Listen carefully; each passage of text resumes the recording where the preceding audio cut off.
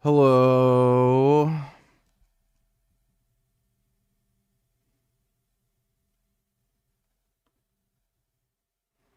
Ugh. As soon as I sit down, I don't know if there's something weird with my sitting position that aggravates my neck, but every fucking time when I sit down in this chair, it's super weird.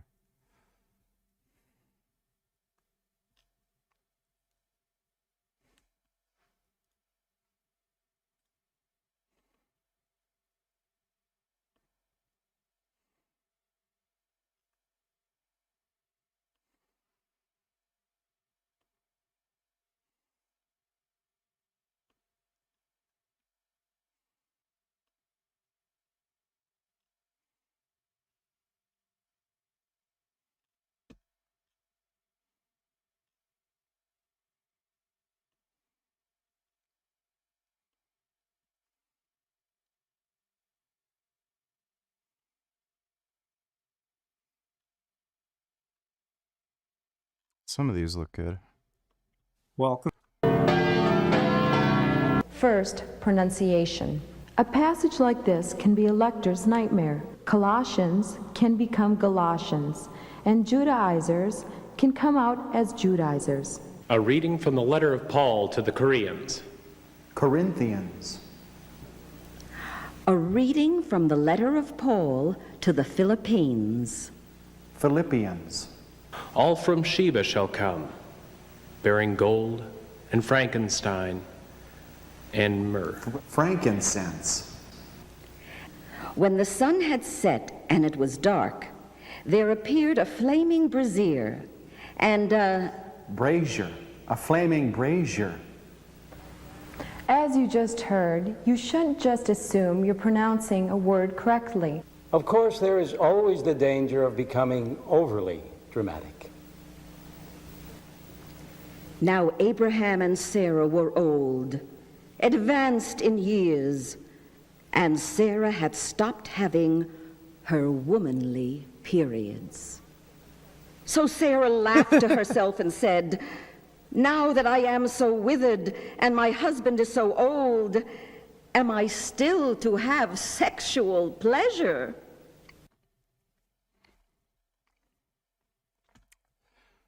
Yeah. Matt Fraser was on Joe Rogan and he popularized the entire idea of sleep being a performance-enhancing drug. I remember reading the stats of like you sleep better. Yeah. Dude. I love that one. Like, sleep's important, but guess what? Shitty sleep with steroids, you're gonna mog everybody who gets great sleep without steroids. Kid Boo donated $2. Let me see.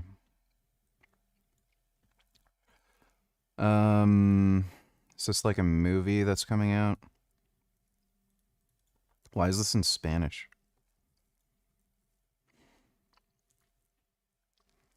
Oh, these are just posters. Yeah, Bleach looks terrible. The character designs are just awful. Like, they really are. They wear horrible clothing. And they all look the same in a weird way.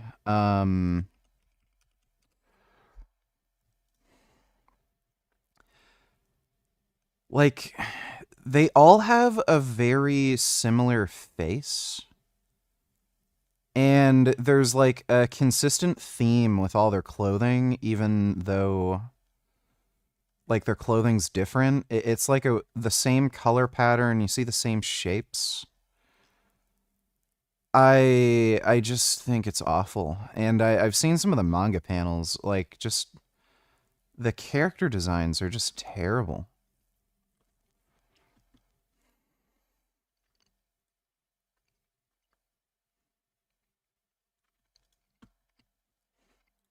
But you only really get animated if the Jews are involved. And I can tell that for the following reason. I mean, your surname's Uyghur, isn't it? 1 million Uyghur Muslims in China have been put in concentration camps in the last decade. And people of your ilk never really care about that, do you? Because it's not the Jews doing it, it's the Chinese Communist Party. 1 million Afghans are currently being forcibly deported from Pakistan to Afghanistan. You don't care about that. You're not riled up about that. You're not riled up about what the Janjaweed are currently doing in Sudan, where thousands and thousands of people are being attacked by the Islamist militia there. You don't care about any of that. You get exercised and you rile up what little base you have of malcontents because you're riled up when the Jews do anything. I don't know if you ever even leave your own bedroom.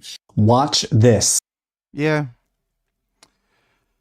That's just obvious.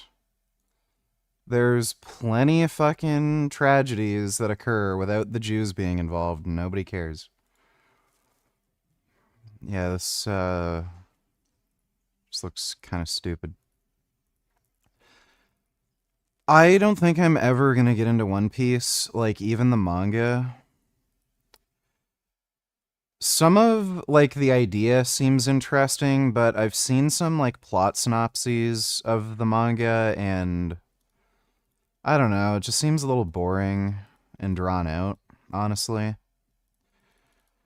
I'm probably never going to get into One Piece, and, like, there's just no chance I'm ever going to watch it. Like, it would take the rest of my life to be able to get through every episode, even if I skip, like, filler.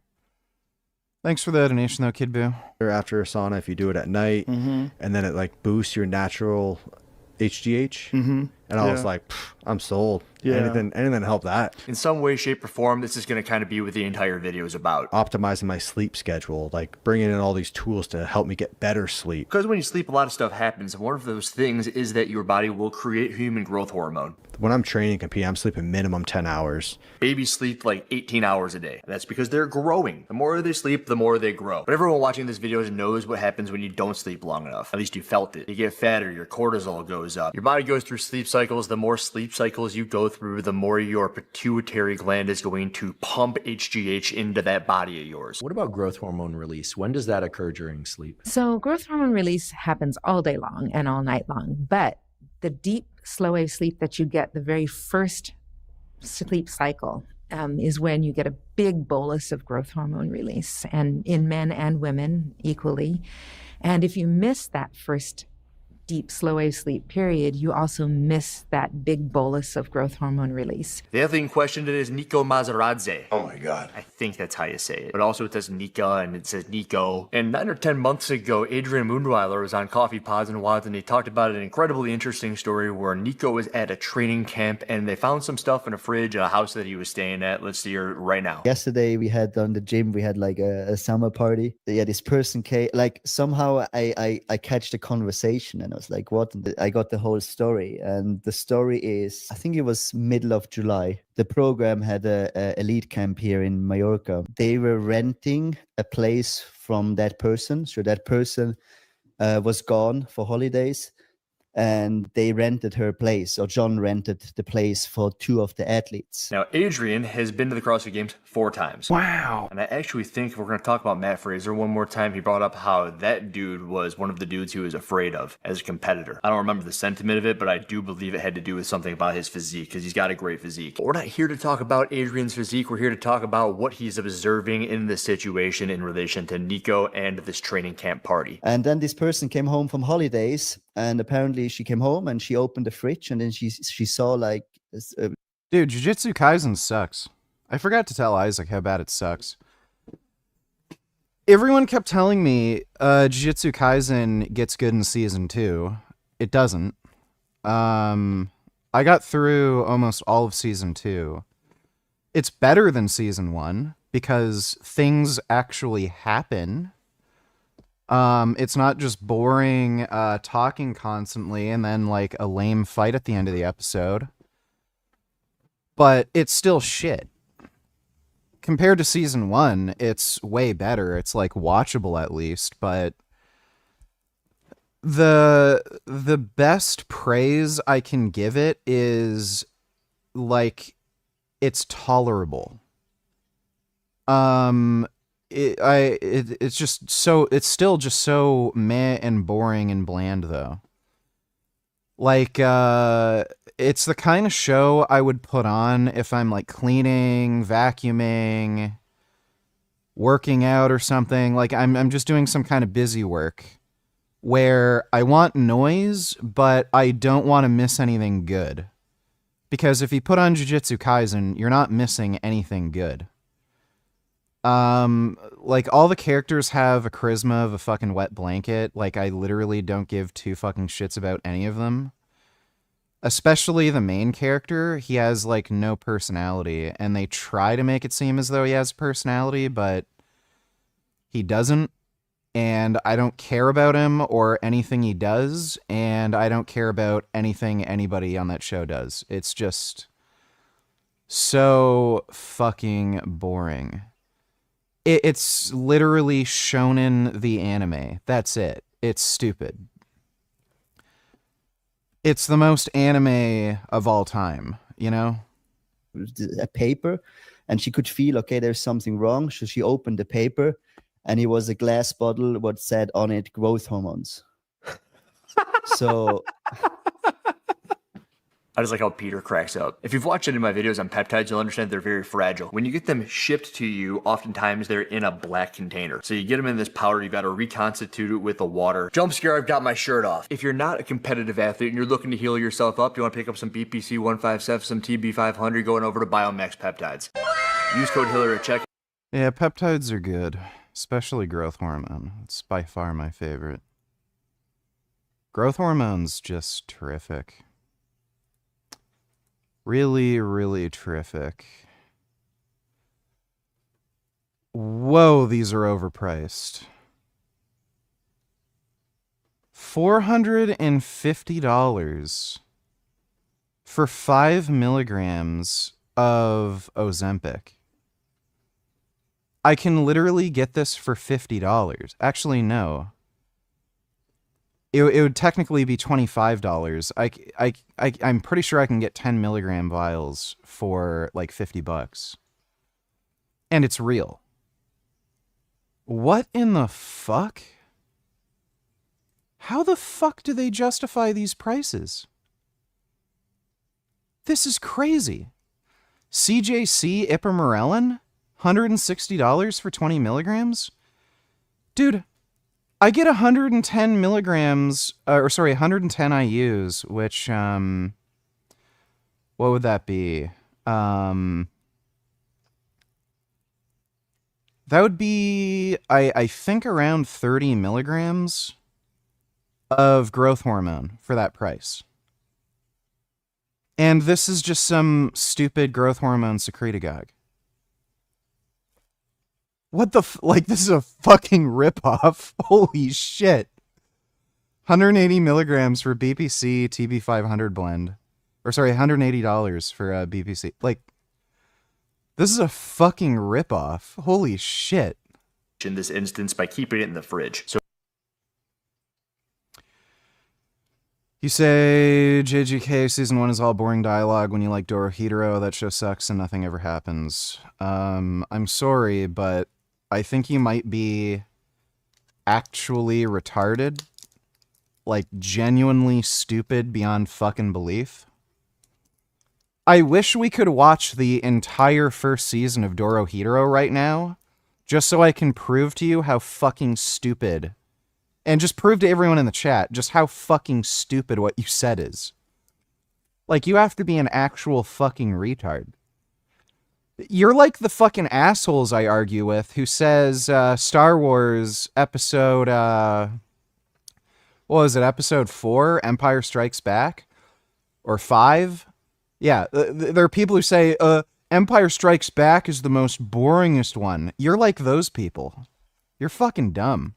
So it tracks that you're going to find it in a bag, in a fridge, and we're off to the races. So someone rented a house off someone who lives on the island, and when the person who owns the house came back, they opened the fridge. There was an envelope in the fridge, and they were like, "That's weird." Lifted it out, realized there's something in it, opened it, and it was HGR inside the envelope. A vial of steroids, basically. Yes, two athletes at her place. So you can see where this is going, right? We're essentially the mice. Adrian's got the cheese, and we're the mice, and we're just, there's two athletes. What are the two athletes? How many people are at the camp? I don't know, like 5, 6. Oh, wow. Okay, so everyone's in this photo then. Let me just see if I can open it up.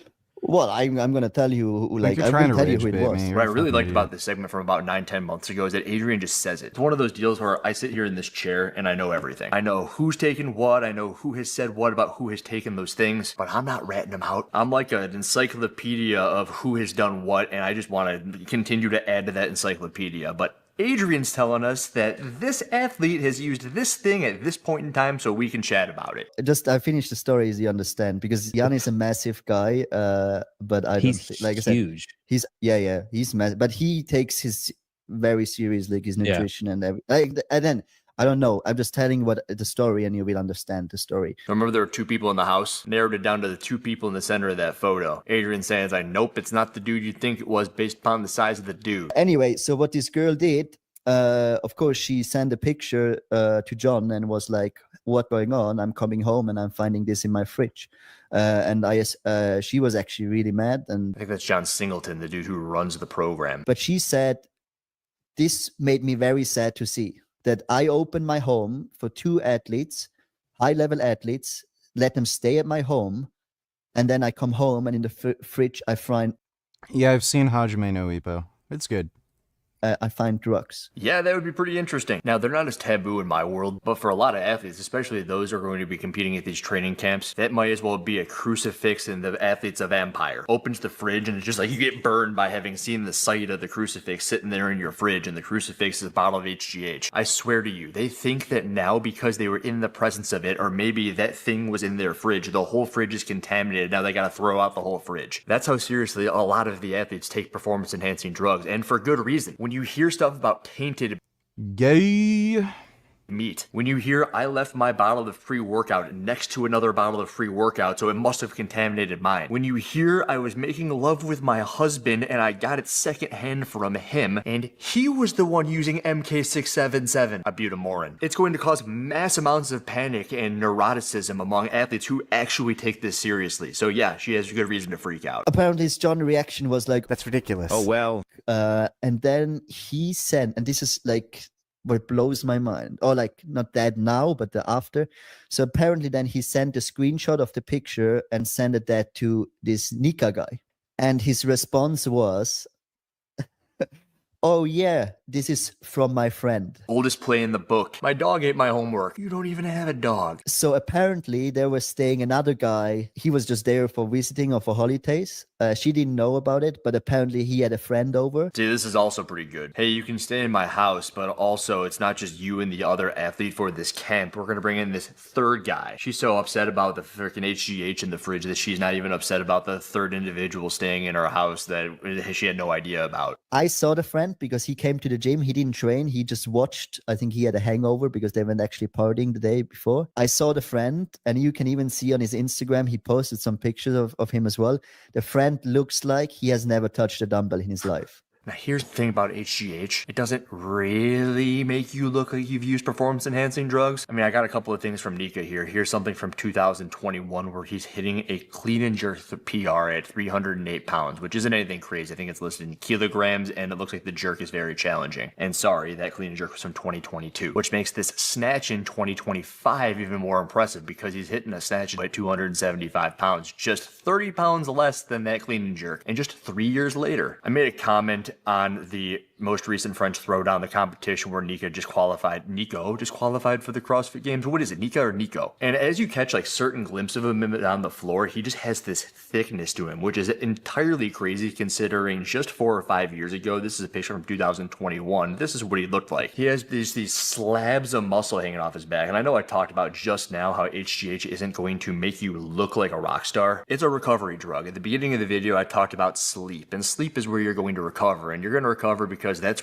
You need to use it in high doses with other anabolics to really benefit from GH. where you're going to go through a bunch of your sleep cycles, which is where you're going to start pumping out that growth hormone, human growth hormone. They call it the fountain of youth drug, and celebrities are very well known for using human growth hormone. It increases the collagen in your skin, it makes your skin look nicer, it makes your hair grow faster and better, and your nails. That's actually how you know it's working. If you're taking like an IGF-1 or an HGH, if your nails start growing like crazy and your hair starts growing quicker, it means that the stuff that you're using isn't bunk. Because other than that, it's not like using a testosterone where it's like, dang, look at my muscles, I'm getting all veiny and stuff. Oh, it's so good. You gotta kind of rely on stuff like, oh, my hands feel a little bit numb. Like if I keep my hands above my head a little bit too long, your hands will start to feel like there's a, like, you know when you eat something like a pineapple and your tongue gets fuzzy, or if you just sit on your hand and your hand goes numb, you'll get that when you start using HGH in your appendages, like the periphery parts, like your feet and your hands. A little bit of water retention, increased blood pressure, and HGH is a pretty scary thing if you want to be honest, because if you don't use this stuff right, and if you aren't really careful with your diet, it's going to completely mess up your ability to kind of work with carbohydrates, and it can make you super insulin resistant. But anyway. And that was the last thing I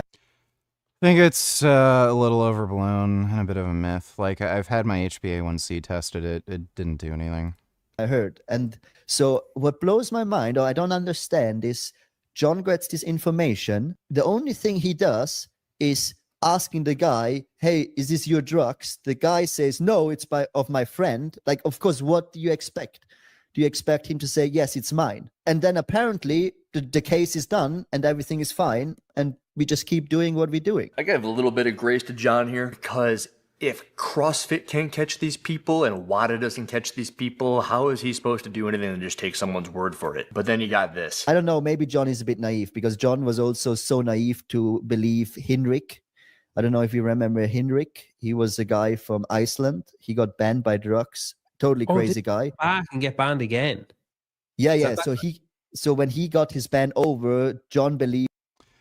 It's kind of insane how you can have people who are trying to be professional athletes and then still think performance enhancing drugs are some kind of taboo. Like, bigger, faster, stronger, and you're an athlete that needs to be bigger, faster, stronger. What are you, stupid?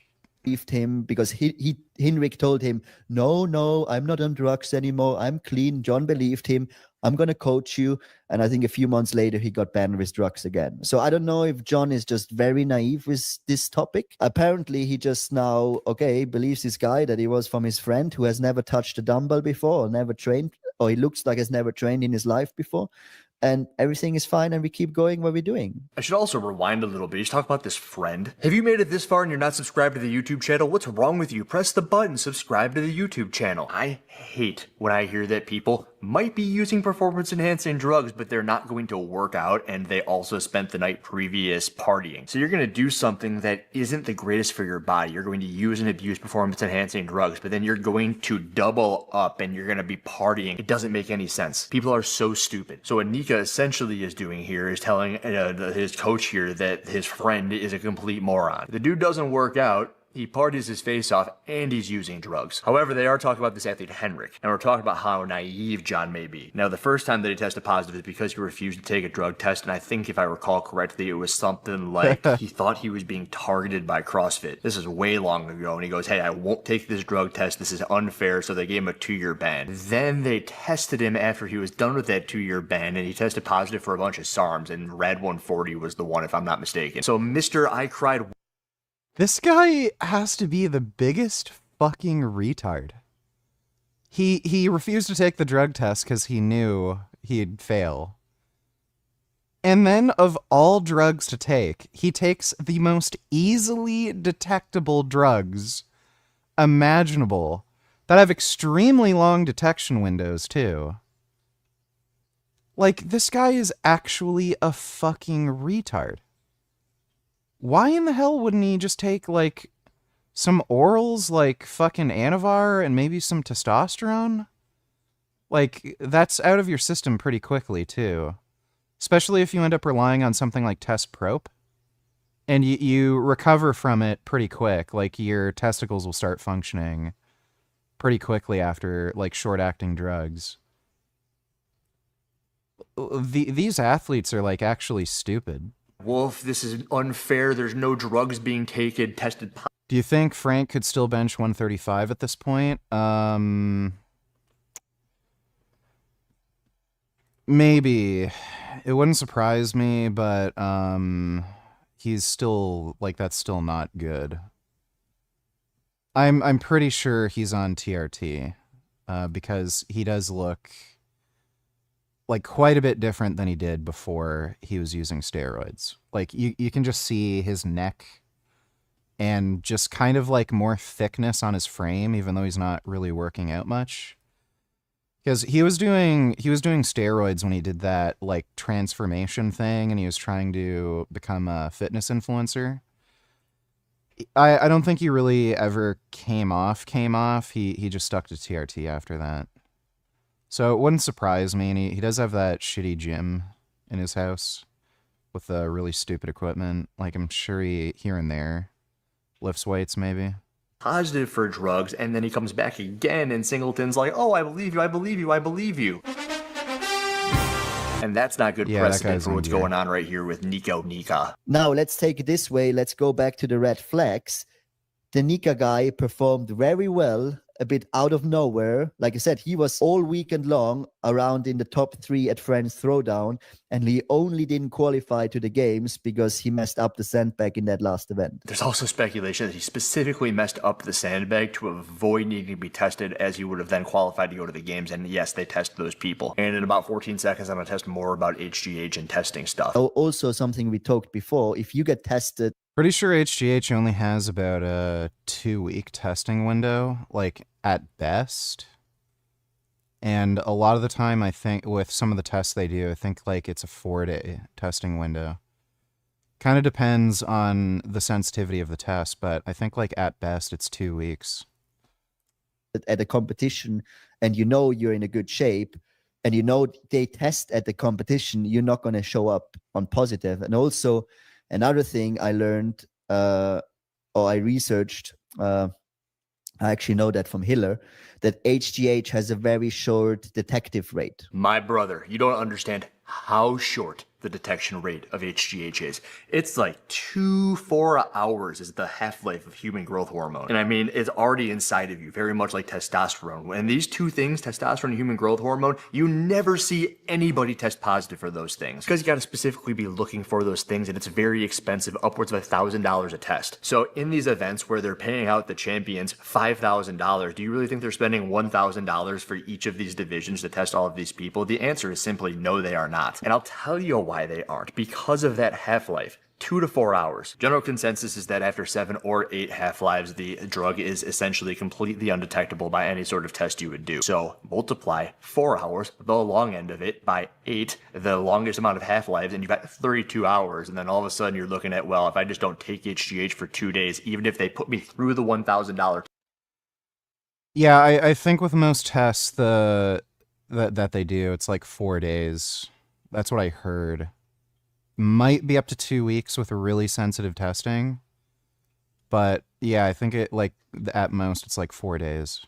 Test, they still won't be able to find it inside of me. And the reason someone like Nika would want to take that thing to a training camp in the off season, because that's when you would want to be getting the most out of it, where you can be beating yourself to a bloody pulp, doing a whole bunch of stuff at a camp like that. You're also needing to use it more frequently. The thing about a half-life is like every time you use it, it does one of these. So if you have something with a 7-day half-life, you basically have to take it once every 7 days. And what I'm telling you is that because the half-life is so short, 2 or 4 hours, you're wanting to take this thing more than once a day. So a lot of people do it like morning and evening. And the reason to do that is because it most basically mimics the sleep thing, which is what we started this thing off with. When you sleep, your body starts producing growth hormone. And if you're going to give yourself the fake stuff, you basically want to mimic what you would be doing with the real stuff. So you take it when you wake up, you take it before you go to bed, and what it's going to do for you is it's going to allow you to recover quicker. The same exact thing that happens when you sleep more. You hear about people like Brooke Wells who sleep 12 hours a day. It's like, well, why do you think she's so fit? Well, because she's producing a whole bunch of growth hormone in those sleep cycles, and because she's recovering better than everybody. She's also got nice skin, doesn't she? Beautiful beautiful hair from Brooke Wells. All things that happen when you sleep more. You're still here and you haven't subscribed? Or you have. And if that's you, then thank you. But if you haven't, do it now. And on the other side of the pendulum, it's the same thing that I would tell people who would show up to the 5 a.m. class. If you're not going to bed at 8 o'clock, you'd probably be better served if you could just show up at 11. There is no bigger lever to pull towards your fitness than an extra hour or two of sleep. You want to lose weight? Sleep more. You want to build more muscle? Sleep more. You want to have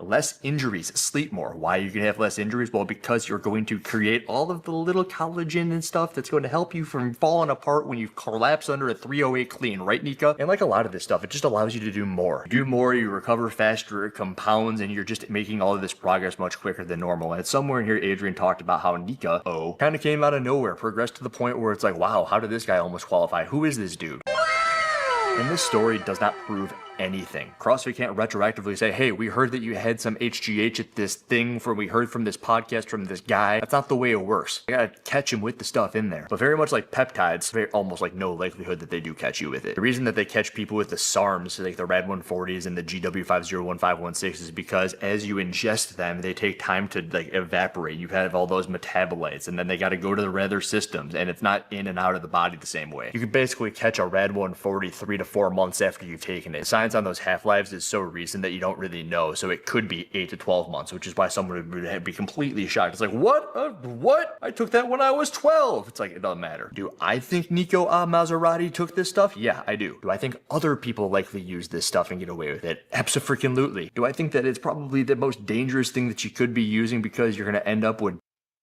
It is not the most dangerous thing you could be using.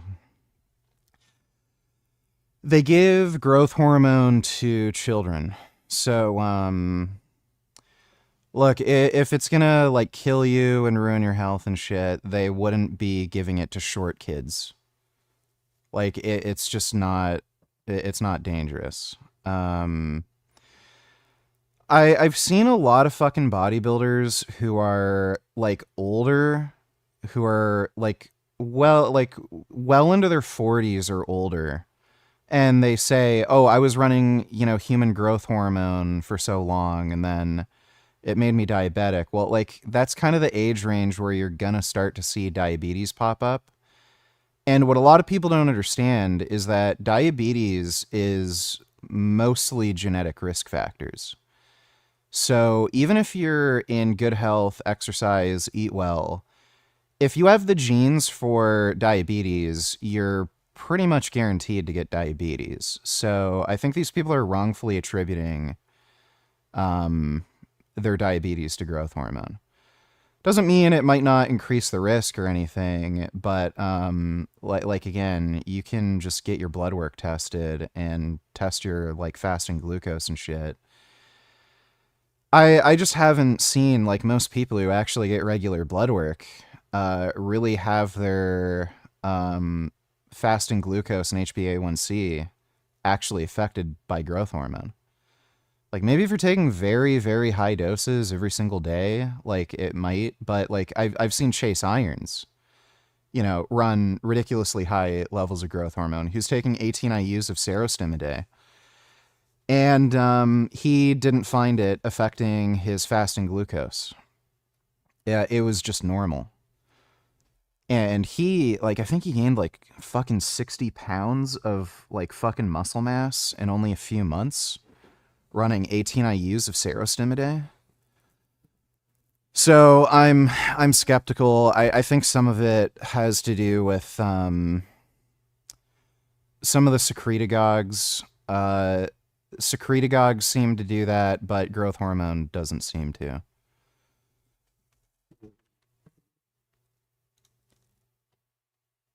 Yeah, we're going to play a good game. It's called Battletoads. Don't worry. Let's see. Frank Tufano do anything? Hey, look at that. I got some new Frank Tufano mints. Alright,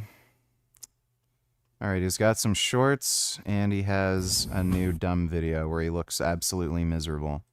I had surgery under Dr. Taban after seeing his high reviews, but the reality was far different. What should have been a straightforward orbital decompression surgery was botched. leaving me with complications that never should have happened and chronic pain that I deal with every single day. After the procedure, his level of care dropped off sharply, with rushed appointments, unanswered questions. I think Frank Tufano left a fake review. This sounds exactly how Frank Tufano would write a fake review. I'm pretty sure it's Frank Tufano reading his own review. And a clear lack of concern for worsening symptoms I kept reporting. I felt ignored and dismissed at a time when I needed support the most, and the contrast between his online reputation and actual treatment of patients could not have been more disappointing. Do not go unless you like gambling with your health.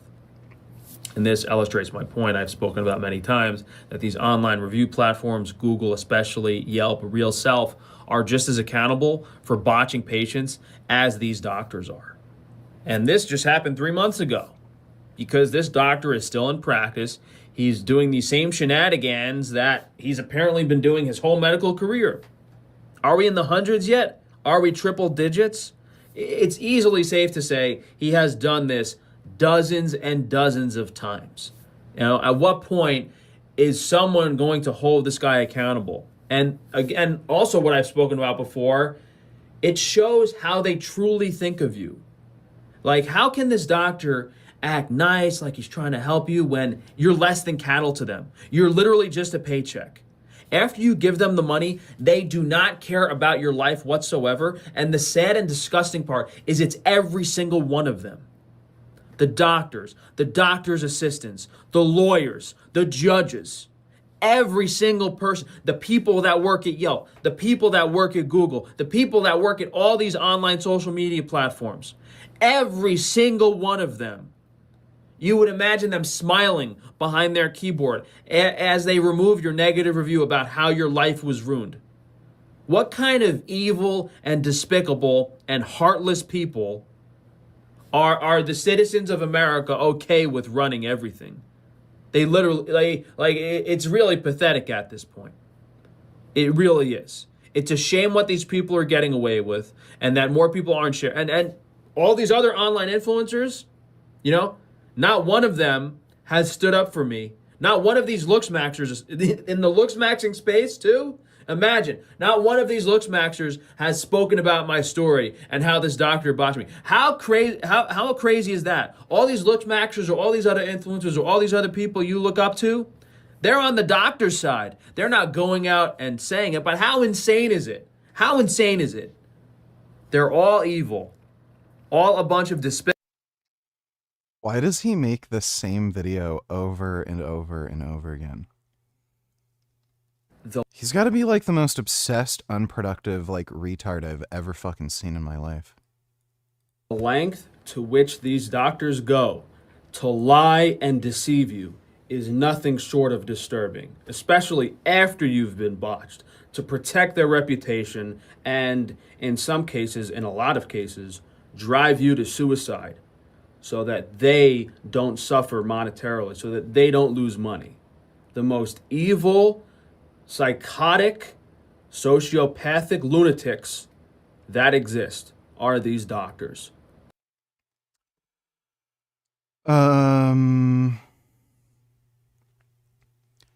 Pretty sure this is another Frank Tufano fake account. And this is just a drop in the bucket, a small taste of the corruption that is going on in, I mean, I guess you could say the medical industry as a whole, let alone just plastic surgery. So, did you get your testosterone yet?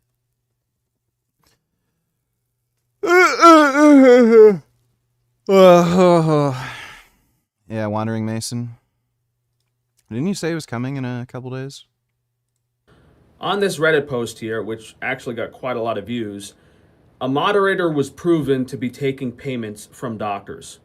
And this individual, beauty broker official Melinda Farina, was actually the direct point of contact between these doctors and the moderators. You know, obviously, because these doctors are not going to directly contact the Reddit moderators to incriminate themselves. You know, they used her.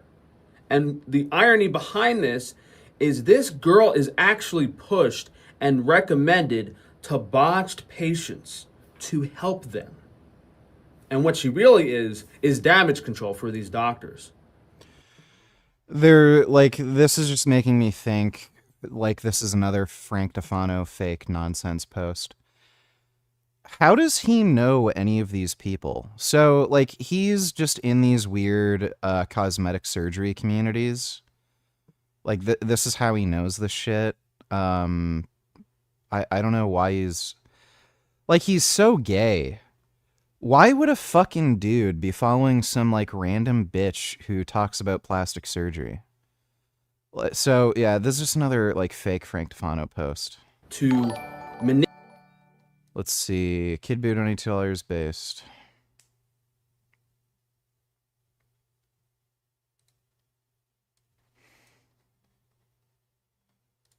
Saying F Allah. Fuck Allah. Fuck that pedophile, warmongering pig. Fuck your Quran. Fuck your mosques. Yeah. I think there was actually a shooting in California at a mosque.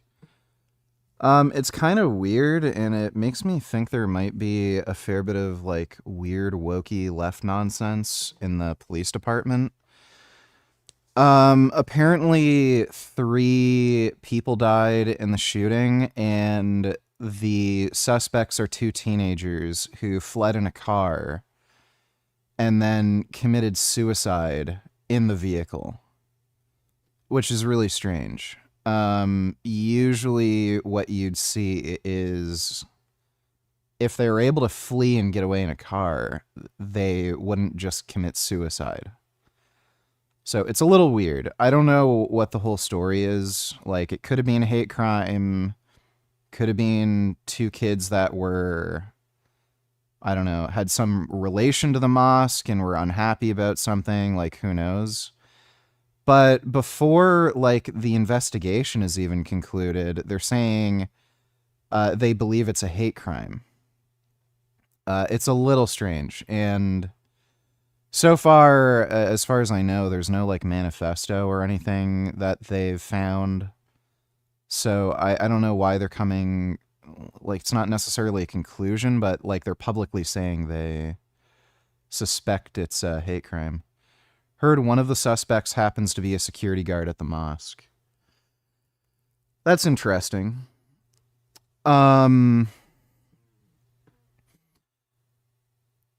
Yeah, so it just seems inappropriate that the police are publicly saying it's a hate crime before, like, any investigation.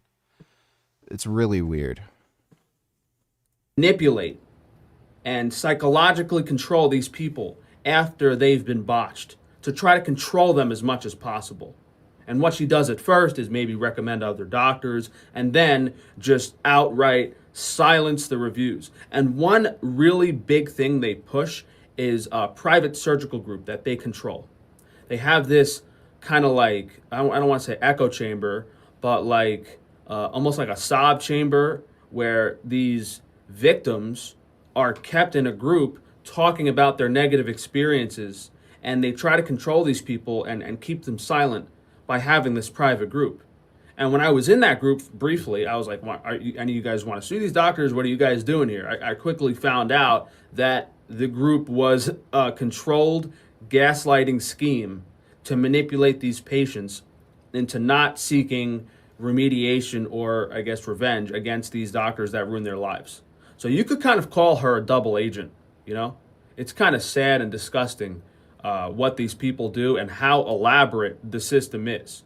And if you're not super intelligent, if you're not smarter than these people, I mean, to my knowledge, I was fortunate enough to be smart enough to figure this out. As So he is going insane and making shit up. far as I can tell, no one else has, you know? What's the chances? The thousands, if not hundreds of thousands of other people that have gotten surgery and screwed over by these doctors, and what, I'm the only person that can stand.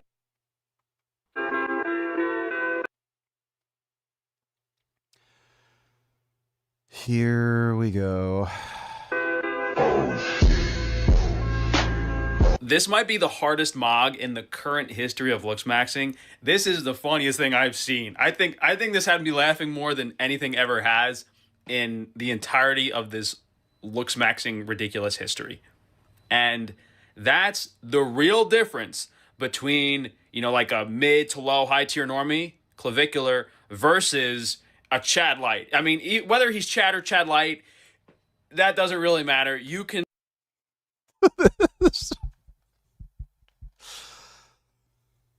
Like, this is just so gay. see the clear difference. Like, what do they say? Like, terramogged, gigamogged?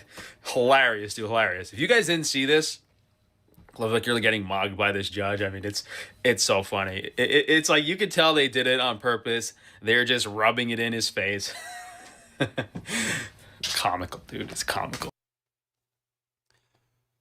Like, this guy is older. He's going to look more masculine than somebody who's literally a fucking teenager. Let's see. Chargebacks continue. Gee, I wonder why. You can look up all the reviews on Better Business Bureau. The reason people keep leaving chargebacks is because Frank does not fulfill orders properly. That's just a regular theme. And they're forced to file a chargeback because that's the only way they can get their money back, because Frank will not answer emails or refund anybody or fix anything. Still no insurance payments, still no bank Immediately begins the video with whining and complaining. loans. Despite that, we have been able to restock pretty much everything. We got all the duck back, corn and soy-free duck for you guys. We got the quail eggs, which we haven't had for a while. And all the local Amish pork is back in stock, including a few new things. We have the pulled pork, head cheese, actual liverwurst with liver in it. And I don't think I restocked the guanciale yet. I think we have it, but it's not on the website. We cured the pig cheeks. Oh yeah, a lot of people receive rotten food too. It's hilarious. Sliced it up. Pretty much all of the pig is available. No luck with the bank loan. Still trying to get an accountant to do the tax returns. And the chargebacks have been just as bad as ever. So if you guys if you ladies enjoy browsing Zillow, stay tuned, because we have a big list of chargebacks for the last 2 months, and we're going to see how valuable these people's houses are that they are stealing from me. Yeah, that should tell you something, dude. So his food is ridiculously expensive, and these people have money to afford it. So the only reason they'd be issuing chargebacks is because he fucked up their order in some way. They didn't get what they ordered, there's missing items, or some of the items are damaged or rotten or something. They email him, ask for some kind of refund or replacement. He won't get back to them, and they file chargebacks. Why would wealthy fucking people who live in big fancy fucking $1 million houses be issuing fucking chargebacks on orders that cost like $200, $300, $400? Like, it doesn't make any fucking sense, right? So, and again, you can look at reviews. There's some people who've left video reviews on YouTube. They all say this. 1, 2, 3, 4, 5, 6, 7, 8, 9, 10, probably 30 people. 30 people here that have stolen from me within the past 2 months. And it's pretty much disgusting. I mean, if I never had any chargebacks, I'd probably be in a nice house myself. And on top of all the negative things that have gone on, me not getting paid for probably, I don't even know, it's at least half a dozen insurance claims at this point, between my personal car being totaled, the issues with my house. He had a shitty, ratty old BMW that wasn't worth shit, and he thought because, oh, well, the car's like $60,000 brand new, they should give me $60,000 back for the insurance. Well, no, you bought it used for like $5,000, and I think they gave him like $3,500 for the insurance claim. He's so fucking delusional, dude. There are several of those. There were several claims last year with the business that were not paid. All these people scamming me, all the lawsuits going on. It's beyond ridiculous. And then on top of that, we have these chargebacks.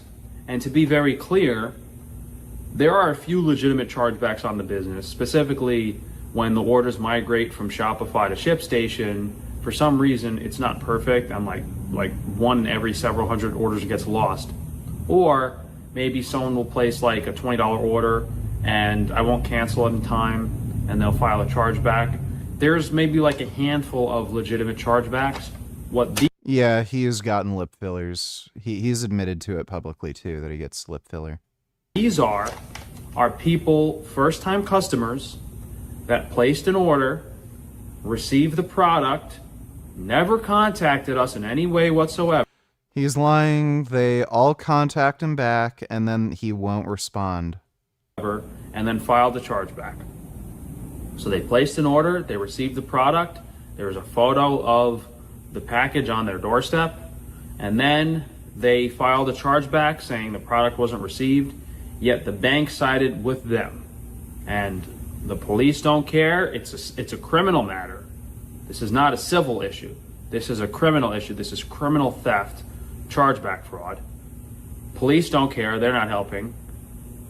Court said when you sue them in civil court, they say, oh, it's a criminal issue, but the police don't care. So maybe if people have the value of their home, they'll be incentivized not to steal from me anymore. And before you say that this is doxing or whatever, this is part of a public criminal investigation.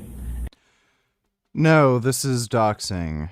The fuck does he mean public criminal investigation? If you think they stole from you, then give the information to the fucking police. This is just doxing. And these people and these values are also named in a public lawsuit, Frank Tufano versus Shopify. So before you say this is doxing, these addresses are part of public legal record, both civilly and criminally. So first we have Timur Shalinov, who stole $110, lives in a $480,000 house in Kansas, which is, to my understanding, pretty nice for Kansas. Next we have... Again, why would these people refund, like, do a chargeback if they're well off and wealthy? So he just refuses to admit that he fucks up these orders, and, like, we know he fucks up the orders too, because he has the most confusing horseshit on his website.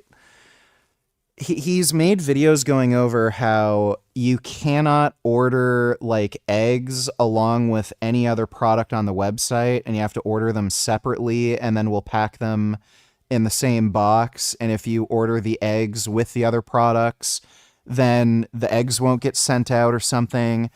And he doesn't even have these instructions on the website, and like there's no mechanism on the website to block somebody from ordering in a certain way. And he just hopes that literally every one of the people who order from his website watch some random fucking video he uploaded. So we know that like it's his fault that he's fucking up some of these orders. And you can look at the fucking reviews on Better Business Bureau and some of the video reviews that people have uploaded on YouTube. They talk about how they don't receive their order. They email him multiple times, and like his phone number also doesn't work. And then they just issue a chargeback because that's the only way they can get a refund. Ahmed Ibrahim, who stole almost $200, that lives in a nice California rental. That's probably $1 million apartment. And we have Cheryl Gomez. That is not a $1 million apartment. What? I don't know what the oh my god, dude. Yeah, I don't think anybody's paying $1 million a year to live there. 1,500 square feet. Bro. Then we have Cheryl Gomez, who stole $200, which lives in a $750,000 house in California, which is, to my understanding, middle class over there. Then we have... Like, none of this adds up, right? None of it adds up. Oh, these people are rich and wealthy. They spent $100 and they tried to steal it from me. Like, they wouldn't do that. Colin Trainer, who stole $300, that lives in a $400,000 house in Pennsylvania, which is kind of like upper middle class for Pennsylvania. Then we have Kelly Alvarez, who stole $135, I think that was a box of eggs, who lives in an $800,000 house in New Jersey. Then we have John Russell, who stole $125, I think that was a box of eggs as well, who lives in a $1.3 million house in Seattle, Washington. Then we have Julie Mann, who stole a box of eggs, lives in a $1 million apartment in Brooklyn, New York. $1 million apartment, that's probably the average price actually. Rent there is probably $4,000 or $5,000 a month. My point is, these people are not like, this is clearly some type of organized attack on my business. Yeah, he's that delusional. He doesn't think these people are just scammers. He thinks this is he says secret society Illuminati. He means Jews. He thinks Jews are conspiring against him to issue random chargebacks for orders. Like, this guy is so fucking cracked, it's unbelievable. And in regards to percentages, about 5% of the population are members of these secret societies. So they're not. Yeah, there you go. 5% of the population are part of the Jewish fucking cult. Yeah. Going to run out of first-time customers to What a steal from my wacko. business. Then we have Valencia Baldwin from Hawaii that has a $400,000 house. And I didn't think there were any $400,000 houses in Hawaii. I thought everything was super expensive over there. Then we have Arthur Merchant, who stole $100. And this looks like he lives in the projects, but I have a feeling that this is just a fake address.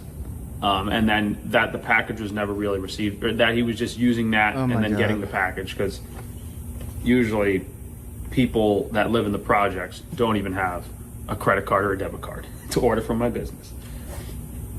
Then we have Patrick Judkins, who stole $140, that lives in a $300,000 house in Arkansas, which is probably upper middle class over there. Then we have Josh Herr, who stole $104, that lives in a $1.5 million house in California. Again, somebody who's clearly a fucking millionaire to afford a house like that. They issued a $130 chargeback. It must be the Jews. Like, they have... Oh my god, dude. As if they don't have anything better to do. Then we have Alicia McCalla, who stole $140, that lives in a $400,000 house in Georgia. Probably middle class over there. Then we have April Celeste, who stole $200,000. Oh, dude, he's just racist. He's just assuming all black people don't have, like, a credit card or debit card. And lives in an apartment in California. So that's probably a very small percentage of her rent. Then we have Felix Albani, who lives in a $500,000 house in North Carolina. He stole $400. Probably upper middle class over there. Then we have Lonnie Goldberg, who lives in a $400,000 house in Middletown, New York. Stole $100. That's probably middle class over there. Yeah, I don't know about the legality of this. It definitely violates YouTube's terms of service. Aaron Dixon stole $250, lives in an apartment complex in Georgia. This might be the only legitimate theft on this whole list. That makes sense for the income bracket, where the person couldn't actually afford it and ordered it. Then we have Asif Hussein, who lives in a $430,000 house in Clearwater, Florida. Stole $115. That might be legit too. I think Clearwater is usually an expensive area. Then we have Sardor Bakhtiyarov. God help me if I can pronounce that. Bakhtiyarov. Sardor Bakhtiyarov lives in a $2.3 million Yeah, a millionaire stole like $200 from you, I'm sure. house in New Jersey. Go figure. Stole $161. Yeah, that makes sense, right? Somebody who's clearly a massive fucking millionaire went out of his way to steal $160 from you. Like, this guy is so fucking nuts. I hope one of these millionaires sues him for the stupid fucking video. That'd be hilarious. John Carmen, who lives in a $700,000 house in Florida, stole $113. Jacqueline Barr stole $100 and has a $500,000 house in Florida. At least these people backed off and they're not placing ridiculous orders anymore. Yeah, they're not, because they found out your business sucks. They didn't get what they ordered. It was rotten or damaged, or they just didn't receive their fucking items. You have no customer service, and they're never going to buy from you again.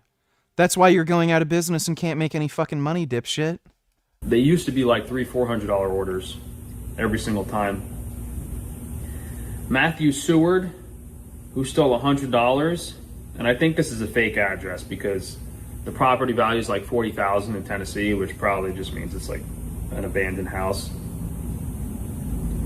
Then we have Desiree Gasquet, who stole $220 from an apartment in Rockaway Beach, New York. All those houses are expensive over there. It's probably at least like between $700 and low millions for the apartment. Then we have Adam Zolkiewski in Kansas, who stole $300 from his $320,000 house.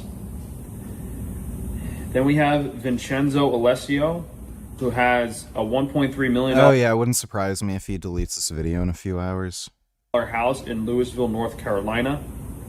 I don't know that area, but who knows if that's like a super nice. I mean, it's kind of like it's a very nice property. So for the area, that's definitely one of the nicer properties on this list. Then we have John Coleman in San Antonio, Texas, who stole $112 from a $150,000 house. This might be another legitimate one. Like, we'll give the guy a pass. We have Corinne Bowens from Grand Rapids, Michigan, who lives in some type of co-op that stole $240. I can't really tell. That's not on Google. We got a big one. Kevin Yadiger, probably Dr. Taban's neighbor, in Beverly Hills, stole $250 from a $9 million mansion. Oh, isn't that funny? He's worried about getting sued. He blurted out because he's worried about getting sued. Probably just left the box outside, didn't even bother to open it. That guy actually stole 2 orders. That guy placed 2 orders from his Dr. Taban's neighbor, probably. Stole 2 orders from me. Then we have another expensive one. Igor Barsky stole $160 from his $2.4 million house in Florida.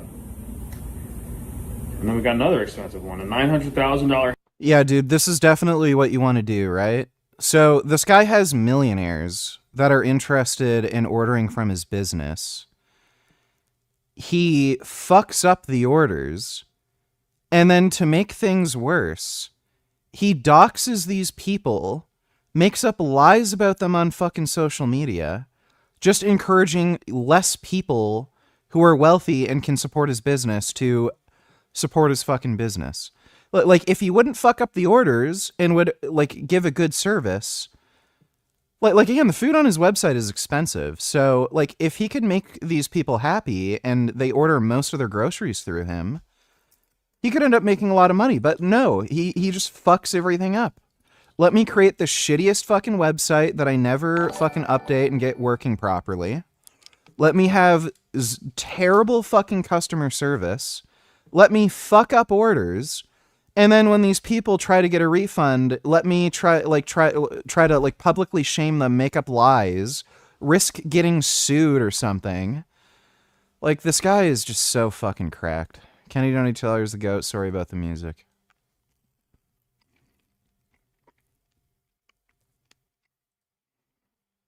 He shot onto the cart path. He's got cleats on spikes. And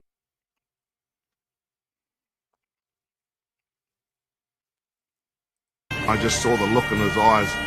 It was like he'd just been shot. I said to him, "Hey Tiger, you might be jeopardizing your career here. Maybe this is the time to quit." And I'll never forget, he looks at me and he goes, "Stevie, fuck you, I'm winning this tournament."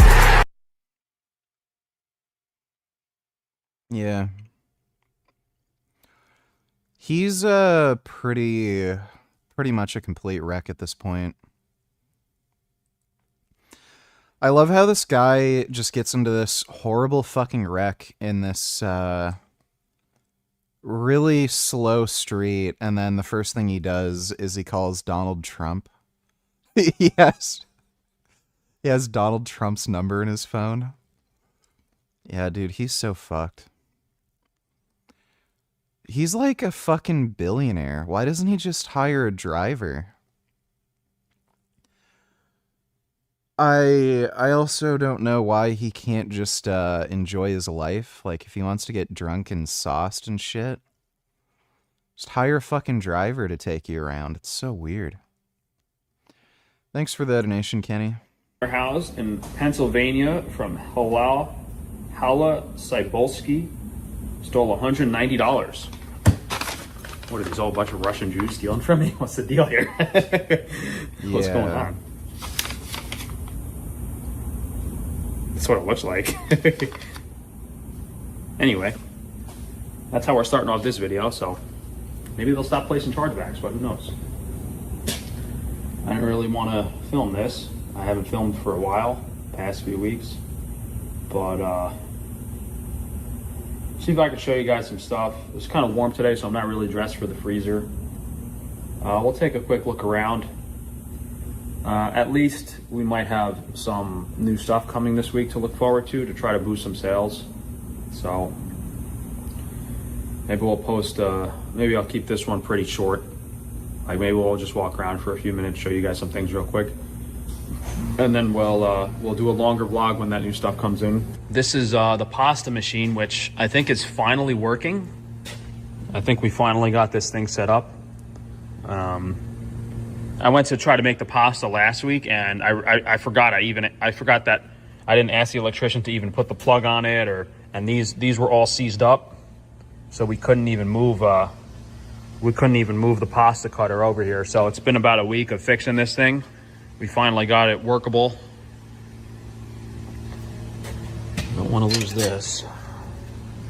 This is No, Frank's done much dumber. He accused Paul Saladino of being a pedophile, and that's led to a $2.8 million lawsuit that he's probably going to lose. the whole separate motor that plugs into the machine that cuts the pasta as it comes out. And that speed is regular. This is going to take a little bit of trial and error to figure this thing out, but hopefully it works. It moves in the other direction. We bought these things. Those were like $1,000 each. Is there another one over here? So this is for we got bucatini, so like for spaghetti. Well, it's basically spaghetti with a hole in it. So that's the bucatini. That's going to fix the spaghetti. And then this is the fusilli, which I figured was a little more versatile than penne. Now that I'm thinking about it, I kind of wish I did penne instead of fusilli, but I figured I said, what are the two most versatile noodles to have? And basically with fusilli and bucatini, you could pretty much make any pasta, because we also have a ravioli die, which this one, technically the ravioli die, if it's a flat sheet, I guess we could cut tagliatelle or fettuccine too, but maybe that's not that easy to do. But this over here is the ravioli machine. So for now, we're just gonna, maybe next week we'll make some. No, Frank wouldn't have an insanity defense. You have to be really, really out of this world fucking crazy for insanity defense to hold. Like, out of your mind fucked. for insanity defenses. There was a guy who was like legitimately crazy. He committed murder and his lawyer tried to plea insanity. This guy was so crazy, he actually ripped his own eyes out in prison. Like, that's how nuts the dude was. His insanity plea failed. He was actually deemed competent to stand trial. Same with, what's the fucking idiot with the bird nose? Daniel Larson. Daniel Larson, his lawyer, tried to plead insanity. That didn't go through. Apparently he's right on the borderline when it comes to IQ, where he's able to stand trial, and I think he also has schizophrenia and autism, and I think like there's some medical professionals who were questioning whether he had schizophrenia or bipolar. But apparently with medication, it's managed well enough where, again, he's competent to stand trial. And again, we know how crazy Daniel Larson is. Like, he's arguably more, like, well, he is. He's more crazy than Frank. Even Daniel Larson, who's borderline fucking retarded, like, well, he is retarded. And who has diagnosed schizophrenia and autism, he couldn't get an insanity defense. So Frank would never be able to get an insanity defense. He's nowhere close to being at that level. Dodo donated $2. Let me see. Breaking news. The jury finding Musk did not bring his lawsuit until after the 3-year statute of limitations had passed. That means yeah, I heard about this. All claims against OpenAI CEO Sam Altman are now dismissed. Joining me now, Trevor Alt and legal contributor James Sample. Trevor, this is not the way I would have expected it to end. You've been following this, so break down the ruling. Yeah, Kira, so this was a very swift ending to what was weeks of testimony and one of the most substantial lawsuits with substantial damage totals that we have seen in recent memory. Elon Musk was asking for $150 billion in damages and for OpenAI to return to its previous nonprofit model. And it took little more than an hour for the jury to very quickly rule in favor of OpenAI, Elon Musk losing on all claims here, specifically because they say he simply didn't file this lawsuit quick enough. And so all of these people, really yeah, I didn't think it would be dismissed on the basis of statute of limitations. That was surprising. World were waiting on how this jury was going to decide in favor of or against Elon. I figured they'd rule in favor of OpenAI, but I didn't think it would end that way. On Musk, whether or not those claims were true, that he was involved in Musk is pissed as fuck, I can guarantee the you. founding of OpenAI going back more than a decade ago, 2015, left the company in 2018, and he essentially alleged that OpenAI was stealing a charity by pivoting from being a nonprofit organization to becoming a for-profit organization and partnering up with President Trump said. Let's see. San Diego police responded to a reported active shooter at the Islamic Center of San Diego, according. Yeah, we were already talking about this. Apparently it was 2 teenagers, and they committed suicide after the attack, and it's kind of weird because they were able to flee and get away. The police just found them both dead in a car later. So it's a little unusual in that sense. What's also weird to me is that the police are already treating this as a hate crime, despite they're not, like, the investigation doesn't seem like is just started. That's a little weird. And somebody in chat said one of the suspects may have worked as a security guard at the mosque.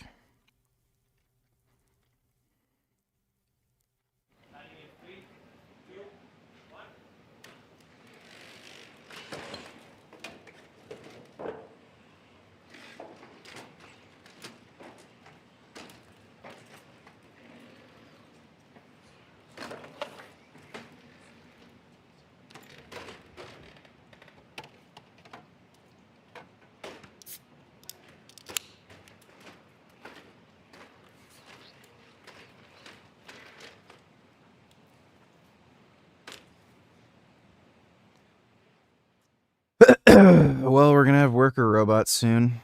We won't have to bring in all the immigrants.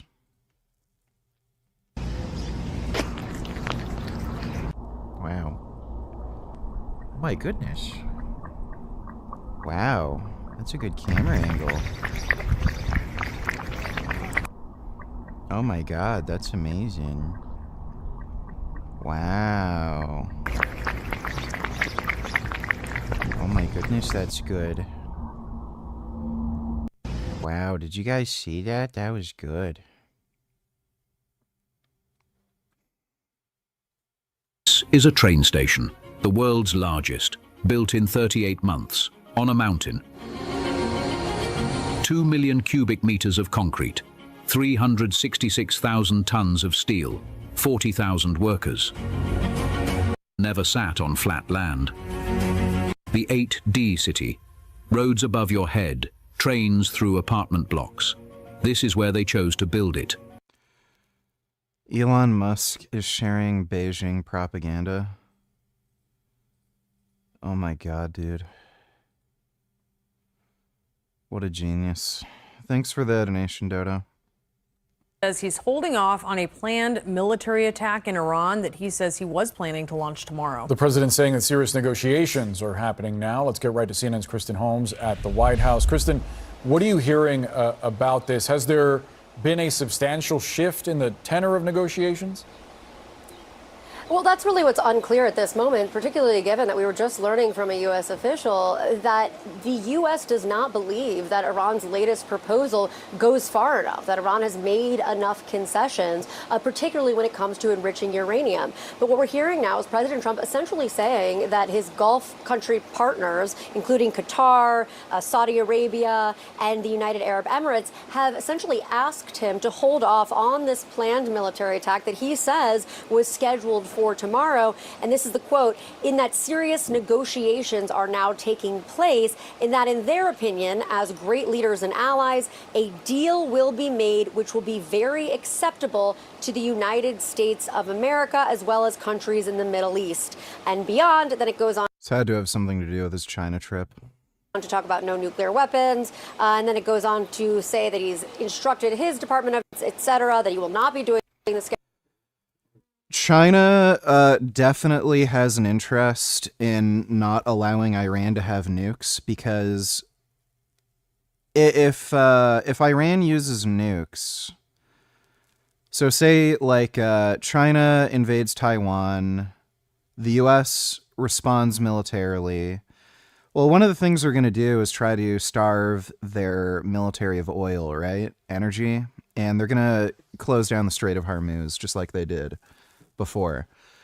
Well, if Iran has nukes, they're going to be motivated to use nukes to attack the U.S. military. And that's one of the best use cases for a nuke in that scenario.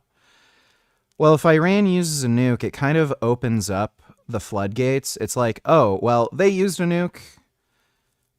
It's on the table now. Then the U.S. can start considering using nukes against China, which would be pretty devastating for China.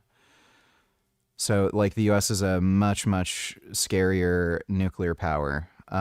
So, it's funny how this is coming after the China trip, and, yeah, they're still holding firm on Iran not having any nuclear weapons. Scheduled attack, but I do want to read one line. It says, I have further instructed them to be prepared to go forward with a full large-scale assault of Iran on a notice in the event that an acceptable deal is not reached. Now, of course, we have been reporting that President Trump has been growing increasingly frustrated by the negotiating that Iran is doing, essentially feeling as though it's not moving quickly enough. I will remind you that a couple weeks ago, I asked President Trump if he believed Iran was slow walking this process. He said he really wasn't sure at that point, but that was still weeks ago, and we seem to be in the exact same place. And this is also happening as President Trump has expressed this frustration to aides, to U.S. officials as well. It's not just about the negotiating, but it's also about the Strait of Hormuz and this extended closure, which is having a ripple effect throughout the global economy, the global oil industry, and of course sending prices here in America America skyrocketing. There is a real concern that gas could go above $5 a gallon in some places. So right now, we are hearing President Trump saying that he's having these. I think it's already like almost $2 a liter here. It's fucking nuts, man. Conversations with these Middle East partners that they're telling. Well, it's like $2 a liter for 91 octane, which is what I use. I have to use that for my bikes. Fucking crazy prices. Telling him to hold off. We've heard this kind of thing before where he says he's not going to do something because there's a peace deal in the works. It's just unclear now what is happening behind the scenes in the moments after they're telling us one thing, that this latest deal didn't go far enough, and this post, which came again moments later with President Trump saying we're going to not attack because there's a deal that might take place soon. Yeah, a deal will be made. That is their opinion, meaning Qatar and Saudi Arabia, according to this post. Kristen, thank you so much. Let's bring in former Republican Congressman of Illinois, Adam Kinzinger. He's back now with reaction on this. The president has this habit of making these threats about about destroying Iran and then not following through on them. There's obviously questions about whether he should have made the threats in the first place, but I wonder what your reaction is to him again finding an off-ramp from his threat. Yeah, that's the whole thing. This is so damaging. Regardless of, let's just be, agnostic on whether he should attack again or not for the moment. When you make threats and then you're eager to back down from those threats, which he has been every single time. I mean, he's gone from we will destroy an entire civilization to we have a deal, which we never actually had, by the way, claiming the strait's open, claiming it's closed, claiming he was going to pull the trigger on May 19th. And now everybody wants him to deal because we're about to, you lose all of your strategic, strength. One of the greatest things the United States had is our ability to say we will do something. The enemy knows that, and then hopefully we won't have to do that. This has just been To be fair, he's dealing with the IRGC. It's not the civilian government. The IRGC are radical Islamists. They believe in some weird fucking cult belief where there's going to be a new prophet that comes to create a worldwide caliphate. So he's saying this, but yeah, he's dealing with radicals that aren't going to be as easily threatened. threat, back off, and I haven't seen the Iranians move in any way here, and we find ourselves in the worst case scenario, which is a closed strait. Again, it seems like a ground invasion is still on the fucking table if they won't play ball. So this nebulous future, and gas is now having to price in, and futures are pricing in the uncertainty. I wonder if you think that there is a path for the U.S. to somehow exit this situation in a better position than it went in. Is the only way out of this essentially to have this new Persian Gulf Strait Authority that Iran has installed in the Strait of Hormuz intact, and to essentially find some form of concession that Iran will accept in order to reopen the strait to their liking? Yeah, I mean, that's what's crazy is we did go in with overwhelming military power, and now in the White House, they are trying to figure out what Iran needs to be satiated, to be pleased. And I mean, this is why they should have thought this through. You either, if you're going to do something like attack Iran, you have to know what the contingencies are. And honestly, those contingencies, you have to be willing to do them. Otherwise, you probably should not have gone to this fight in the first place. And so what does the future here look like? I don't know. Are they going to find something that Iran wants? Maybe. Are they going to actually denuclearize them or whatever? I don't know. Is there going to be an Iranian, toll on every ship that passes? But I know. No, they're not. They're not going to do that. Some pasta with that. And then we don't have the roller for this yet. Once we get the other roller machine, maybe we'll try to do some ravioli production, or maybe we'll just do a short test manually to see if this even works. But this is also pretty involved. You got that's the stuffing thing. You put the ravioli filling in there, and then it basically fills the ravioli and prints them out, which is pretty cool. But Yeah, that's hopefully. Nah, nigga. If Trump does a ground invasion, then he fucked up. Unless it's limited like just Carg Island or something. Otherwise the risk for draft is too high for comfort. Iran has a huge infantry force as well, so it won't be easy. The United States defeated the Iraqi military literally within a matter of days. And again, Iran and Iraq were at war for years, and it was a complete stalemate. Like, neither side technically won. So the idea that, again, a U.S. ground invasion would be like require a draft, like we didn't need a draft for the Iraq war. And again, Iraqi military was defeated within days. Iran knows this, by the way, which is why they started arming, what did they call them? Like dedicated civilians. They were basically handing out AK-47s to whatever civilians were loyal to the regime, just to make it more difficult for the US dealing with civilians. So they know that. So no. If there was a US ground invasion, I see it going very similarly to how it went in Iraq, where they're like they don't even have any fucking air force at this point. So they'd be done pretty fucking quick.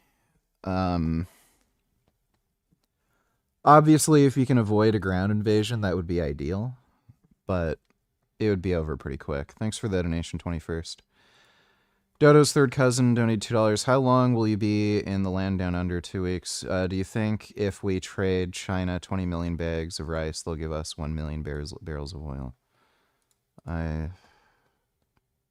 Why would we take oil from China?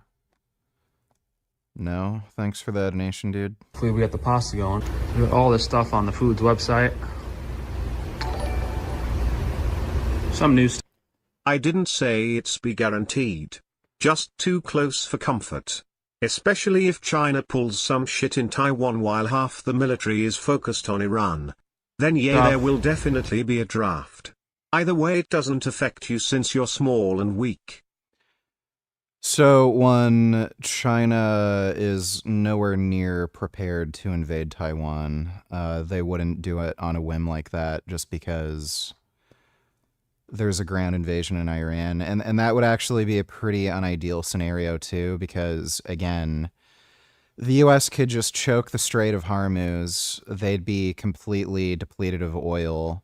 It's not like the Iranian military is difficult to deal with, and there's already a defense agreement with Australia, South Korea, and Japan to defend Taiwan, so it just wouldn't happen. China also has huge issues with their military equipment, corruption. They literally just eradicated practically every one of their generals. Like, they're nowhere near ready for a war with Taiwan. They may never be. So that wouldn't happen. Thanks for the donation, the 21st. Frankie's Naturals, we got everything, but this is the stuff that should be coming this week. We got a few new Naturals products coming this week. That's the main thing that's new. Nothing new on organ supplements. We got to restock the... we're going to make the Lemon Light to restock it, but we have pretty much everything on this. Kept all the jerky and stuff in stock. We have a new beef stick batch, which was made a few weeks ago. That's actually like soft and chewable this time. So I'm excited for that. The previous batch was a little too hard, but this was definitely a big... I also don't see the situation in Iraq nearly as the same. Nobody in Iraq wanted to fight for their secular Ba'athist government, just like you saw in Syria with Assad, or in Afghanistan. It's much different in Iran. There are millions of ideologues happy to. Yeah, that is a difference. Like, the IRGC is radical, kind of like the Taliban. But again, I don't see it. If Iraq and Iran couldn't win in a war, but the U.S. just walks in, defeats the Iraqi military in days, like, I just don't see it being that big of a fucking problem. Thanks for the donation, though, 21st. Big electric bill. trying to dry that in the machine for several days. And the difference between our jerky and everyone else's is that it's raw. It's at a raw temperature. So no one else is making jerky like this. Pemmican is in stock. Pretty much all the bars are in stock. They have all the original Best bars, vanilla, chocolate, berry. A lot of unique products on there. What relatively new, we have the raw honey. And if you guys want, you can order like the drippers with it.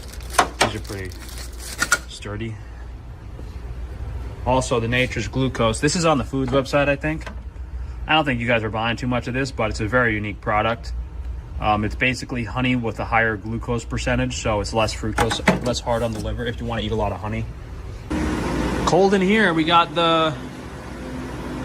What really saved us was this dehumidifier, because now that we got this big dehumidifier running, these aren't too busy sucking all the water out. So now it's actually nice and cool in here all the time. All our raw dairy just came in today. We're shipping it all out tomorrow. We still have a lot of meat to cut. We ran out of time this week. Gave my guys off Friday, which is the first day they've had off in a while. So because they had that day off, we didn't get stuff finished. I don't think there's anything cool to show you guys over here, but my guys have done an excellent job of keeping all of the baked goods in stock. Our collagen cookie recipe is new. We added a lot of gelatin Those cookies have to taste fucking terrible. to them to try to make them a little chewier, but Gelatin in cookies. Do you know if Frankie's jerky is hand cranked? Sure, everything's hand cranked. He touches his dirty, disgusting fingers on just about everything. Thanks for the donation, 21st. I think we have to add even more. They're delicious. The recipe is just getting better and better.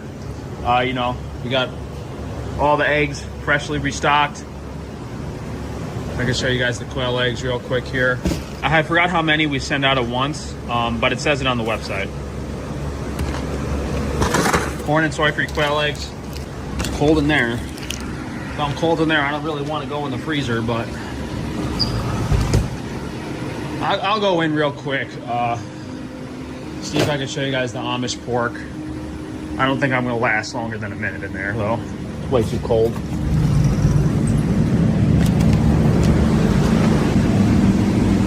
You guys can see all the different Amish pork on the website. There's not as much a variety of cuts as last time, but we still have a lot of stuff. Yeah, I don't even know where they put it, and it's way too cold in here for me to be in a t-shirt. Yeah, we're not doing the freezer today. That's not happening. I'm like sweaty, and I'm only wearing a t-shirt, so it's a little cold in there. Oh, yeah, I'll man up and go in there. I'll prove you guys wrong. I don't care. I'll go in there and show you guys the duck. That's goose. All the duck products restocked. So we're basically completely out of, well, that's goose. I don't know where they put the duck. That's the duck. So duck breast, duck legs, duck wings, everything is back restocked. Duck skin. We were out of literally everything on the duck end of things. The goose still hasn't sold because it's kind of expensive. And we are running a little low on chicken. But we still have some. Decent. Those are some huge chickens over there. And as I said, my guys have done an excellent job of keeping all of the sourdough products in stock. We put everything in the freezer just so it stays as fresh as possible.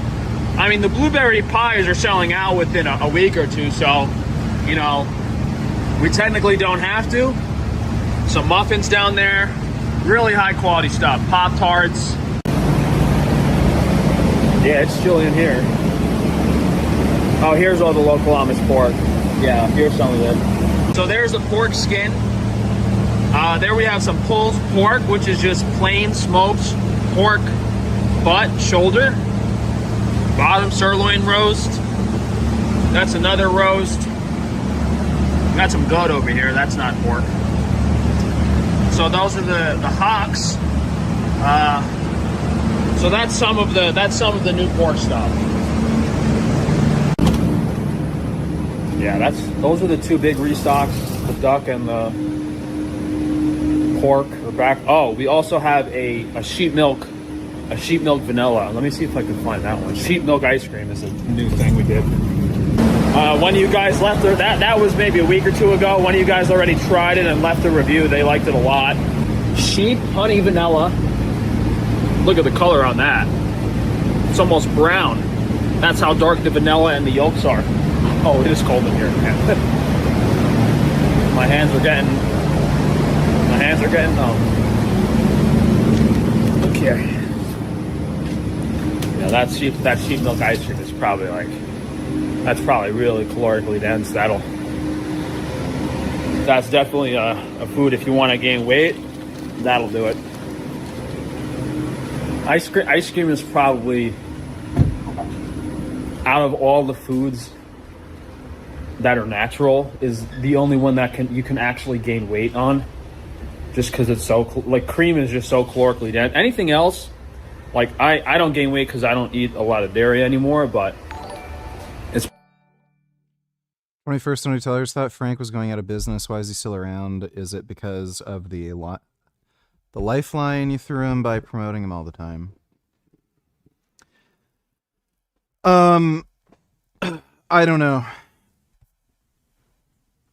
He's talked about not being able to get any more lines of credit with the bank and him being in massive debt.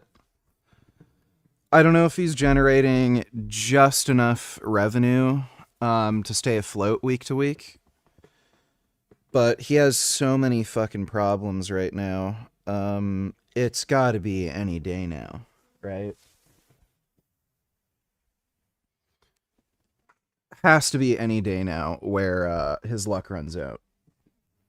Because it's not looking good for him. Thanks for the donation, though, 21st.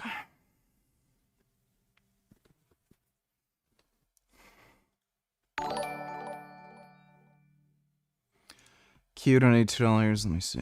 I just can't believe how radically eating meat has changed me constitutionally, but He looks like a starving crack addict. don't take my word for it. I was gonna say, that's amazing. That's the first time I've had abs Have I already seen this video? He used to have abs when he was vegan. in my whole life. What's going on? And he looked better, too. Tell me the science behind this. Humans throughout our history have always treasured meat. It's at the top of their sort of hierarchy of foods they want to eat. And they eat animals from nose to tail. There are so many. No. Unique nutrients in animal foods, whether you're eating chicken or. Mao Zedong was obsessed with tropical fruits. I think somebody brought him mangoes as a gift, and he just went absolutely apeshit with mangoes and couldn't stop fucking eating them. Or beef or fish or whatever that just don't occur in plants. So when you are not eating meat as a vegan, which is, that's your right, you're a sovereign human, you can make an intentional choice. It's very, very hard to get these nutrients that are central to human thriving, right? And things like. Right. Very difficult. I don't know how I do it, dude. Really difficult. Creatine, which gets a lot of press today, but other things like carnitine or anserine or taurine, all of these nutrients, they're critical. This guy looks like a starving fucking crack addict. They both do. They look horrible. Thanks for the donation, Q. It's pretty much impossible to gain weight unless you're eating ice cream. If you refuse to answer or skip, I won't donate to you again for the rest of the stream. Would you let Magic Johnson fuck your ass over and over until you test positive for HIV/AIDS in order to save Pat? You'd be HIV plus for the rest of your life too. Yeah, I guess I would. Thanks for the donation, dude. Oh, shit. I feel like I have a weird knot in my neck.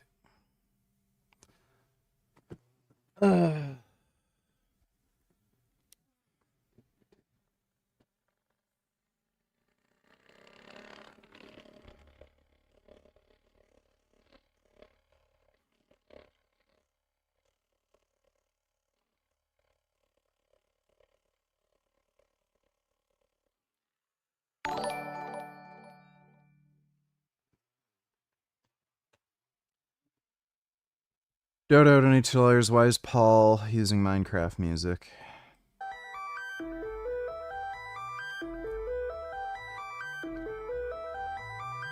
I don't know, maybe it's his editor. I'm sure he hires an editor for this stupid shit. Thanks for the donation, Dodo. I hate using that massage gun on my neck. It vibrates my entire head. Ice cream can get you fat. Like, if you want to gain weight and get fat, you could do it with ice cream. Otherwise, you could drink as much milk, have as much heavy cream. You could have as many dairy products as you want. No, you'll get fat. I don't know how the hell this guy thinks you can't gain weight on food. Like we'd be dead if we couldn't gain weight from eating animal products. Like, we wouldn't be alive today. Pretty much impossible to gain weight, but ice cream, hyper palatable, the combination of the fat and the sugar, you can gain weight on it. Like, that's probably the only food I can actually gain weight on. Speaking of which, hopefully we get our ice cream machines in maybe this week, so I can restock the sorbets, because that's what I've been looking forward to doing. The farmer didn't want to make our sorbets anymore because that's a whole different story. I don't want to get aggravated today, but I do have hopefully some working ice cream machines I have to pick up that we can make the sorbet with. But you'd be HIV positive, so you'd not be able to fuck Pat Raw ever again. Doesn't that defeat the point of saving her? You won't ever enjoy sex with her again, and you'll be sick and small and weak and have PTSD from getting railed by Magic Johnson. One of them is brand new, so I hope it works. It's just a little smaller. So maybe we'll be able to restock those sorbets now that it's getting into summertime. What did we do last year? Lemon, apple, orange. And I also want to do a coconut ice cream for people hypoallergenic. I want to do a coconut cream ice cream. So basically just like a regular dairy ice cream, just with coconut milk instead of dairy milk. The only thing with that is, it's all coconut products, even if they're high quality and organic, are canned. So it's still necessarily not the best thing, but it's still better than having a reaction to dairy. So a lot of stuff to look at on the website, guys. A lot of stuff to look at. I've mainly been doing construction on my house and some construction stuff around the warehouse, so I'm just trying to stay a little busy and not spend too much time lying in bed all day. But that's what I've been doing. We got the other hood vent hooked up in the grocery store, so now we can move all the kitchen equipment over from the meat room because it's cold in there. We don't want to cook in there anymore. We can move it over here now. So that's what I spent this week doing, getting this vent hooked up on the roof. And then when that one was already hooked up, the reason they didn't hook up this one up is because we had to move it over to fit on the right. Do you not see the snot coming out of Frank's nose? Yeah, I see that. Thanks for the donation, dude. It's spun on the roof, but now that that's hooked up, we can move all the kitchen equipment under this hood, and then we have the potato chip equipment coming in too. So hey everyone, maybe we'll be able to get that hooked up. And I guess the hood in the meat room now was kind of a waste of a setup, but whatever. It's like, go back like a minute and look at Frank's face. He wipes his snot with his hand and then probably goes on to touch cookies. Yeah, I've already seen that. Thanks for the donation, dude. You don't want to use that. You don't want to cook in here anymore because it's chilled. And there's, you got that 10-foot hood that was hooked up, and then the fans on the roof too. So I don't know. Disconnecting that is going to be, probably just leave it, honestly. I mean, there's not a scenario where you would use it back there again because the room is cooled now. I don't know.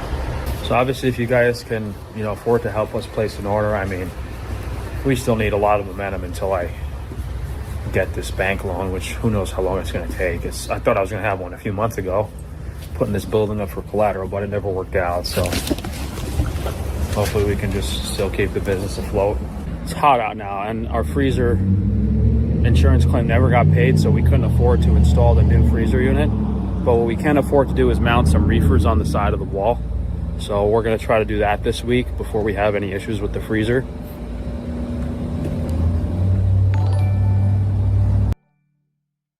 Did I heard Adam Mogler's voice?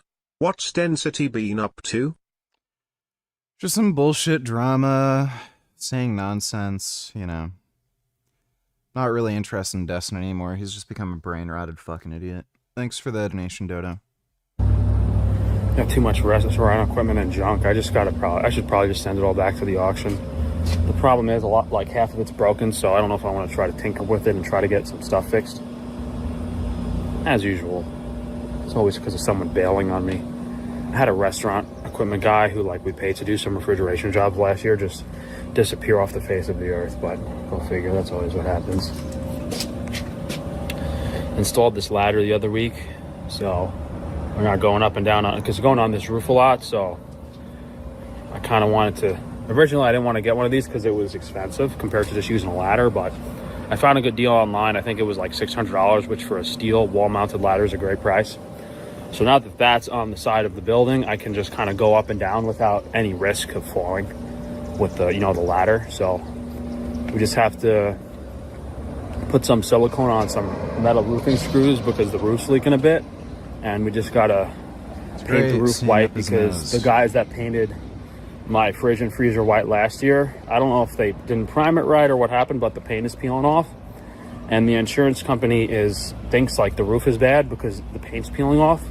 But it's really just an extra coat of paint that's peeling. It's not that the original roof membrane is peeling. But when they go up there with a drone, they can't really tell. So I just want to go up there this week or next week and get that painted before the insurance company checks it again. All right, thank you guys for joining. If you can afford to place an order, please do. The website was reorganized a few weeks ago, so if you haven't seen the website, it just cut off there. I don't know why. But, yeah, sounds like Frank's down bad. All right, so he's trying to get a fucking bank loan. He's already over leveraged as fuck. Why is he trying to get a bank loan? Fucking weird. Now, this is a crazy fucking story. So in the United Kingdom, all the police departments bought into DEI, American edition. A highlight for me is some of the work that I've been able to do with diversity and inclusion in force, to be part of a local panel. Now, when I joined the police service over 22 years ago, the amount of black and minority ethnic people in the service was only 5%. And today, it's 5%. In terms of BME officers and staff, 5% of our workforce comes from those communities against an economically active population of about 15%, so there is still some way to go. Our Policing Together strategy outlines the action we are taking to champion equality and inclusion so that we tackle sexism and misogyny and we become an actively anti-racist organisation. A few moments later. The Metropolitan Police hired a rapist because he was black and they wanted to hit a diversity target. They launched the world's worst. Yeah. The UK police, because they needed to hit diversity targets, they ignored background checks for their recruits and they hired a child rapist. They, in fact, hired at least 2 rapists and a number of other people with serious criminal records just to hit diversity quotas. DEI scheme. They wanted to hit a quota of black, Asian and ethnic minority staff. So what did they do?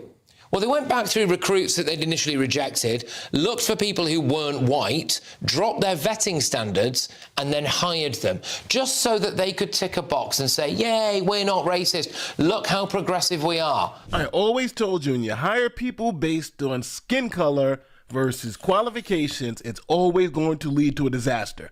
And this DEI story is the perfect example of that. Let's talk about it.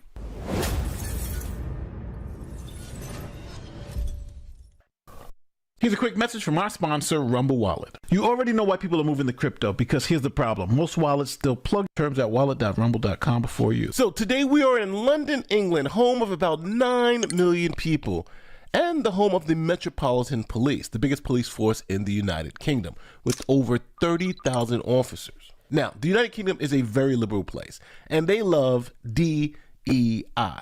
So, with that background, the Metropolitan Police set out to do something noble. They wanted to make their police force look more like the city they serve. And the plan was simple. They wanted to hit a quota of Black, Asian, and, quote, ethnic minorities to staff the police department. And when that initial vetting process was done, there wasn't enough, quote, ethnic minorities to fill the roles of police officers. So here's what the good people in the United Kingdom did to solve that problem. The Metropolitan Police hired a because he was black, and they wanted to hit a diversity target. They launched the world's worst DEI scheme. They wanted to hit a quota of Black, Asian and ethnic minority staff. So what did they do? Well, they went back through recruits that they'd initially rejected, looked for people who weren't white, dropped their vetting standards, and then hired them, just so that they could tick a box and say, yay, we're not racist. Look how progressive we are. So as you can see, they went through the pile of rejects and decided, hey, anybody who is not white, we're going to give you another shot. According to the report, in 2019, the Met relaxed vetting to hire 4,500 new recruits. In that time, as many as 1,200 are thought to have failed normal checks. In a 10-year period, 131 recruits who weren't properly vetted committed crimes or misconduct. We now know that people who shouldn't have been police officers were like police officers. People. Oh, yes. There we go. Fucking this guy is trying to cope about DEI. Gee, I wonder why they have these DEI targets in the first place, dipshit. Who shouldn't have been police officers went on to commit criminal offences. Now, here's where things really get crazy, because the police department didn't just relax the general vetting process. It created a specific mechanism for it. See, they built in a diversity panel whose job it was to look at rejected applicants and override those rejections. In total, 114 vetting decisions were overruled by the diversity panel. 25 of those turned out to be criminals. They lowered standards to appease the diversity brigade, and they employed rapists and criminals. Cosmic. Now, for the last 4 minutes, we've been talking about this generally, but let's get really specific, because some of the people they hired were pretty bad. Like this guy. They hired this guy. This is Cliff Mitchell. He had already been suspected of rape at the time that the Metropolitan Police decided to hire him. But of course, he wasn't white, so the Met were happy to have him. He went on to be convicted of 10 counts of rape against 2 women, 3 counts of rape against a 13, 1 kidnap offence and 1 breach of a non-molestation order. Yeah, it got that insane. Matter of fact, one of the guys they hired is doing something like 37 life sentences. David Carrick and Cliff Mitchell both managed to get in. Both were rapists. There's a shooting at an Islamic center and they're talking about locking down Jewish institutions. What the fuck are we even doing anymore, man? You know. We live in a crazy chimp society, dude. Humanity is just a bunch of fucking stupid chimps, so I'm not really terribly surprised anymore. Thanks for the donation, though. Good vibe, politic.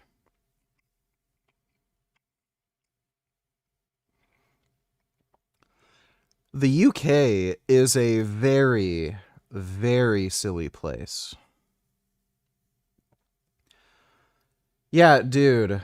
It's funny, like, I've gone through the same thing. Like, you'll try to apply for a job, and they'll hire the most, like, dipshit fucking retards.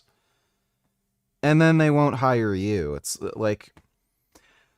I have a feeling that a lot of people will not hire somebody that they find to be a threat or too competent, and they want somebody who can't think for themselves, is kind of stupid, and won't threaten somebody else's job. And that's kind of why you end up seeing a lot of retards. Carrick is now serving 37 life sentences. In his case, vetting failed to uncover an allegation of domestic abuse. Just imagine that. The police department is sending qualified candidates away because they're the wrong color, but then hiring these candidates who obviously have issues. Now, you would think this was contained to the police department, but it was not. This was the policy throughout all the civil services there. In April last year, West Yorkshire Police temporarily blocked white British candidates from applying for jobs as recruits to its police constable entry programmes. Black and Asian candidates were allowed to apply early. In 2019, Cheshire Police was ordered to pay thousands after an employment tribunal found they had discriminated against a well-qualified white applicant. The force had rejected him despite his high scores in an effort to improve the representation of minority groups. Thames Valley Police were found to have engaged in unlawful positive discrimination. The force appointed an Asian sergeant to the rank without any competitive process or public advertisement. They had a make it happen mandate. Yay! I mean, make anti-white discrimination and the lowering of police standards happen. Fantastic. It's not just police forces who appear to... And everyone wonders why there's more crime, why criminals are let out of jail, why you see all these like silly fucking videos where there's like 5 women trying to arrest one suspect. Like, the UK seems to have a really bad issue with hiring officers. They hire a ridiculous amount of women, a weird amount of women. Let me see if I can find some of these memes. Yeah, like just memes all over.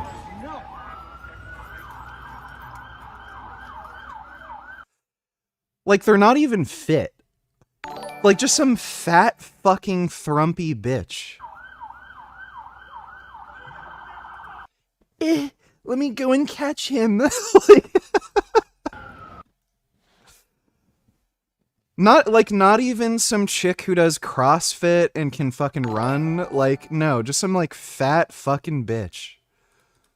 Let me see. Sourdough to $92. Oh. That looks like a chubby mongoose. Very fat mongoose. What the fuck? Why is he so fat? Oh. Those are good chumbuses. Oh.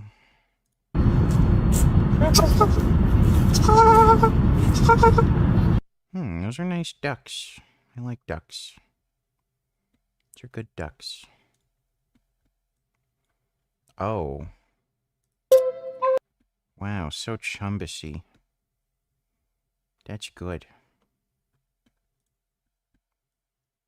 Oh, now that's a big chumbus. He's sitting on his bum. My goodness. That's a good chumbus. Thanks for the donation, Sourdough. Dodo, $92.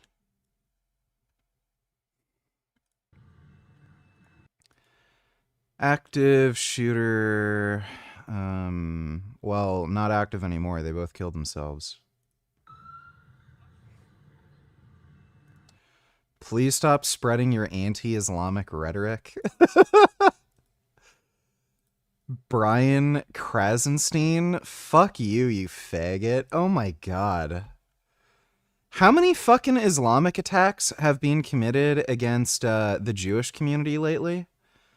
They're like, oh my god, dude. What a fucking asshole. There was also the Israeli politicians that were fucking murdered in the US by some fucking Islamist pro-Palestine fucktard. Oh, a bug. My goodness, the cat shot a bug.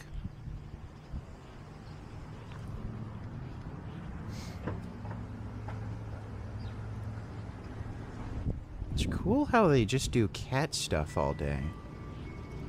That's really neat. Cats do cat stuff. Those are good kitties. Just doing good kitty stuff. That is so good. Look at them just catting around. Wow, that's nice. Is there anything you want to take to him or talk to him about or mug him, turn your camera on so they can see just how vegan steroids are? So, yeah, I do think the burden is on you to articulate a reason other than vibes that the Supreme Court was wrong when it was a unanimous verdict. I mean, if you have an argument for why the Supreme Court was wrong, I'd be delighted to hear you make it. But I can't believe you would think that you actually could carry that burden of proof. Well, one, I mean, I could just quote the other people that wrote in that decision if I really wanted to. But I also gave some arguments for why I felt like it was not a good decision, and I didn't hear you contend with any of those. Okay, so if I recall correctly, you thought it was a bad decision because they took into account the fact that if states could remove the president from the ballot, that there would be mass chaos and that elections would become a joke and it would be a quote unquote patchwork. You think that it was problematic that they used that reasoning? Yes, that would be one part. Okay. Yes. Why is that problematic? Because that has nothing to do with the original text of the law. It has nothing to do with the original purpose of the law. So why would this be a thing that we would factor in that, oh, this is mighty inconvenient now? My understanding is that's not typically how we read law, that this is if this is inconvenient to enforce, then we're going to go ahead and toss it. And which faction on the court is not originalists? Ryan, are you going to have any responses to my argument? No. Or I think this is a pretty easy question, Destiny. You know the answer. I can tell you the answer if you don't. Which faction on the court I'm not interested. originalist? I'm asking you, who claimed over and over again to be a lawyer, okay? And I only have my carpet cleaning degree. I'm asking you for what is your rationale for why what I just said was not correct. I'll answer the question because it's very obvious and you don't apparently want to answer it. The left-leaning faction on the court, Destiny, is not originalist. If they wrote an originalist opinion, they wouldn't have gotten the votes of those justices. So they didn't write an originalist opinion because they needed the votes of people who are not originalists and will not sign off on originalist logic. We saw this happen very recently in the tariff case, which you may or may not have read. But on the tariff case, you had a confusing split between the justices because the liberal justices were not signing on questions theory.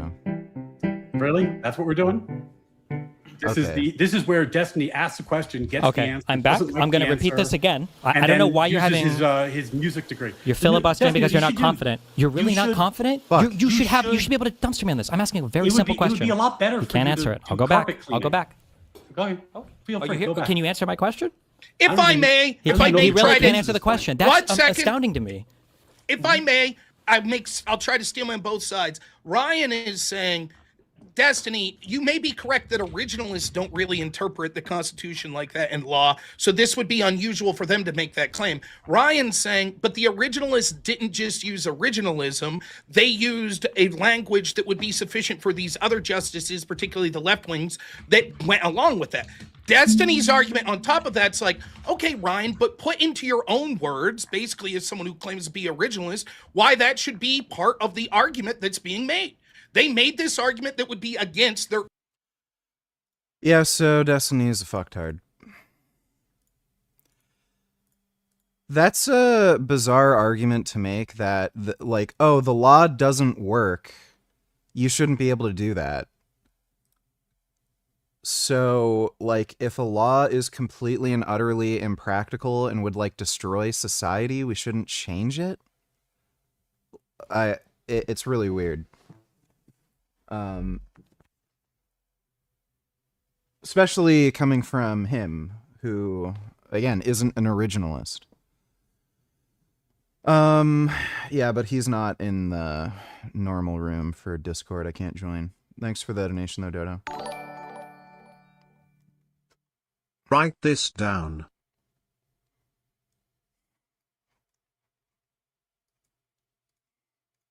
Am I a communist?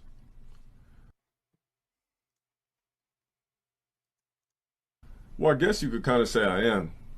Because the way I take charge of your mom's fucking hot, sweltering vagina, I guess you could say that I dictate over that pussy. Get that ass banned. Somebody get that nigga out of my room, please.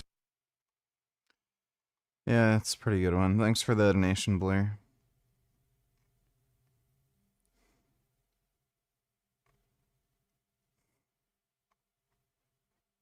These 3 female tyrants just lost their full-time jobs, all because of this. What are you doing? Why are you touching?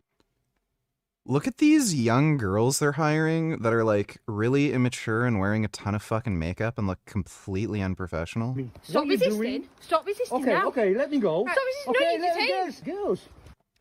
Like, she looks like she's about to go clubbing. Like, look at the amount of earrings and shit. What are you doing? Stop resisting. Filming, just filming. Oh, dickhead. Oh, you And then she sprayed her own partner. sprayed me in the eye as well. You sprayed my kid. Can you film it? Can you call help? You okay? I've been ambushed. I'm No, gonna go out. no. I'm going out. Listen, we're coming out your dress. We're coming out your dress. Let go. Relax, Right, cooperate. What's great is they don't even carry guns, so you could just like beat the shit out of them, and then they can't do anything. Wait. Stop resisting. I'm gonna put it on my own. I'm gonna put No, it we can do it for you. Okay. He wants some Look, are you water. alright? No. You know you assault me. These The UK police, like, are just something the fuck else. Oh, this was a hilarious one. They're arresting men for staring at good-looking women. I'm not even kidding. Now watch this report showing undercover female officers just running about their communities and arresting men who whistle, comment, or even stare. Watch. These women aren't friends out for a run. They're actually undercover police officers taking to the streets in Surrey as part of a new operation trying to stop people catcalling and harassing female runners. We get honked at, the staring, the hanging out of the window just to look at us, and it's so prevalent. Yeah. You can't... You cannot be a heterosexual man in the UK. They'll arrest you for looking at a woman. Not even fucking kidding. And police teams are ready to intervene the moment the Bro. officers are beeped at, followed, or shouted at, pulling people over. Now watch this. Holy shit, that is crazy. Dodo donated $2. Maybe check after his debate. He will be open. I don't care. Thanks for the donation, dude. Oh yeah, this was a great meme. Buy yourself, please, force. No force in you. Buy yourself, please, force. Can't break down a door. They're like actually fucking useless. It's great.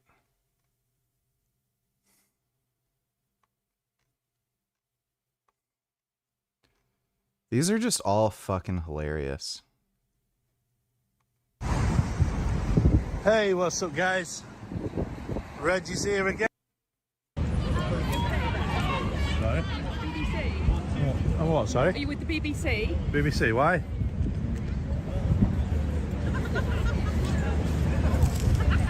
I'm with the BBC.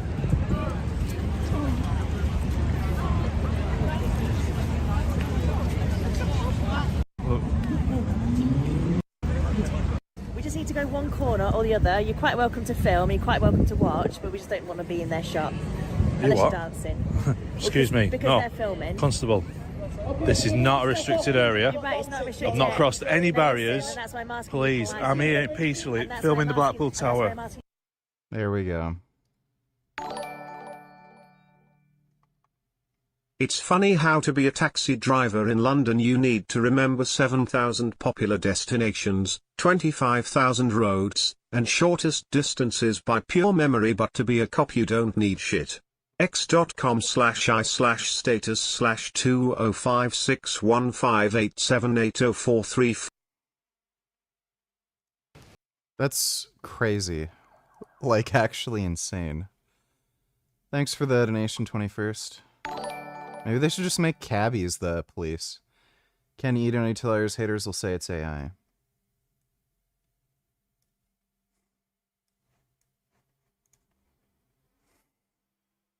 Your 2026 PGA champion. But oh no, what the fuck is this? Oh my God, it's Tiger Woods. Who let this goddamn addict back behind the wheel? And big surprise, he crashes his Range Rover again. And oh God, he's storming the trophy ceremony. This is an absolute disgrace to the sport of golf. Thank God a fucking black guy won this tournament. Tiger, I'm Indian. Same fucking thing. Anyways, thank God the authorities are stepping in. We'll be back to regular programming after the police clean. That's pretty good. Thanks for the donation, dude. Poor guys don't realize they've been wasting years studying to be a taxi driver for nothing. Because it's a dying profession being automated away. That sounds stupid to me. The automated driving thing is extraordinarily difficult, and it's probably going to take a while to actually get approved.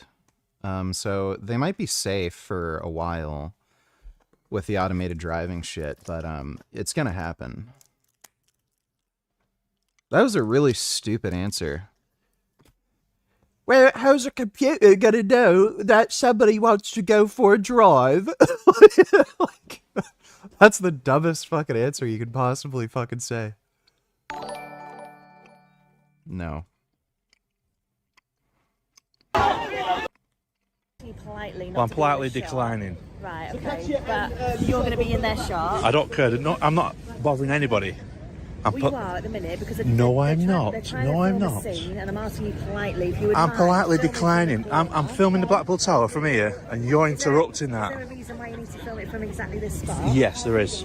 I need to be centred to the tower. Could we do that after they filmed their... No, because you've not put any barriers to say the public can't be here. So therefore, you're trying to restrict my movement. Please, you're doing it. Because you're interrupting the filming. No, I'm not. There's no everything that's going on around here, and you're getting slightly declined. So leave me alone. Why please. does that woman look exactly like her then? Admit it. I don't know who the hell you're even talking about. Thanks for the donation, dude. I wasn't going to bother these. I was just going to Unfortunately, you are bothering them simply by being in their shop. being in their shop. They're filming right I'm now. not sure what the issue is. I do not need to move. No, I'm not going to have this conversation. So would you take me up on that? The complaint. I wasn't listening to it. If I walk over there, right? Yeah, to carry my filming on with what's going on here. If you did walk over there to do filming. Conversation. Pardon? It's obviously the end of the conversation then, isn't it? Oh, it's obviously not because she's still here. Well, yeah. The cheekbones, the nose, the laziness, the bitchiness.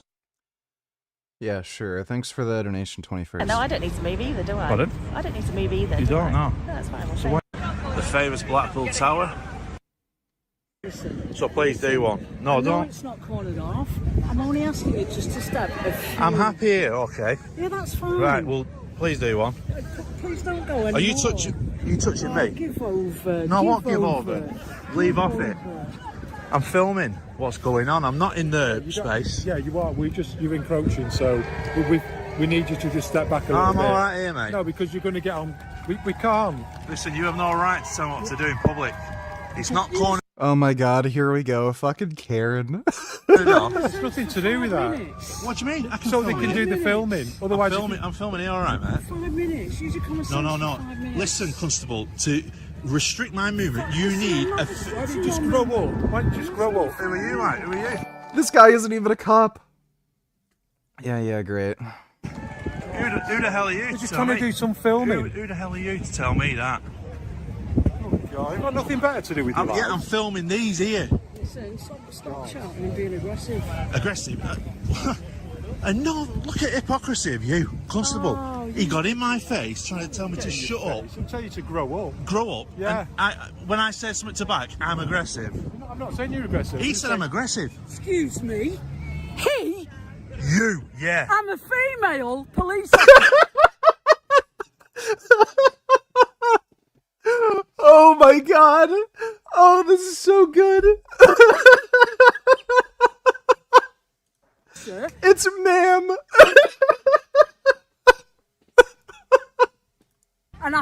that offensive. Oh, I do, yes. Well, what are you going to do? What do you mean, what am I going to do? What are you going to do? I find that really You offensive. touch. Oh my god. Even Savvy Kennedy in chat sees exactly what I was seeing. Nigger. You're just pretending not to see it. That's great. Thanks for Lol. the donation, 21st. Me. I find that offensive. I find that offensive. He. I find that offensive.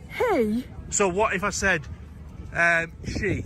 Is that better for you? Well, yeah, because I am a female. What could you not be transsexual? No, I'm not transsexual. So you can't be in a position to feel harassed. Listen, mate. Listen. Listen what? What, is this a threat? No, it's not a threat. What you is it? say he to me one more time and I will arrest you for public 4A, section for public order. Why, on what grounds? Yeah, that's right. You don't have free speech in the UK.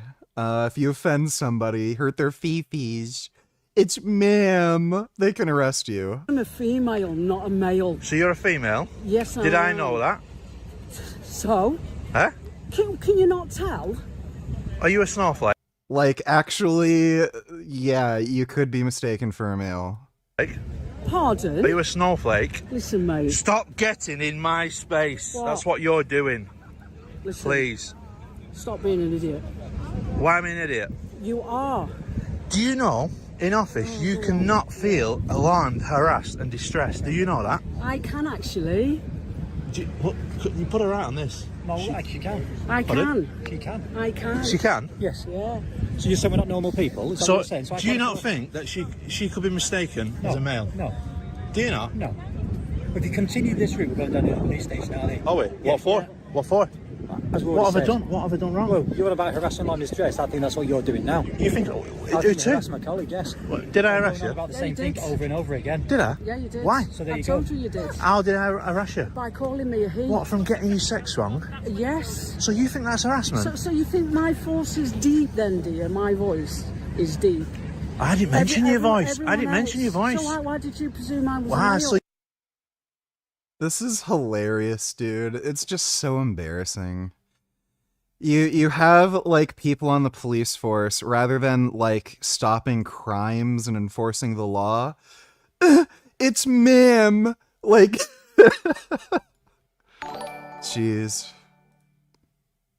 Who the hell does she think she is? The thought police. Yeah, well, that's what the police do in the UK. They just police thoughts, nothing else. That's why crime runs rampant. There's Muslim rape gangs everywhere. Everybody just does what they fucking want. So now you're trying to squeeze more things out of me. Well, you no, should be taking this back. Because I heard you say that. Say what? And I heard you say what you said, and it wasn't your fault what you said. No, it was a mistake. No, it wasn't your fault at all. That was an easy mistake. Easy mistake. You could make. They've got. Yeah, I thought she was a man too. Hats on, right? Yeah. Oh, that's great. You can't tell at all. No. No. So for somebody to say, him or her, is you causing the problem. You are causing the problem, yeah. We're causing the problem, bloody hell. All right. Okay. I heard And I politely declined from making the same statement again. I didn't rise to you and say. Dodo, any tellers, these cockroaches keep invading Israel territorial waters, get bored, and then complain about it and keep coming and invading. What the hell is Israel supposed to do? Well, yeah. Right now, the global Sumut flotilla is under attack in international waters 255 nautical miles away from Gaza. Out of the 54 boats heading to Gaza now, 5 have already been confirmed intercepted and 5 we lost communication. The live stream is showing a lot. Everyone knows how to send aid to Gaza. You don't need to go there on a fucking flotilla. They know exactly what they're fucking doing. Like, this is just propaganda horseshit. And again, usual suspects. Gay-ass bitch beta male. Thanks for the donation, Dodo. Bet she lets Islamic immigrants rape children. Yeah, arrest somebody for not referring you to ma'am, but if Islamic rape gangs want to rape underage girls, well, it's just part of their culture. Yeah, thanks for the donation, Dodo. Him again, like, I didn't do that. Do you get what I'm saying? I initially thought you was a man, and I'm sorry for that. Oh, thank you for saying sorry. No, but the thing is, I did not try to.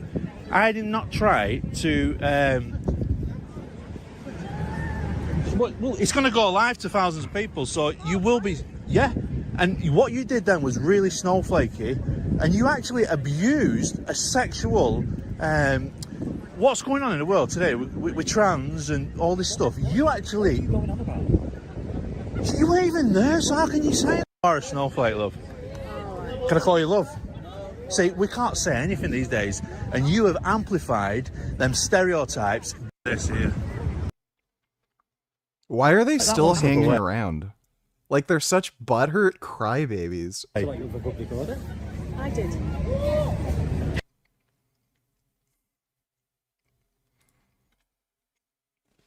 There's no reason for them to keep talking to this guy. The UK police are a complete and utter embarrassment. Holy shit. How does anybody fucking live here?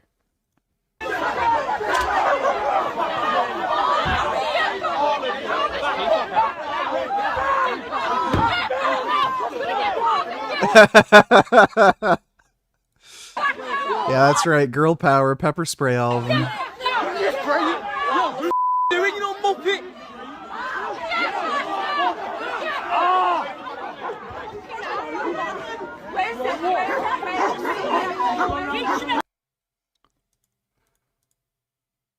It's believed the officer is the same person who was accused of overreacting after arresting, yeah. Seems like somebody overreacts. Sir Richard Donatellers went to BMW Motorsport, saw a bunch of BMW 1300 GS, including GSA and Triple Black. Are there any good used ones for sale? I've seen like one used one around my area, and it was basically the same price as new. So I'm assuming somebody bought it, didn't like it for whatever reason, or just couldn't afford financing it or some shit. Like it might have been repoed. But usually nobody sells those bikes when they have low miles. Excuse me. It's kind of like a Goldwing. Like the types of people who buy those bikes, they know they want them and they really use them. So you only really see Goldwings going on sale after they've got like 100K on them. Ma'am, I'm not a do you know man. what? I'm sorry, ma'am. I'm not a fucking man. I thought Richard. Richard could be a ma'am. I don't think so, ma'am. Excuse me, ma'am. Yeah, he might want to work on that.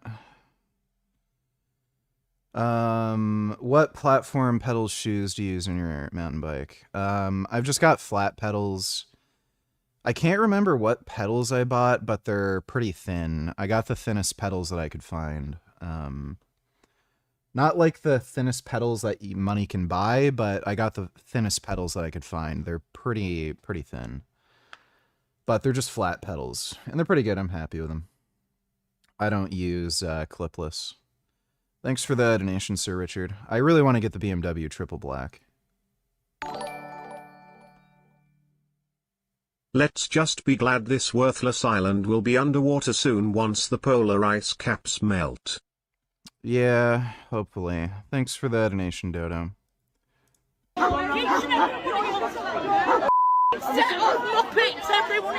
Oh, this is the chick who arrested the autistic teenager. That voice does not do no wrong.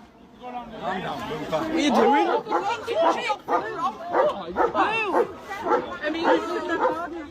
Difference between me and you, you've got a suit on, you muppet.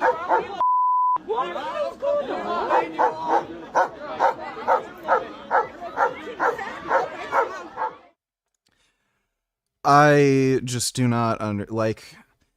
There's a whole game to this. It's communism. Like, this is the DI shit. They're deliberately trying to destroy society, and that's why they're hiring the most worthless, retarded, incompetent police you can possibly imagine. So that's why there's this ridiculous hiring spree of women among the UK police. It's because women, they're pretty much useless in the police department.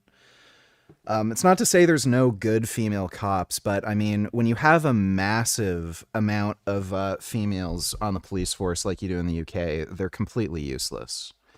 They have to have a male partner, or else it's basically impossible for them to effectuate any arrests. Women are just too weak and incompetent, and they handle stressful scenarios pretty terribly. The amount of times I've seen women accidentally discharge their firearms it's out of this world, and it's in the most bizarre scenarios too. There's that chick who shot the guy who said she was reaching for a taser.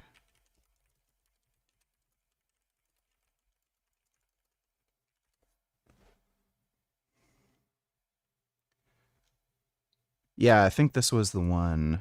About 10 miles from that Minnesota courthouse, another story is making headlines today. Footage. It shows Wright trying to get away there from police, but then the police chief says one of the officers involved opened fire. This was a female. Officer allegedly thought it was a taser, but it was a gun. The other taser, but instead shot Mr. Wright. Yeah, this was a woman who did that, and it's a really bizarre mistake too, because their taser's on a different side of their body. Usually the firearm's holstered on the right, taser's on the left. She just pulled out her gun, went taser, taser, taser, blam, shot the guy, killed him. I've seen tons of women also have their gun ready, aimed at a suspect, and they just shoot by accident. Like I've just seen so many more women have terrible trigger discipline. Police officer shoots reflection. This was another chick too, by the way. Woman cop shoots her own reflection in the mirror. These two cops are clearing a house, and the woman sees herself in the mirror.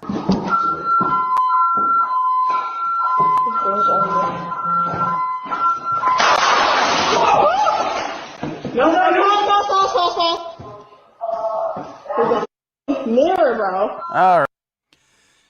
It's not to say male cops don't ever make stupid mistakes. Obviously they do, but I've seen enough police footage where there's a disproportionate amount of women who just make these stupid mistakes. Like, I've seen the guy fucking shoot at an acorn. Like, that was crazy, but like I've just seen so many more. You okay? Yeah, so another female officer. Even though this guy was totally restrained, she had a gun pointed at him, and she accidentally discharged the firearm. You okay? This police officer made the biggest mistake of her life. It's insane. So they're taking the guy out of the car. He's not resisting. He informs them that he has a concealed carry permit. She takes his gun, points it at him, accidentally shoots him. When the guy's not resisting, inform them, "Hey, I have a conceal carry. Oh, okay, let's just disarm you." Bang. Life. On the 13th of December 2024, cops pulled over Jason Arrington for running a red light. You got anything crazy in the car? Yeah. What you got? You got go? You do? Everything was going just. Yeah, so he informed them, it's a normal traffic stop, accidentally ran a red light. He informed them that he has a firearm, like he's supposed to, if you're carrying. Just fine. Jason even told the officers he had a licensed weapon in the car. So what we're going to do is, just for my safety, your safety, I'm going to have you step out. All right, fair enough? The officer asked him to step out so they could safely remove it. But what happened next was just the pure form of irresponsibility. Yeah, there you go. Shot him in the leg. You okay? Like, by the way, you can kill somebody if you shoot them around the upper thigh and hip very easily. There's a lot of really large arteries around your upper thigh and hip area where if they're severed, they're just going to keep bleeding, and they bleed extraordinarily quickly. So within just like a couple minutes, the guy could be dead before an ambulance even arrives. A female cop was told to take... Yeah, and it's a female cop, obviously. Over and over and over again, you see these. The time, just after 2 a.m. last Saturday morning, deputies called to the report of a And burglary here we go, in another the woman. second-story apartment off Uvalde Road in northeast Harris County. They're on high alert after seeing a broken front window. Officers unloading more than 24 rounds through the front of the apartment. One deputy reloading her gun and Yeah, her gun. continuing to shoot. Go down, go down. Go down. A woman. So what you'll see a lot of the time is women have, like, just seem to have really bad trigger discipline. It may have something to do with them having smaller hands. I think for whatever reason, it's easier for them to slip their finger into the trigger guard because their fingers are smaller and shorter. They also just get nervous easier, and there's this like nervous system thing where you tend to just clam up when you're nervous, so that might increase the risk of them having accidental discharges. And they all also with situations like this, they're just more afraid of everything, so they're just more likely to just start shooting for no reason, just because of their stupid feelings. And you'll also see situations where they're just afraid to shoot, so they'll pull out their gun and then they won't shoot, and then the suspect will steal their gun, and then it leads to a way more dangerous situation. Where was the? Let's see, female officer disarmed. It was fairly recent that this happened. There's some crazy guy running around. I think he ran from the police. Yeah, I think this is the one. Put it down, dude! Put it down! Put it down! So this guy was having some kind of mental health episode. They tried arresting him. The guy was unarmed. He ran away. He fled. Basically, they put out a notice that there's the suspect on the loose. Again, as far as they knew, he was unarmed. What ended up happening was he came across a female officer. And he approached the officer. For no reason, this chick pulled out her gun. Who was seated inside and managed to grab her gun after... Oh, wait, no, I think so it looks like he has a knife. Grab her gun after a... Is that a knife? Inside and managed to grab her gun after a struggle. Hearing his partner scream, the male officer... What was he holding? Was that a knife? I'm not sure what that was. It looks like he was holding something. Maybe that's just a stick or something? It looks too small to be a knife. A struggle. So she pulled out her gun with a plan of not using it. And then just lets this guy grab her gun. And of course, because she's a weak, inferior, like small woman, just easily grabs it from her hands because women have bitch like grip strength.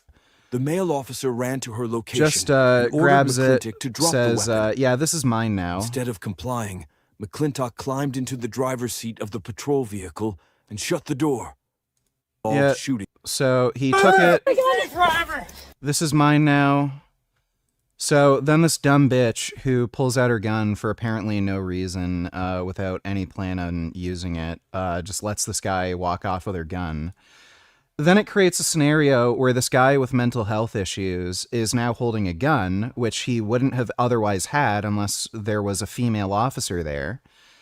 And then, like, again, he's walking around, like, and they have to shoot him because now there's a risk that he could shoot somebody.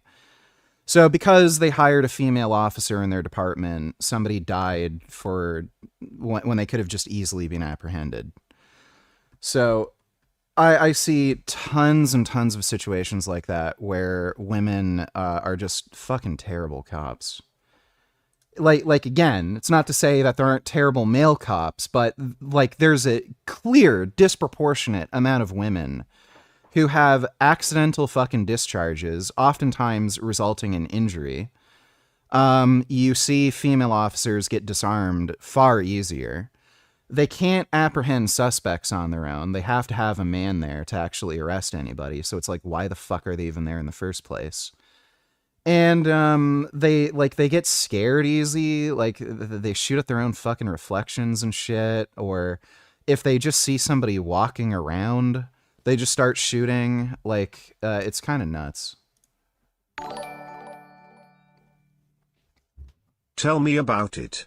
My mom went to the post office. today, and it took almost 20 whole minutes for the old DEI woman of color they hired to finish the job. Yeah. I should get rid of DEI. Thanks for the donation though, Dodo. It just shows that men are on average smarter than women regardless of what they say. Yeah, they are. They literally are.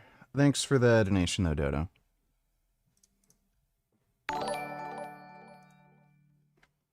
Then why do feminists always say that women are smarter than men? Because they're too stupid to realize they're dumb. Thanks for the donation, Dodo.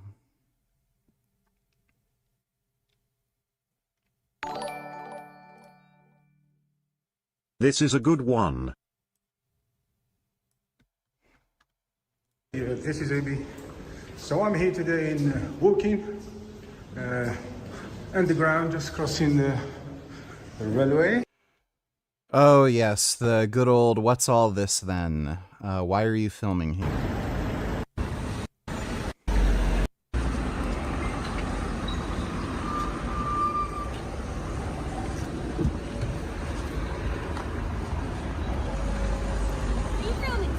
Yeah. Why, what are you filming? No, just... You might not like it, but this is what peak officer performance looks like. A middle-aged fat woman who can't run and doesn't understand the law. Well, my name's PC. Hi. Okay. Hi. Yeah. Why are you filming? What are you up to? Did you smoke anything? Did I smoke anything? Yeah. No, absolutely not. You sure? Yeah. Are you feeling a bit high? No, but I'm just wondering why you're outside the police station filming somebody.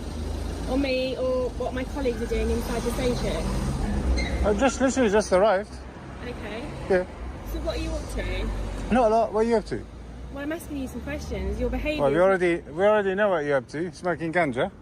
Absolutely not. So You okay. are recording outside All right, of the police station. just relax for 1 second. I think I've already gone through this one before. Okay, can you just put your hands where I... It's crazy how this lasts for so long. Just for filming. can see them. Hang on. Put your hands... Yes, I'm going to arrest you now because I don't like your camera. You're filming from an upward angle where you can see my double chin. Where I can see them, okay? I don't know who you are. Easy. Yeah, she was just being horrible. She kept twisting the cuffs. They were very painful. And telling me why you're shouting. I said, well, because the cuffs are hurting. 5 minutes later, this officer turns up. This officer was quite nice, to be fair. He didn't have no epilepsy. I've asked him for his shoulder number. He did give it. Officer turns up as well. To birth, I can't remember. I'll give you my name. Jesus Christ, dude. She said, well, I have to get your I wouldn't let this bitch put handcuffs on me. information. And then I heard her say, Talk to me anymore. Sure, you do that record. You do the record and you zip it.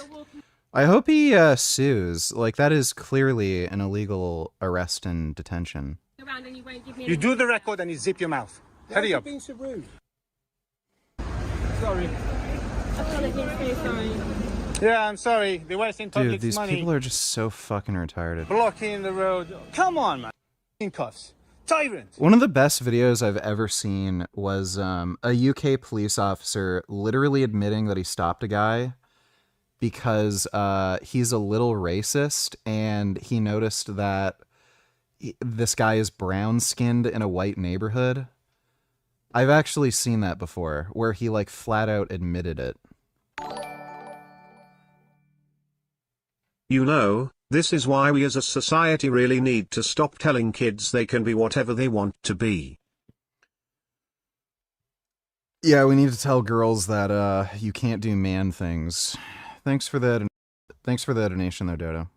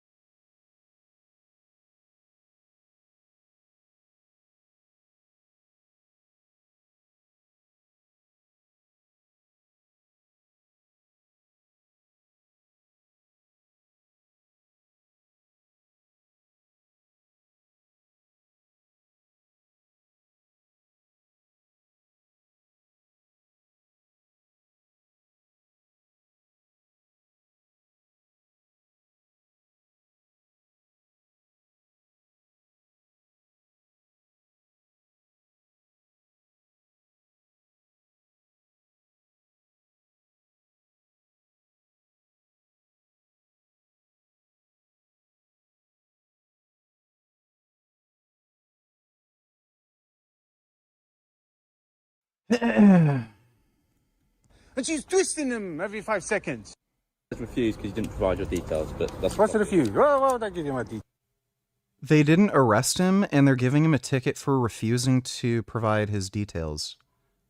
You can't do that. I really hope this guy sues. To walk all the way from the stage. It's quite a long walk, my friend. Yeah. No, you wouldn't. What do you mean? I wouldn't like it. I don't like it. That's personal preference, isn't it? Some people like it, some people don't. Yeah. You say come again? Yeah. That's the UK is like the most retarded fucking place I've ever seen. Thank you. Yeah. Yeah. Do you want to identify for me first, though? Oh, here we go. Yeah. Name. They hire like fucking 19-year-old girls that like look like they're about, I don't know, to go out on a date or something. Collar number. You're not entitled to my first name, but you can have PC Hammond, it's 24172. Yeah, and yourself? PC Clark 25222. Said. Even this guy looks like a fucking 12-year-old. Requesting. Yeah. There we are. Well, I requested. That's all you need. You know, I don't. Going? No. Some personal statements at the time. Well, Like they hire these people with the purpose of not arresting anybody. Have prioritised diversity over quality. The RAF discriminated against white male recruits. They fast-tracked women and ethnic minorities instead. MI5 and MI6 and GCHQ all have diversity drives. They launched a 10 to 11 week programme specifically for university students from black, Asian and ethnic minority backgrounds, as well as those from socially or economically disadvantaged backgrounds. Do we really want our intelligence services messing around like that? Now, one thing you'll hear is that the institution, for instance, the Metropolitan Police, are institutionally racist. But when asked under oath by legislatures, here is what the head of the department said. Can you please tell me, Councillor, what unfair advantages white people have in your force? I would hope not, none. Do they have any advantages? No. Then how can you be institutionally racist? Sorry, I might have to get back to you. So let's recap. They were running a diversity panel that overturned 114 of their own. Yeah, this wasn't even the police's decision, apparently. It was like some fucking diversity panel that was affecting how they hire officers. Like this is communist brain rot. It's just so bad. You cannot vote liberal or Democrat anymore. They're completely and utterly infested with communists.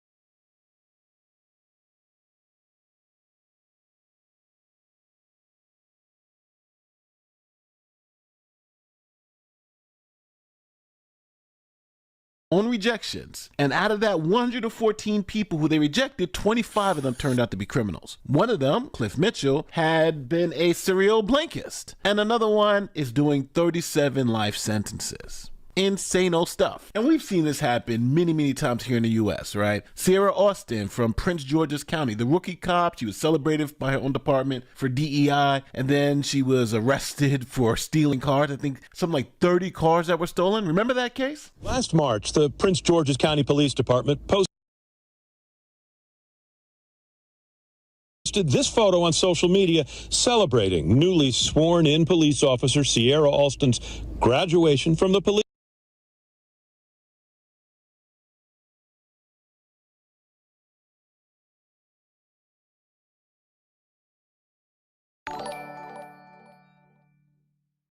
Maybe Trump was right about killing DEI.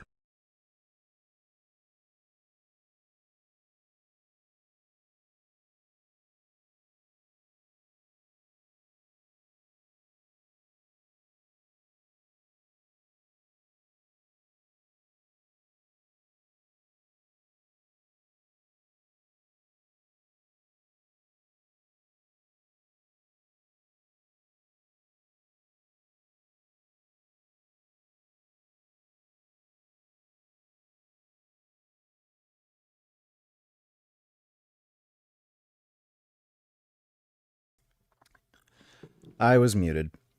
So yeah, Trump was right about getting rid of DEI.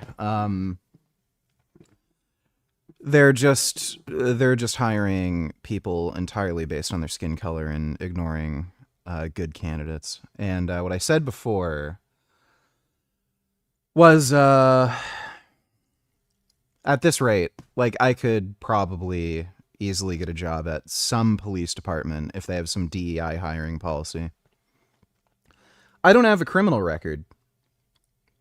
Like some of these people have like been serial fucking rapists, have stolen fucking cars and shit.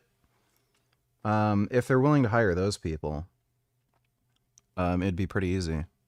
$2. What is this? Hey guys, Frost here, and today I'm gonna be. I literally don't care. Thanks for Police the donation, Academy. dude. It was part of honoring Women's History Month. A few moments later. A Prince George's County rookie officer facing criminal charges. A rookie cop celebrated by the department last spring in a social media post during Women's History Month was arrested last week after being charged by Washington Metropolitan Airport Authority police with unauthorized use of 3 BMWs stolen from the 6th rental car company at Reagan National Airport. Now, weird. She stole cars and she's still stealing cars. we know from court documents that her charges stem from an investigation into 30 cars stolen from the company's lot. You know, a great American, Martin Luther King, said we should judge people on the content of their character and not the color of their skin. But today, that's a controversial take. Facts should matter. And especially when we're talking about police jobs, vetting should matter. No one is giving out these jobs. If you want to become a police officer, you have to go and earn that, right? You have to earn those qualifications. You have to pass the test. And maybe this will explain to you guys how I feel about DEI. If I get on a commercial flight and they tell me the pilot is a DEI hire, meaning they haven't passed all the qualifications, but they were hired because they had the right skin color or right ethnicity, I don't want to get on that plane. I would like to have a pilot who's competent. I don't care what they look like. I don't care what's between their legs. I just care that they have the minimum competency to fly this plane. And if you don't, you shouldn't be behind the wheel. And now I want to address something I've seen in the comments a lot. In our last video about the DEI sheriff, people were saying, well, she was voted in, so how could that be DEI? And I think people don't understand what DEI is. Let's say the sheriff was appointed by the mayor, and the mayor says, I'm appointing the sheriff because she's black or because it's a woman. That's clearly DEI, right? It doesn't care about the qualifications. Matter of fact, the sheriff in that last case wasn't qualified. But then let's say you make it a committee of people, 10 people, who now vote to hire a sheriff, and they hire the sheriff totally based on sex and gender, not qualifications. That's a DEI hire. But now if you have the voters, tens of thousands of voters who vote in someone based on sex and gender and not qualifications, guess what? That's also a DEI hire. Well, that's South Africa. People just vote based on what the race of a particular party. That's why the ANC party keeps getting voted in, even though they're running the country into the ground. It's just majority black voters, and they just vote for the black party. So, yep. New poop soup recipe: 2 logs of fresh Negro poop, 1 hot cum, 5 gloves garlic after an overnight urine soak, and 1 cup melted baby poop from a fat baby. Microwave for 5 minutes. Makes enough for 1 meal or 2 for kids. Share this with the family. That's nice. Yum. Thanks for the donation, microwave poop soup. I gotta go take a piss. I'll be right back. And we'll play Battletoads soon.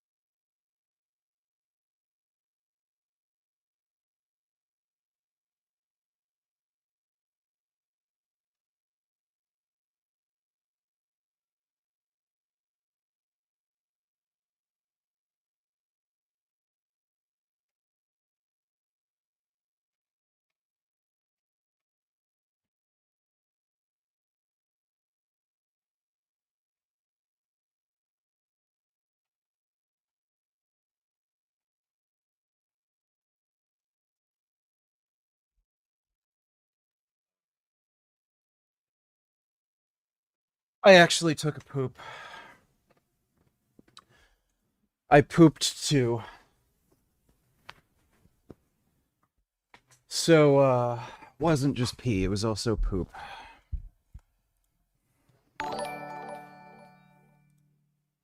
What's your advice on trying to hit on a coworker who is married and has a kid? Do you think it's a good idea? No, I'd avoid doing that. Thanks for that donation, Ben.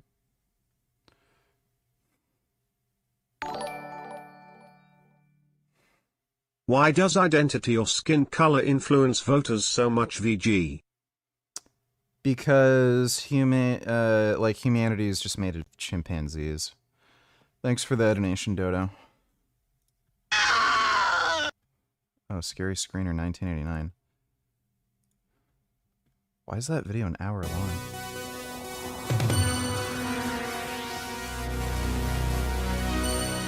Skier Size, the exercise film that gets you in shape for skiing. Each segment of Skier Size focuses on a different facet of skiing. Because I love you, baby size, baby. We're gonna skip that one. It's exercise. The exercise of Texas. Come on. Let's tapper-size. And again. Get ready to Elmo size. Elmo size. Elmo size. Let's exercise.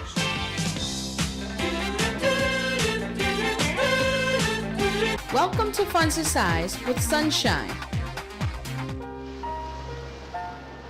I have faith in myself. Exercise. Lift, 3 sniffs, and then exhale.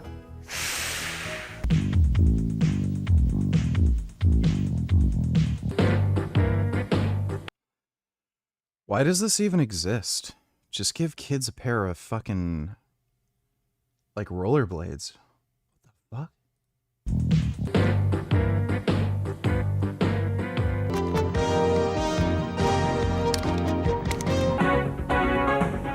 Protector size? Exercising for self-defense training is hard work. You better work out.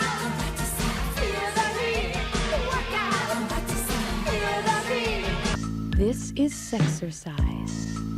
Intimate exercise for the two of you.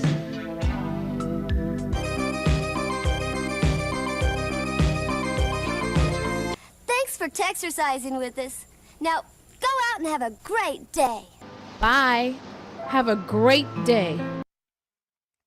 Some of these 80s aerobic moves are fucking great. Start the landfills, but they can't keep growing because they're overflowing.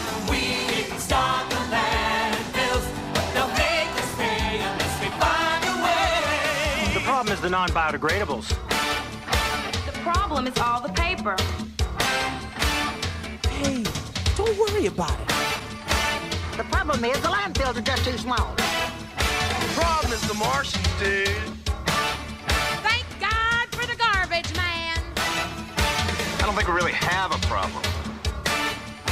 I tell ya, we got a big problem. People don't know what to do.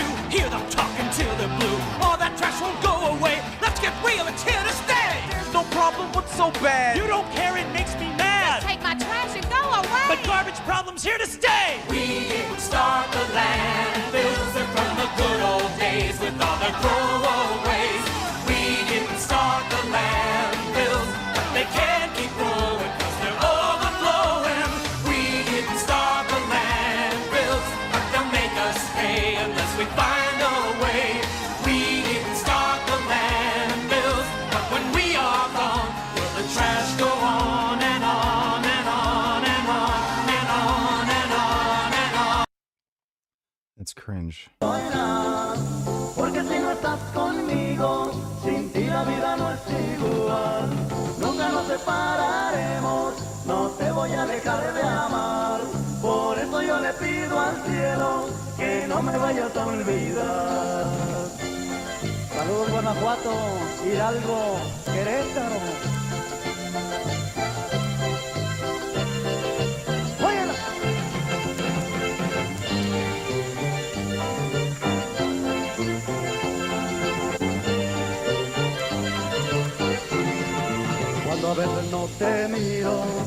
Yo sufro mucho por ti, siento que me estoy muriendo, de celos y de amor por ti. Por eso cuando estás conmigo, de gusto empiezo a sonreír, es porque siempre te he querido. Interplanetaria. ¿Quién hizo la ropa? Querétaro, Guanajuato, Hidalgo. Por todo lo que sucedió. That was just weird.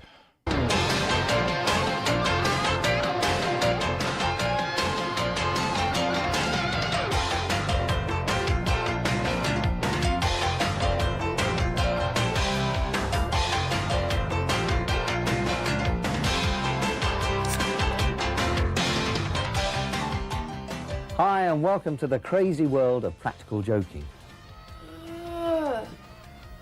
Cold sausages in my bed.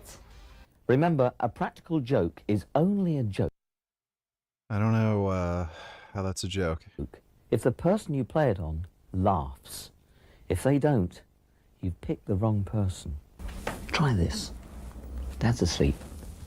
Get Mum's nail varnish and very, very carefully paint Daddy's nails. Hello? Do you know that you've got lipstick all over your ear?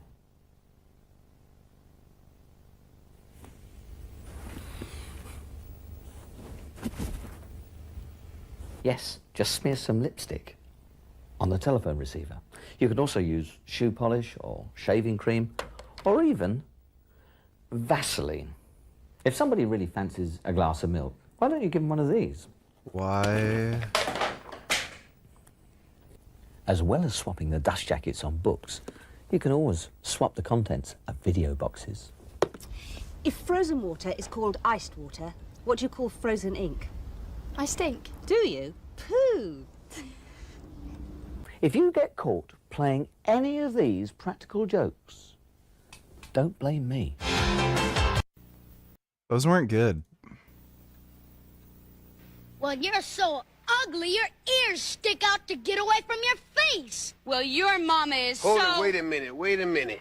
Don't bring anyone mother into this. She ain't here. If it wasn't for your mother, you wouldn't be here. So remember, when you put down one mother, you put down mothers all over the world. Treat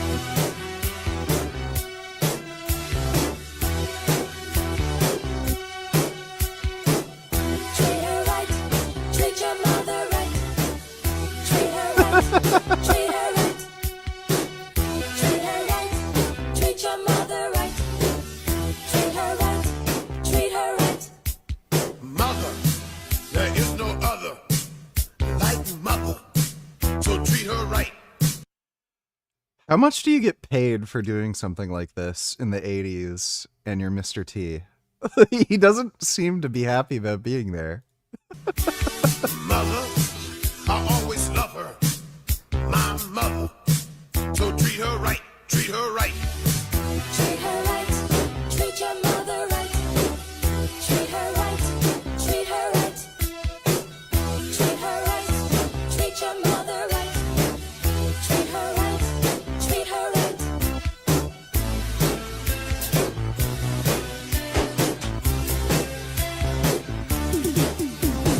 Mother, there is no other like mother, so treat her right. Mother, I always love her, my mother, so treat her right, treat her right.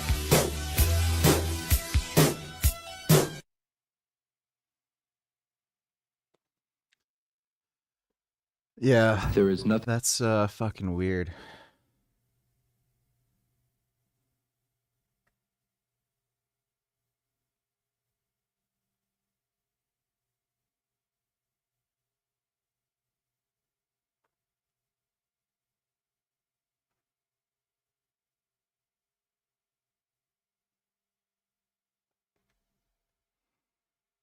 Nothing wrong with your television set.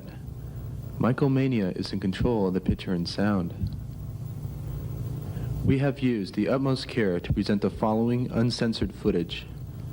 However, I used to have another llama.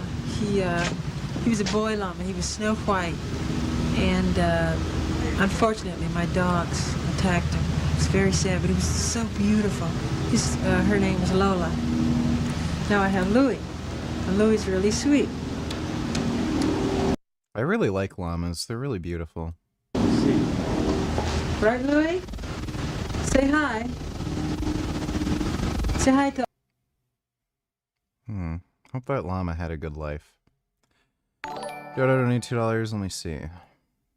This is episode 9 of I'm Still Vegan series, where I'll be spotlighting non-vegan restaurants that have great vegan options. If you didn't already know, bene dosa is currently trending across India. Bene translates to butter, and this style of dosa is usually thicker than a regular dosa with this signature triangular shape. And when I realized Bangalore Cafe could veganize this dish that I grew up eating in Bangalore, I had to try it. The iconic masala bene dosa was stuffed with potatoes. The dosa itself was so crispy and came with coconut chutney and sambar. Honestly, this just hit the spot. We also tried That looked good. the mini podi idli, which are these fluffy steamed rice cakes, but my favorite was the classic medu vada, which is made with rice and dal. It was crispy, light, and honestly the perfect vada. Their menu is pretty extensive. We also tried the gobi manchurian and hakka noodles, but I would say I That looks good. love the tiffin items that we tried much more. Enjoy and follow for more plans.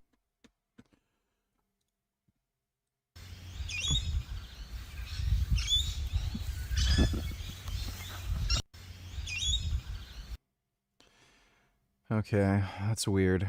Thanks for the donation, Dodo. To all those magic people. Hi, Louie. It's a wonderful day.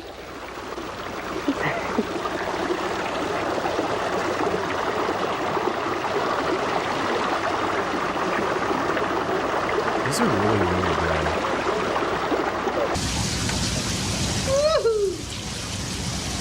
Oh, man. Why do you guys tell me you were shooting? I'll be right down. 1 sec, okay? Hold on.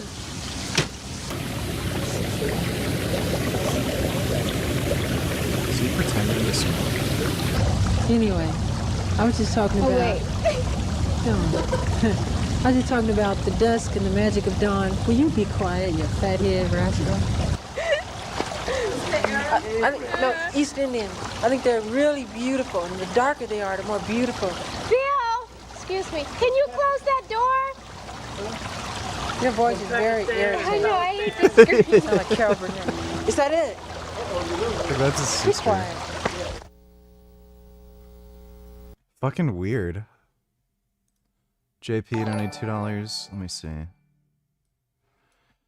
Concerns about customer privacy and poor customer service. Hey guys, hope you're all doing well today. I watched Frank's video where he exposed customers' names, home addresses, and even their houses publicly on YouTube. Sadly, this isn't something new. He's apparently been doing this for a while. Let's be real. If customers receive poor quality products or terrible customer service, of course they're going to file complaints or chargebacks. Many people have already complained that they can't even get proper responses from Frank when problems happen. What confuses me is this. Does he seriously believe exposing customers publicly will stop chargebacks? That makes no sense. If anything, it could create an even bigger problems for him legally, financially.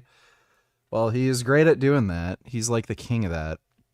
Customers can still report issues to their bank, police, consumer protection agencies, or even YouTube itself. Publicly exposing private customer information online is not a smart move.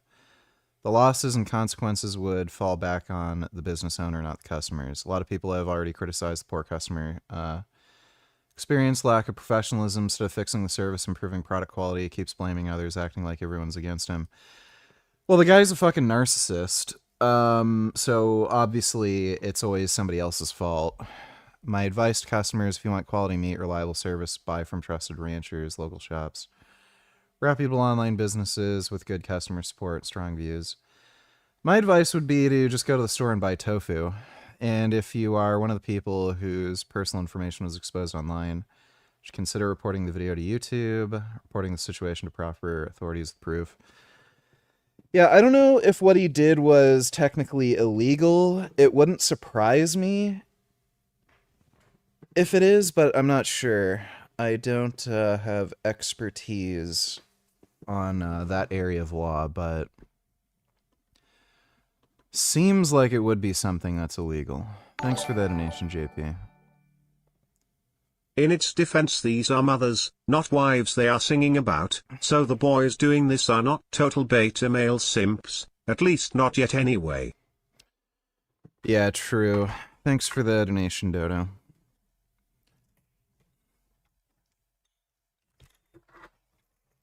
God damn it. What's that fucking cable? There we are.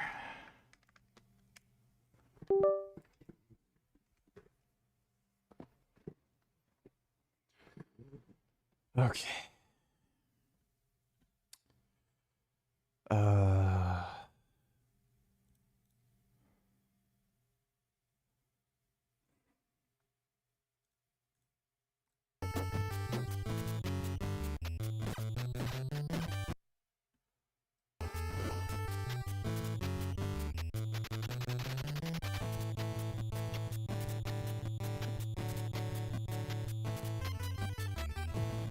Okay, I think that's good.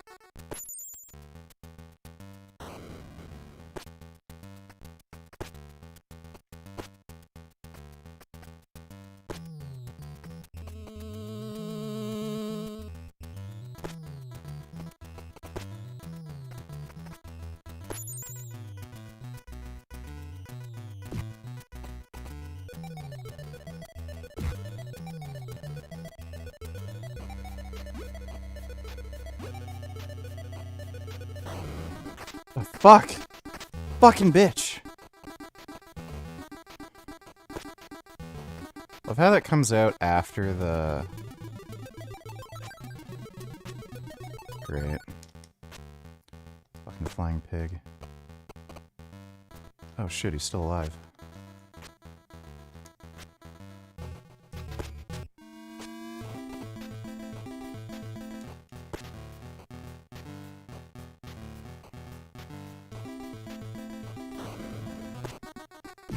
Damn it! Ah, fuck! Fuck! Oh, fuck you, bitch! Oh my god, I can't fucking believe that.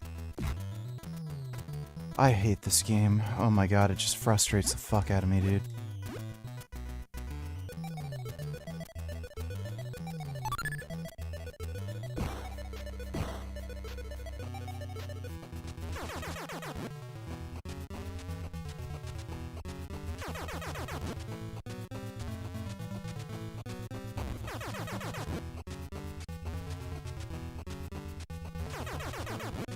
Why in the hell?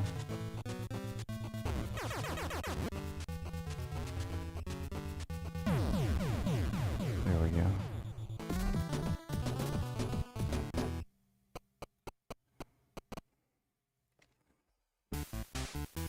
Oh. I just gotta...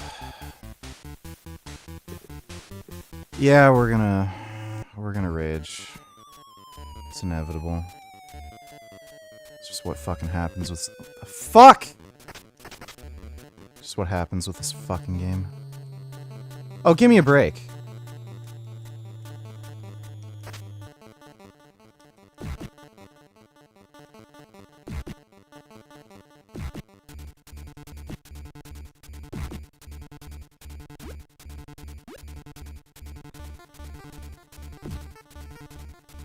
Damn it.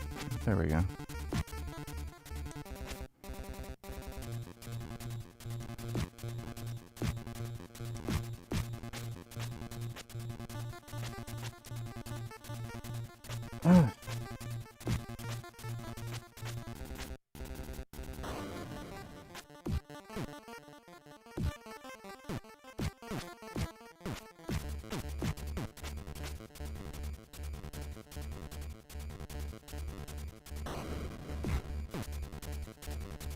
Fucking asshole.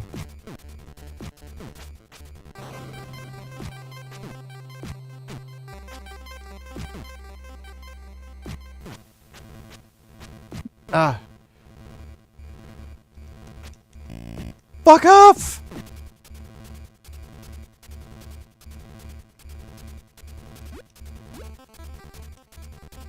Shit.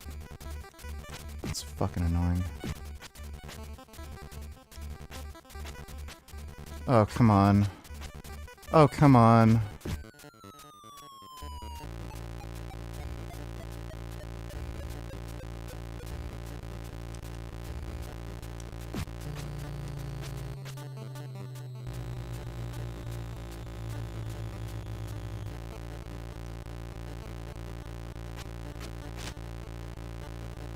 Dude.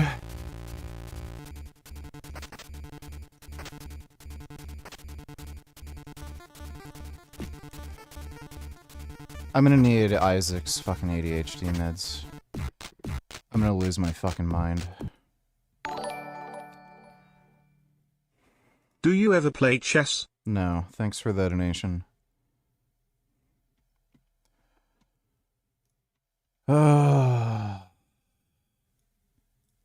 I'm not even gonna bother.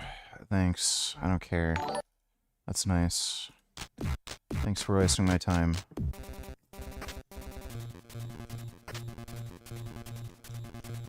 Oh my god. Why does everything go wrong?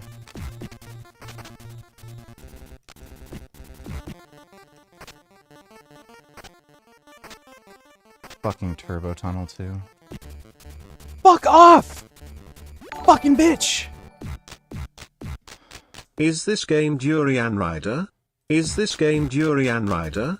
Is this game Durian Rider? Is this game Durian Rider? Is this game Durian Rider? Is this game Durian Rider? Is this game Durian Rider? Is this game Durian Rider? Is this game Durian Rider? This is just shockingly horrific.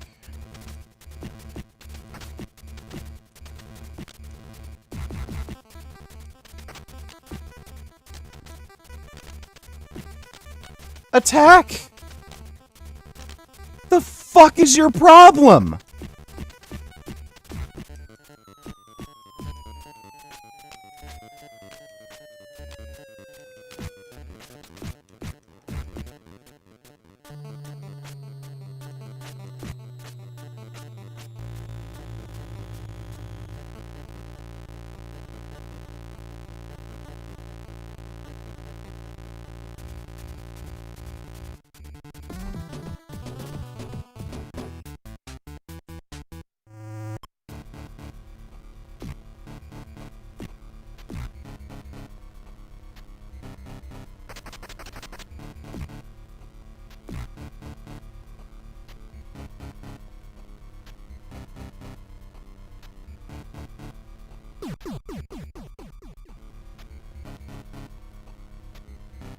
Please fucking explain to me how that's even fucking possible. Are you serious? Really?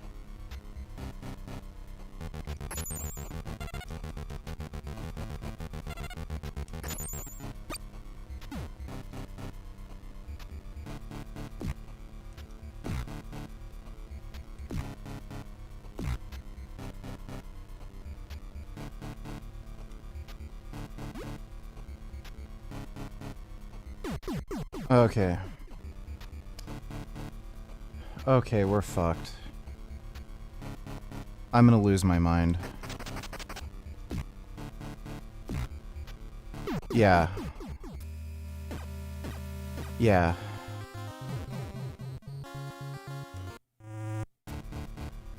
Oh my god.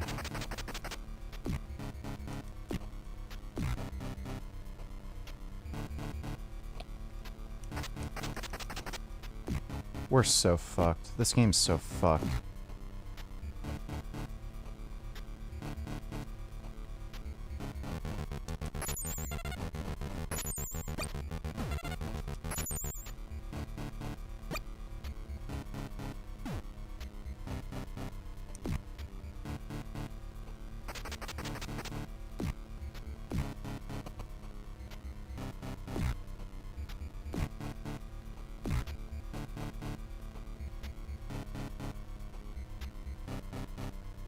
Fuck.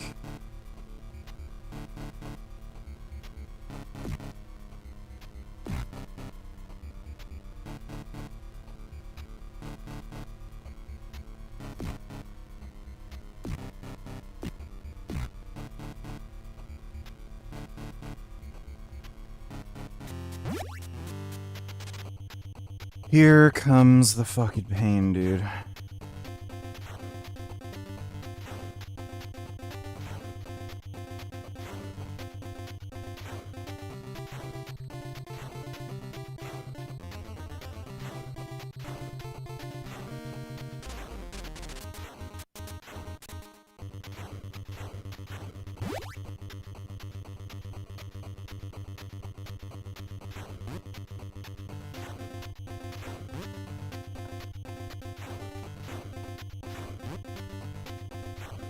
Fuck!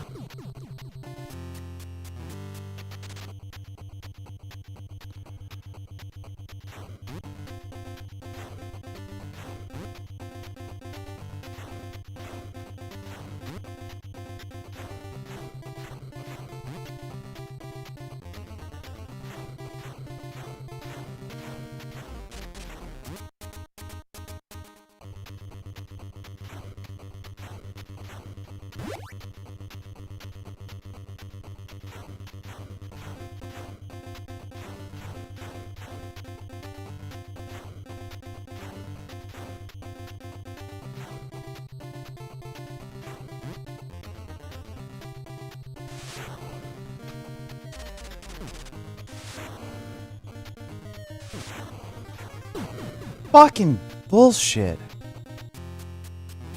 Ugh.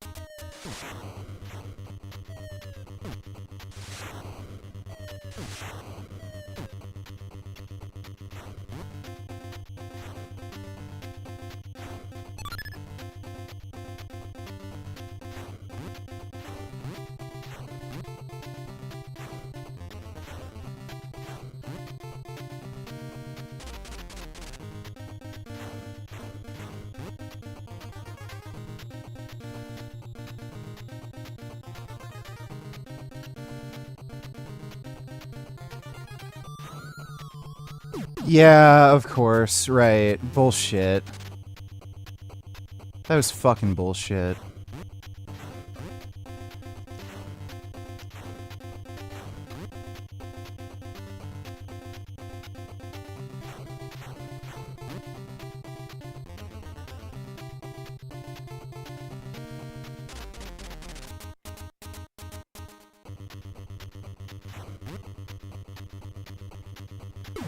Yeah, and you're just fucked there. Like, you're actually just fucked there.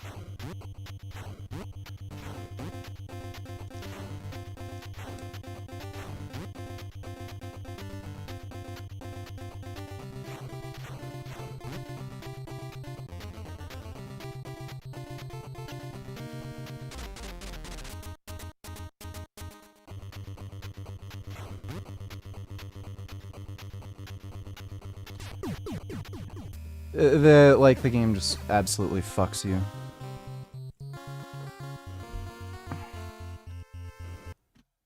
That's just disgusting. Durian Rider fucked Pat already. Are you sure you want to try to put your chode in the gaping ravine that Durian Rider left behind in her pussy? Durian Rider owns that pussy. Durian Rider owns your mom's pussy too. Durian Rider jizny nigga. Durian Rider nigga.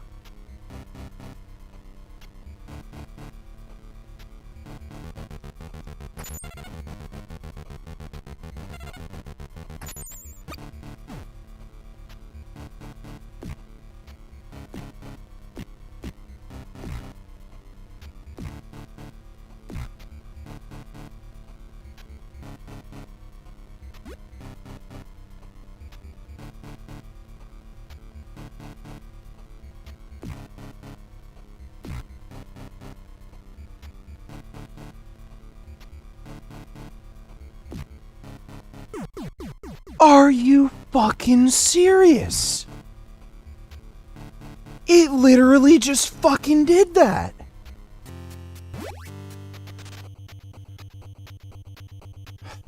I hate this game. Like, I actually fucking hate it. I need to be on crystal meth to handle this shit.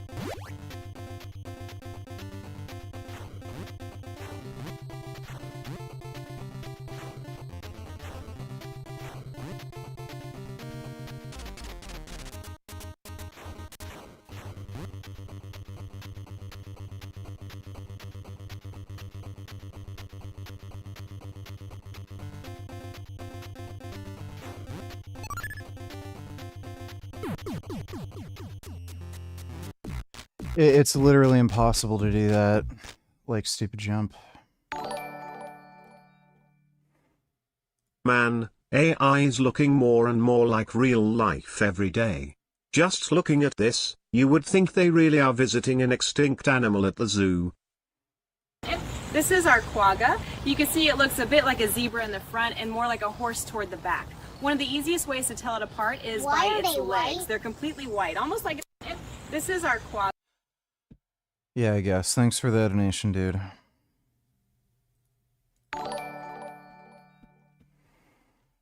Do you like naan bread? Like durian rider jizz naan nigger? Durian rider jizz naan nigger, durian rider jizz naan nigger, durian rider jizz naan nigger, durian rider jizz naan nigger, durian rider jizz naan nigger, durian rider jizz naan nigger, durian rider jizz naan.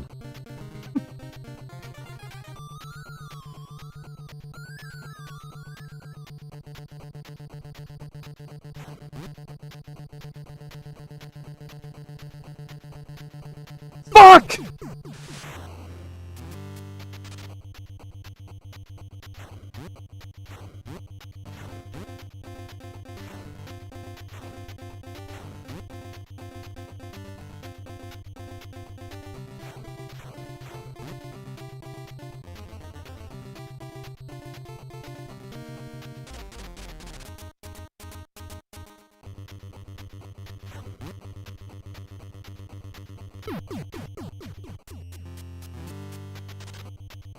Fucking bullshit.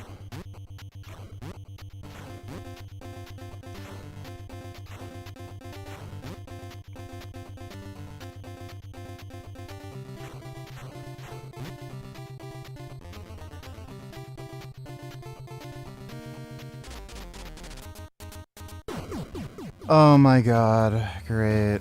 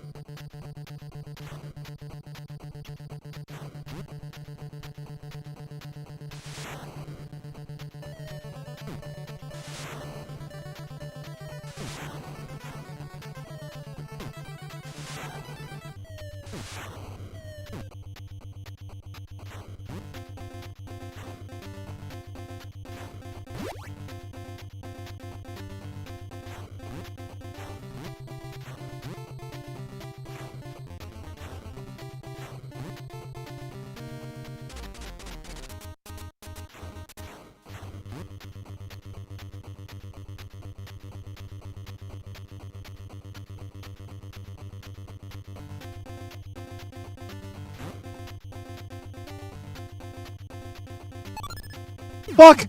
Why? Why on the last one? Are you fucking kidding me?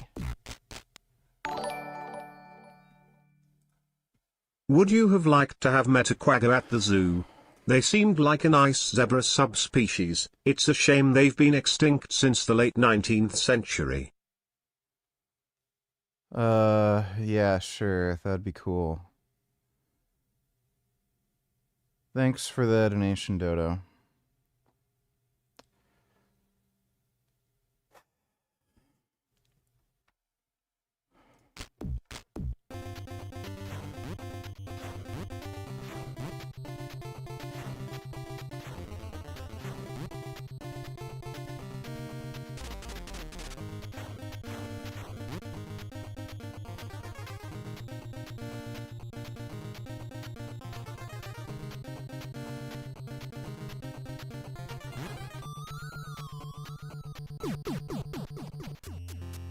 It just works when it wants to. In 10 years I'll be asking you if you miss Pat because by then she'd have divorced your sorry ass. I'll be asking you if you miss that velvety soft fat pussy that you married and let abuse you for a decade. We can all see that shit coming from a mile away.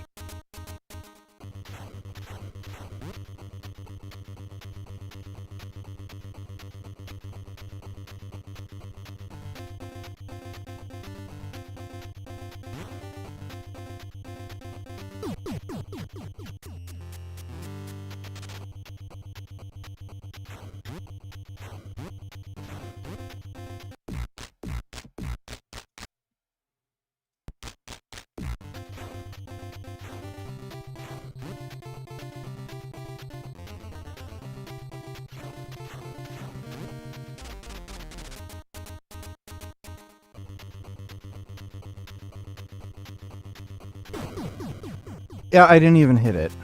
I literally didn't even fucking hit it. Feed that Battletoad some OG chickpea and kale sandwiches to level the F up. Ever played Golden Axe? It's almost similar but is objectively the best game ever made. True story.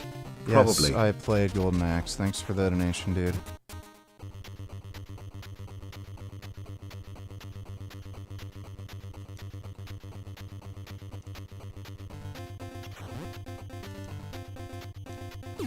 It's just, like, there's just no way to fucking do this.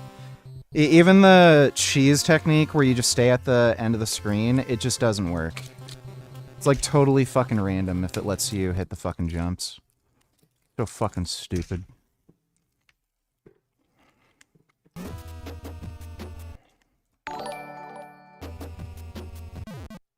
You're gonna spoil her, fatten her up with Guardian chicken tenders and vegan mayo, buy her everything she wants. She's going to move in with you, not work, just play video games all day, and then dump your ass when you ask her to get a job. Larry Wheel Jr.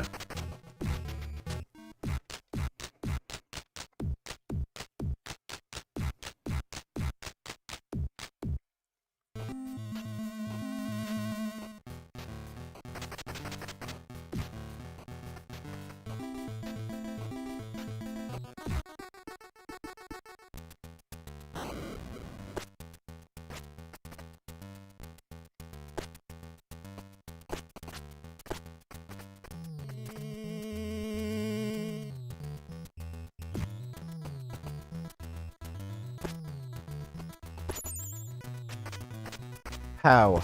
Why? That connected. Fuck off.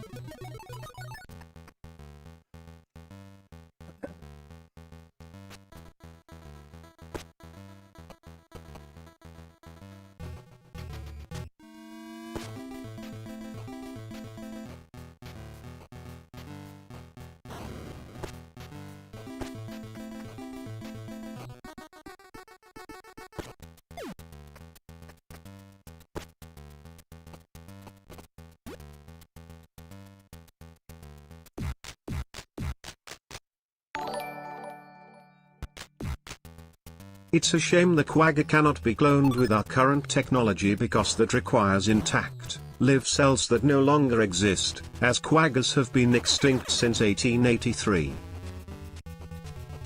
Yes, that is a shame. Thanks for the donation, Dodo.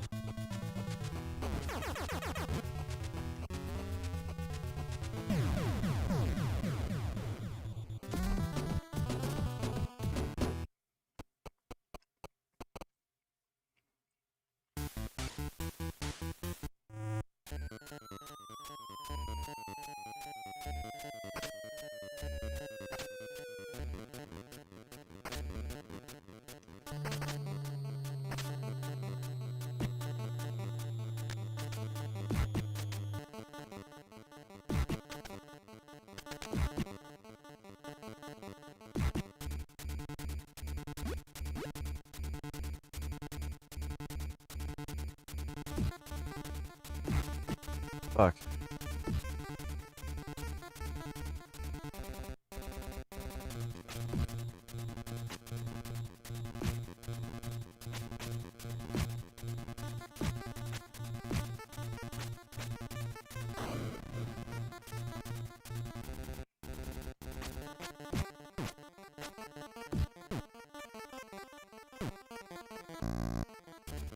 How does it even hit you when you're below it? This is just fucking diabolical.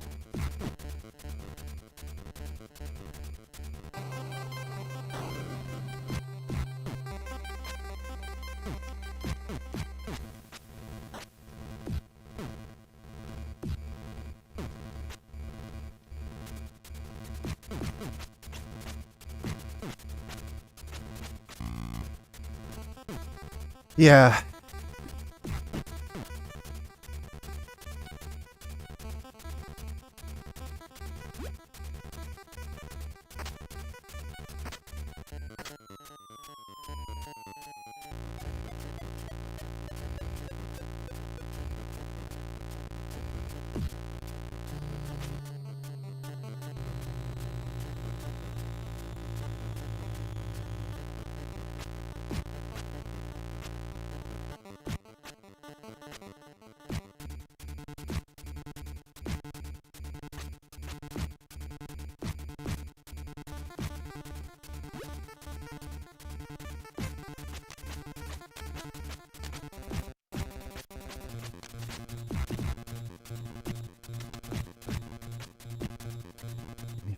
Break.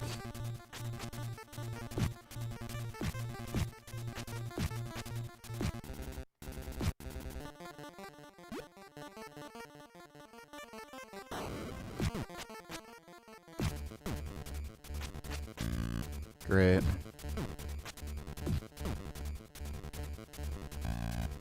Oh my god.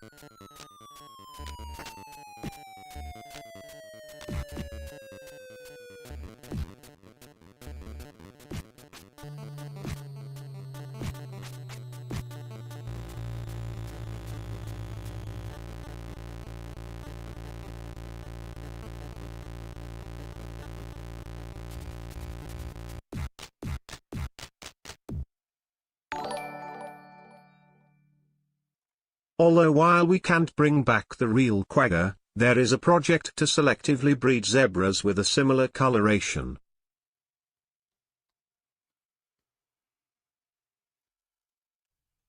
This is a quagga, a subspecies of the plains zebra extinct for more than 100 years. South African Museum in Cape Town. George. He found tissue, which he then collected. Of the body only. The last one died in 1883 at... You have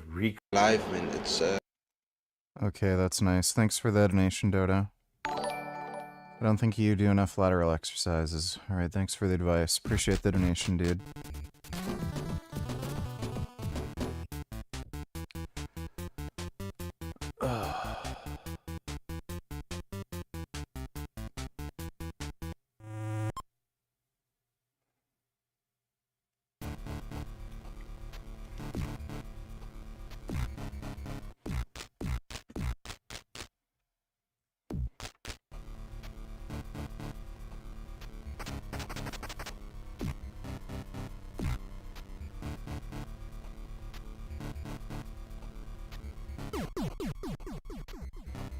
I just fucking can't with this fucking game.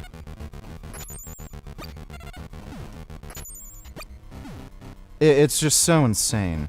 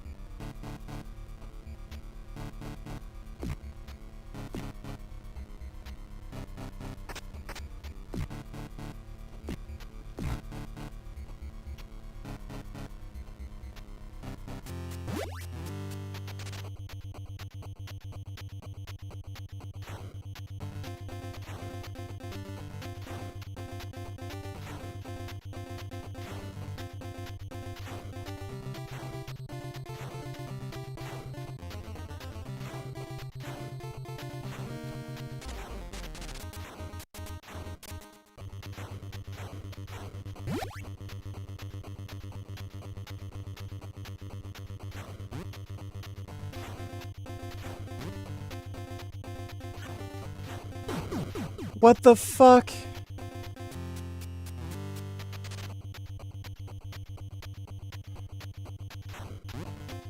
Yeah, I've already looked up speedrun strats for this game, retard.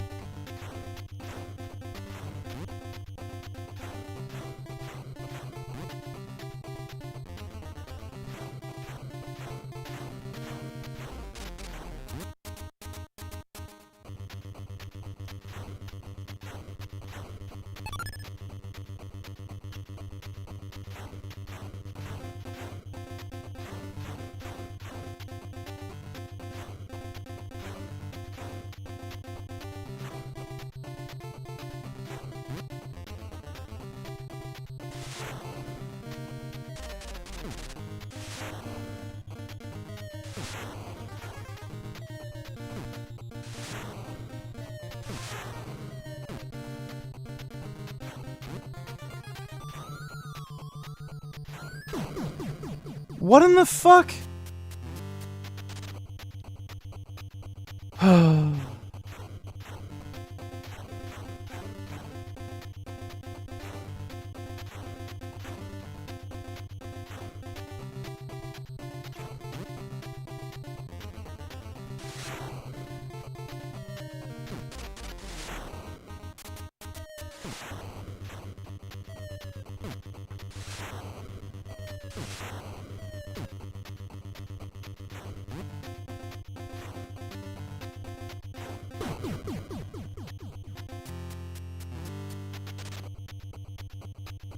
My brain's turning to fucking mush at this point. Welcome back, Defenders. The headlines the last couple days have been interesting. War is returning to where it came from.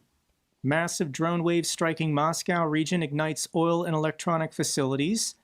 Drones set Moscow Oblast fuel and military sites on fire, as Russia claims it downed more than 1,000 Ukrainian drones. The Russians are saying that they shot down more than 1,000 Ukrainian drones, many of them attacking their capital city of Moscow. This is the air defense network protecting the capital city, and it's kind of like 4 layers. Here is layer 1, layer 2, layer 3, and then at the center there's a couple units protecting the Kremlin.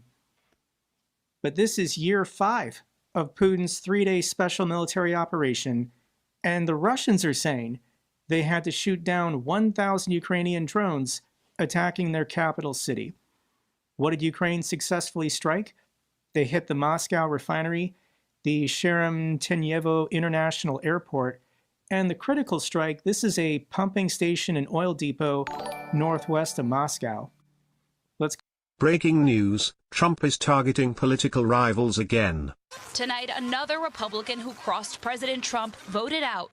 Louisiana Senator Bill Cassidy losing his primary election, becoming the latest casualty in Trump's revenge tour. When you participate in democracy, sometimes it doesn't turn out the way you want it to. The president posting this video on social media today, I voted to convict President Trump, depicting him hitting the senator in the head with a golf ball. Cassidy voted to convict the president for inciting the January 6th insurrection and took an apparent dig at him Yeah, overnight. I still have Starship Troopers on my wish list. You don't whine. You don't claim the election was stolen. You don't find a reason why. President Trump is on a winning streak. Earlier this month, he helped unseat Republican state lawmakers in Indiana who voted against his redistricting push. And now his focus is on Tuesday. Trump railing against Republican Congressman Thomas Massie nearly 10 times in 24 hours, calling him disloyal, a sanctimonious fool, and a loser.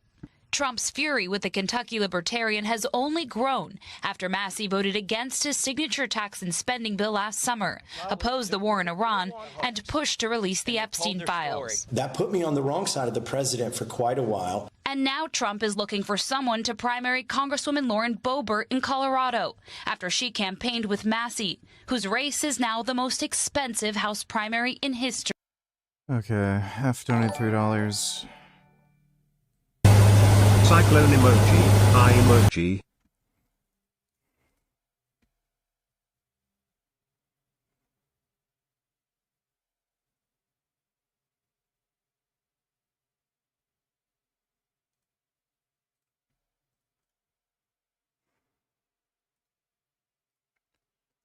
Okay, cool. Thanks for the donation, dude. Let's go through some of these. And concerning the airports, there was a minor fire. Potentially the drone actually just crash landed on the airports, but still counts. It disrupted flights and the airport had to shut down. So lots of Moscow travelers having their day disrupted. This is the Solnechongorsk fuel pumping station. This is just outside the Moscow ring, and this supplies fuel and gasoline and diesel for the capital city. So let me share a little bit of this clip.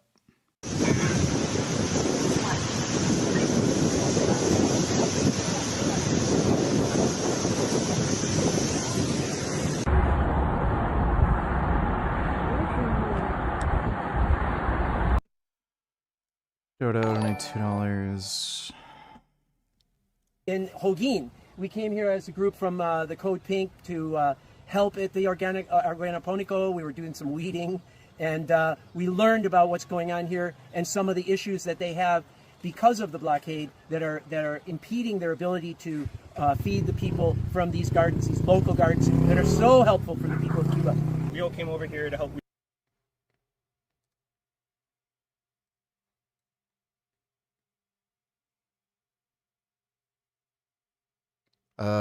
Are they forgetting about, like, the Cuban Missile Crisis? Okay.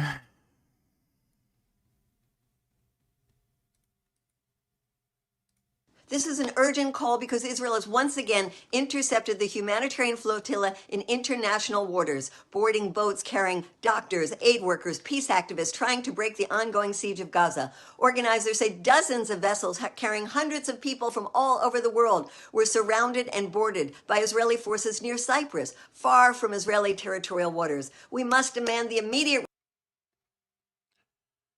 Is it because Islam is brown people, or why is the double standard? For some reason, the left in America and in the West understands the problem of this when it comes in Christian form, right? They know that every Democrat knows that the religious beliefs of Christians, of fundamentalist Christians, matter, right, and have political consequences. That they form their political priorities. They inform what they will do in the world. So, Christian opposition to abortion or same-sex marriage or teaching evolution in schools, right?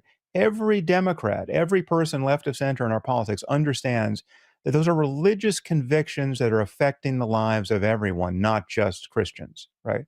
And yet, for some reason, Islam never affects anything, right? These heartfelt religious beliefs of 2 billion Muslims never make contact with terrestrial. It's white guilt bullshit where everyone's afraid of being called racist. That's all it is. Thanks for the donation, dude.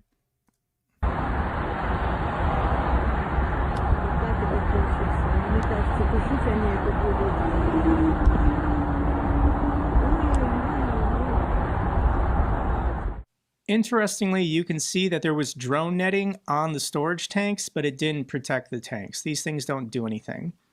Where exactly is this located? And this is Zelenograd. This is about a 54-minute drive northwest of the city center of Moscow. And the fire was brought under control. This is what it looks like when the firefighter crews have almost put out the fire.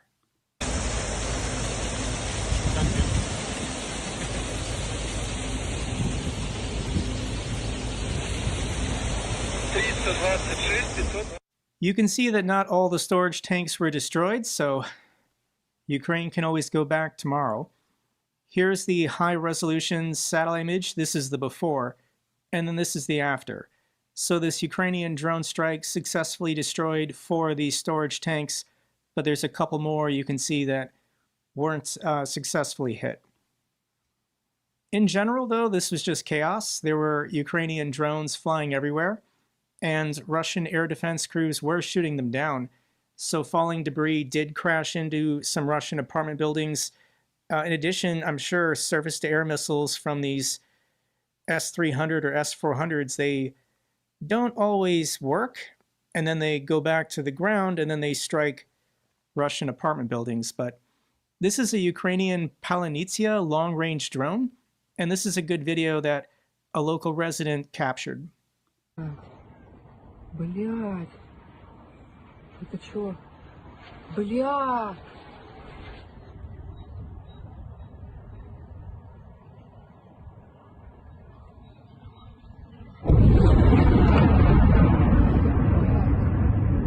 I blew something up. You can hear the explosion in the distance, so either it was shot down or it struck something. But then you can hear all the car alarms in this residential complex going off from the shockwave. Millions of Russians felt these explosions. They're seeing and hearing these drones for the first time of this war. This is a massive warehouse fire. This is the Moscow highway belt, and it's unclear if this was a successful Ukrainian drone strike, but could have just been an ordinary fire in Russia. The timing is a little suspicious, but this is a massive fire that spread under one of the critical highways in the city, and it stopped.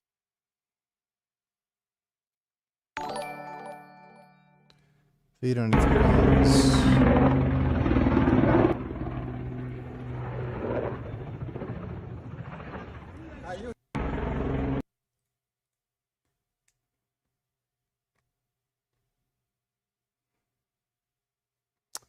That's Brazil. Thanks for the donation, V. We react to this, VG. Parents broke its own rules. I'm going to watch Matt Pat's Maybe. Thanks for the donation, Dodo. video and react to it and see if he's right, because only I would know if he's right. Well, Cosmo wanted to, but I normally tell them what to say. Here we go. Did Fairly Odd Parents break their own rules? We're going to find out. Let's go. One of the classic Nicktoons that I always thought flew under the radar was the Fairly Odd Parents. Being alone with someone for a long time can get annoying if it's not the right person. Are you leaving me? I thought you loved me. This show was unhinged in all the best ways. Okay, good. I like what he says so far. Unhinged in all the best ways. But then he says it was overlooked. He said it sort of flew under the radar. Is that what he said? So I disagree. I think we did pretty well. I think we were right above the radar. Now, SpongeBob was a little bit above sometimes, but there's times we actually beat SpongeBob in the ratings too. So, I always say that SpongeBob was the Mickey Mouse of Nickelodeon. We were the Donald Duck. Now, I'll take Donald Duck any day of the week. Donald Duck, huge character, right? But, people always say, well, SpongeBob was so much bigger. But I will tell you, A lot of Fairly Odd Love out there, though. What do you guys think? Sorry, Dad. Oh, don't worry about it, Timmy. My dreams were shattered years ago. How many years ago? How old are you? Am I not? Great joke. Great joke. Show about a little boy named Timmy Turner with 2 fairy godparents that can grant his every wish. Sounds awesome. Finally, every 10-year-old's dream. A room full of supermodels. Super cookies. Or, I suppose, not every wish. You see, the fairy godparents do have some limitations on what wishes they can and can't grant, all of which are outlined in a magical legal There's a lot of great effort put into this video. Matt Pat, I'm a huge fan, dude. This is fantastic. Well done. I'm loving it so far. I'm actually really interested in watching. I want to see what rules he's talking about. known simply as the rules. In fact, the show goes to great lengths to explain the rigorous Now training. you'll notice up in the top left, the rules are yellow. That was one of the first episodes we ever did. That's why the rules were designed that way. And then as we got into the series, my art director decided they'd look better as a purple book. They would fit the aesthetic of the show better. And I totally agree. So I love the rules right there. Oh, look, I do have a book of the rules right here. Let's see if there are YouTube rules. Oh, look, there are YouTube rules. YouTube rule number 1 says you must subscribe to Butch Hartman's channel. Sorry, it's in the rule book. Got to make it happen. Here we go.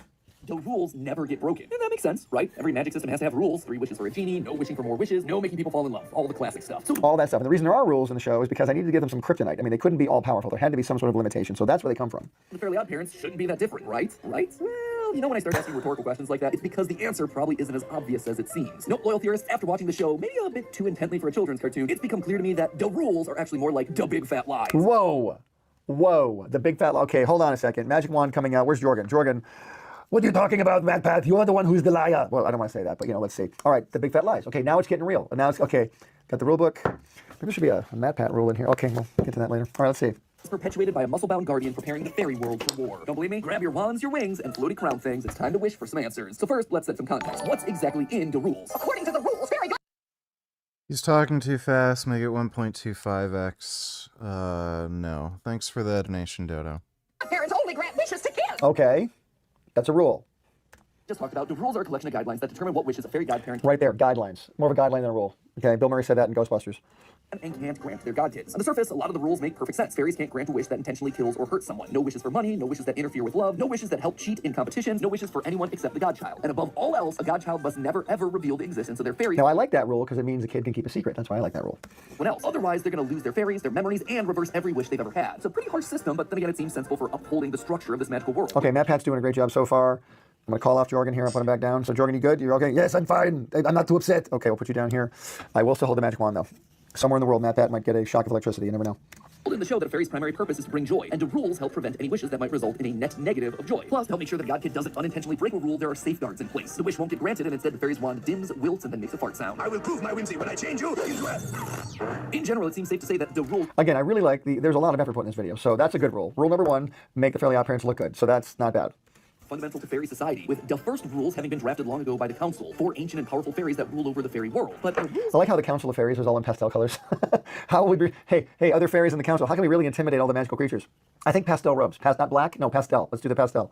To be a living document, with new rules getting added all the time. For instance, you cannot wish for every day to be Christmas, which got added after Timmy wished for exactly that, and things got messy in a hurry. Wow, they added a new rule. You really gotta mess up big time to make that happen. The more you watch the show, the more something feels off about the rules. Some of them are just nonsensical, like magic can't be used on invisible teachers. But some of them are nonsensical. It's a show about fairies, okay? It's a show about fairies and a kid with a pink hat. Yeah, this is boring. It's all traffic, and eventually you can see, there's significant damage to the highway. This highway is going to have to be torn down, and then this section's going to have to be repaired before normal traffic can resume in the capital city. This is also a strike on the Moscow refinery. Maybe just a single Ukrainian drone made it through the air defense network and then struck one of the distillation towers. Wasn't a big hit, wasn't a big fire, but it's a symbolic win that they were able to get even a single drone in, because this is the Moscow refinery. It's in their capital city. We can go to the bingo board, and here's the latest update. The Moscow refinery is, let's see here, their 8th largest refinery, and it's only less than 500 kilometers from the border. Ukraine previously struck it on March 11th of 2025, and before that, September 1st of 2024. Something tells me Ukraine is going to strike this place again. Ukraine says it has Russia's hidden war damage assessment. One Moscow won't show its own population. This is from President Zelensky. Our Foreign Intelligence Service of Ukraine has obtained new Russian documents assessing the aggressor's state's losses from the war. So this is one of He didn't name the Russian oil company, but he says it's a minor one. The first major indicator is a reduction in active oil wells. Just a single Russian oil company, and not even the largest one, has already been forced to shut down around 400 wells.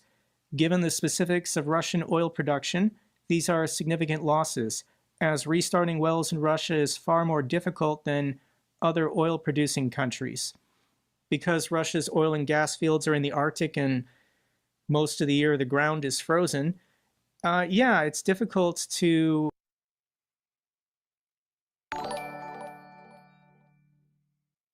Frank Tufano is bigger and stronger than fake eye muscle footage of secret society shill VG. Okay, thanks. maintain well pressure and retap wells if you have to shut off production. But this is a result of the attacks on the export terminals and the pumping stations. If there's nowhere to store it, if there's nowhere to ship it or send it, you have to stop producing. Ukraine doesn't have to send long-range drones to the Arctic Circle to hit these wells, because if there's nowhere for the oil to go, Russia themselves, they have to shut off the wells. So with more than 1,000 Ukrainian drones, many of them flying around the capital city, what is Russian state media, controlled by the Kremlin, saying about all this? And they're just choosing not to talk about it. During the attack, these were the top stories for TASS. Peskov is trying to initiate peace talks with Europe. Here's Vesti. Putin met up with his old elementary school teacher who's still alive. And then you have Raya, and they're talking about what's going on with Iran. The fact that Ukraine can do this shatters all of the Kremlin's narratives about how victory in Ukraine is inevitable. They're on the back foot. They're playing defense. For the first time in war, Ukrainian strikes begin worrying Russians more than the front lines. There's been a flood of these videos appearing on social media. These are all Russians who somehow have internet, and they're using VPNs to continue using and posting on Telegram, because it's the only way they can get real information from the outside world and share their stories. So maybe you've seen a couple of these videos. They've been going viral. I want to share these two with you. This is a Russian woman hearing and feeling the explosions of air defense systems going off for the first time. В таком шоке я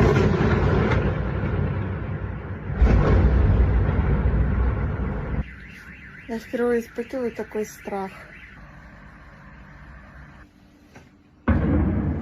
Не все.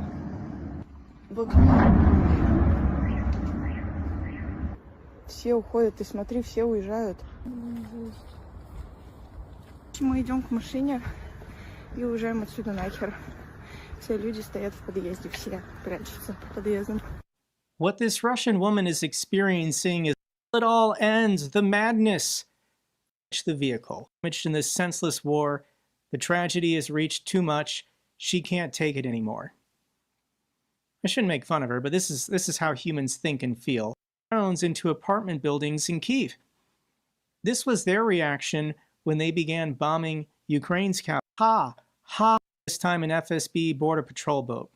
Let me get you caught up on some of the other successful strikes from the last 2 days. This is a latest compilation video from Ukraine's drone forces. And this is a Firepoint drone in the Caspian Sea, striking Project 10410. This is a patrol ship based out of Dagestan. It's about to get schwacked. Next thing to go down is a Tor M, and signals there will be more shattered. And can't keep watching the fucking white screen. According to the Jesus. on the upper part, and it continues.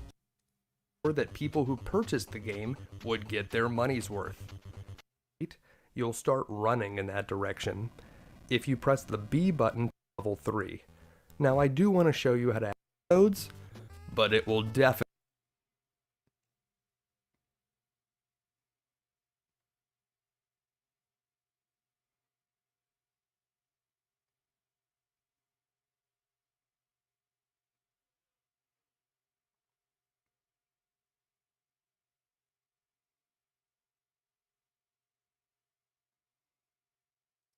definitely help. Alright, now that you know how to get 20 extra lives, let's jump into the actual game. At the very beginning of level 1, there's a hidden warp zone you can find, but you'll have to move fast to be able to get it. If you double tap a direction like left or right, you'll start running in that direction. If you press the B button to attack while you're running, you'll do a very powerful charge attack. That's how you want to take out these psycho pigs at the beginning, so take out the left one and the right one, and then hurry up and jump to the top of that cliff where those flashing stars are, and that will warp you to level 3. Now I do want to show you how to actually play the first 2 levels, and I don't even recommend that you use weird. that warp zone. If you get good at the first 2 levels, you can actually come out of them with more lives than you started with. That's something that you might want to do, but if you use the warp zone, it's good for practicing level 3, which is level 3 that fucking horseshit snow level? Is the turbo tunnel where the speeder bikes are. You know what, fuck it. I didn't even know that.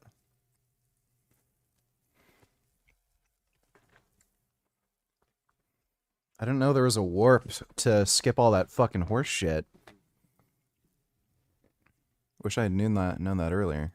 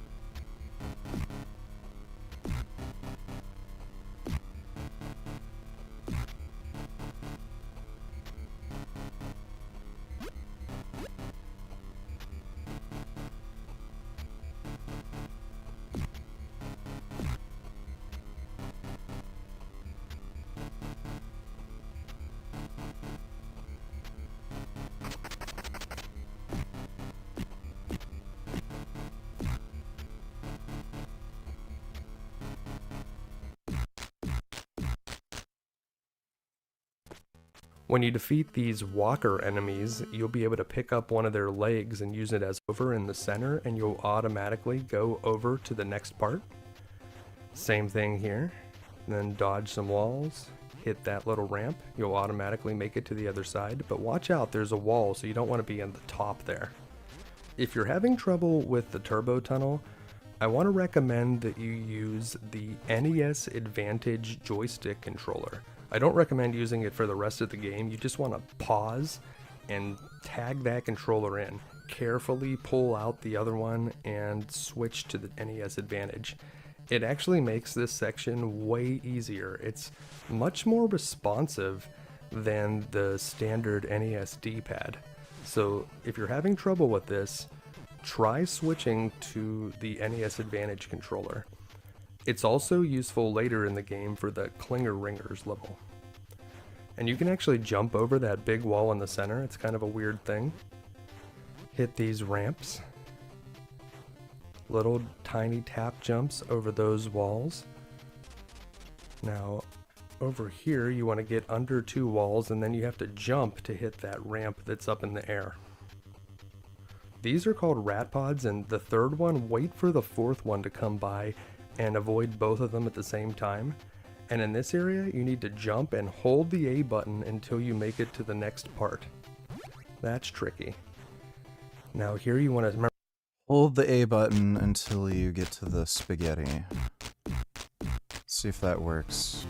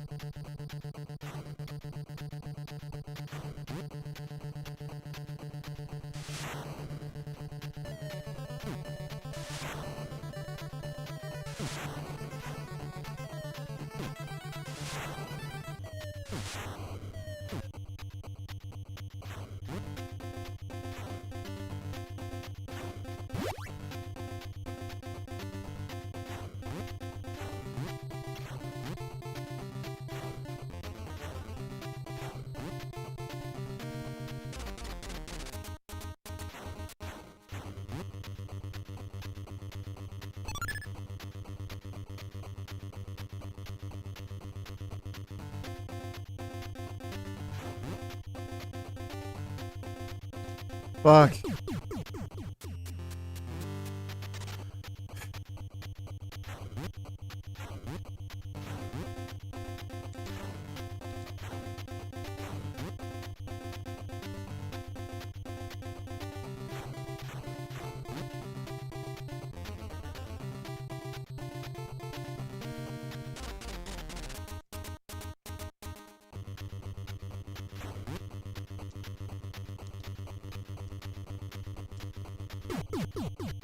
I don't know.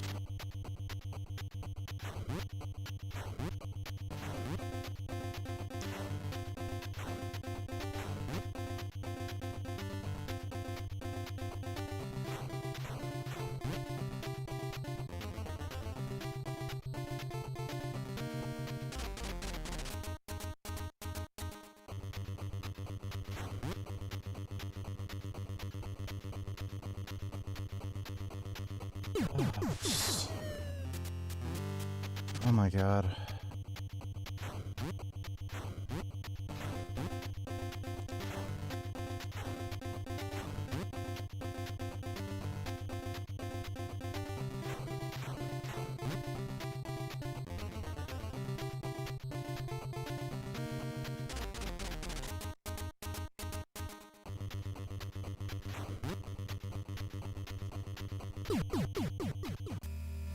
I don't know, it just doesn't make sense to me. Remember, stay towards... I don't know if it's an emulator thing, but like it just didn't... It's still not consistent. It just does what it wants. the middle and just little taps, up, down, up, down, up, down. And then there's 3 walls to jump at the end. And that's it. You've beaten the turbo tunnel. See, I told you could do it. Now, before we go on, this is that fast section at the end of the turbo tunnel, but in slow motion. I'm showing you this because if you crash into the 10th wall, there's a warp zone there that'll take you to stage 5. But I don't actually recommend that you use that warp zone, and I did promise at the beginning of the video to show you a way to skip the bike section, so this is what that looks like. This is the bike skip. It costs you 2 lives to do, but if you do it correctly, the screen will flash and you'll be taken to stage 4. So here is it again in slow motion. When you jump over to the spot where the actual bike is, advance the screen slowly, then jump towards the back of the bike and double tap backwards as soon as you get on it, and then hold up. If you do it fast enough, you'll fall off the bottom of the screen. When you respawn, be holding up, and as soon as you land, you need to do a little jump and then double tap right to scoot off the edge. When you hear yourself die, stop holding right, wait a beat, and then start holding left.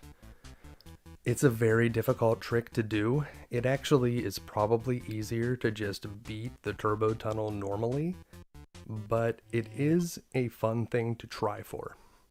When you start this level, which is called the Arctic Caverns, you want to quickly double tap right to dash under the stalactites that fall. Jump on this ice block to stop it, then pick it up.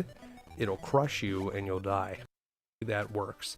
Staying in the middle will grab you a 1-up, and you can avoid these whirlpools by being at either the top or the bottom of the screen, whichever part they don't actually occupy. The logs in the whirlpools are not instant death, but they do significant damage which will add up quickly. Over here there's some more of those Vaders, and that one actually got away with one of my health points, which is kind of annoying. This is a tall walker, but it fights just the same as a regular walker, and when you defeat it with a couple headbutts, you'll be able to grab the robot leg and wield it as a weapon. You'll definitely want to make sure you save that leg. It is very useful against the boss that's coming up. You can destroy these items for some extra points. Over here you can get some health back by eating the flies. And here is the boss, Big Blag. You'll drop your stick when you first see Blag, but that doesn't mean you can't pick it back up again. You just want to get him stuck in a corner and just start beating him down with the stick. He's very difficult if you can't do this strategy, but if you know about it, he's actually very easy. Now here's some bad news. Just because we beat the boss doesn't mean that the stage is over, so grab your surfboard, it's time to avoid some mines. The mines are easiest to avoid by hanging out at the very bottom of the screen. There are very few mines that even come down there, so most of the time you can just hang out at the bottom. Just look for ones that are staying on your level and you might have to move up a bit to avoid them. You will have to move to the center to hit the ramps, and this one up is tough to get. I just want to focus on avoiding the mines and don't even worry about it. Stay at the middle to hit a ramp. And down here, we'll just hang out at the bottom again. And that's it for Surf City.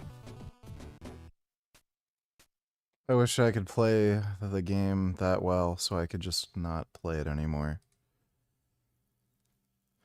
This game is such a fucking insane, miserable pain in the ass. Like, holy fuck, dude.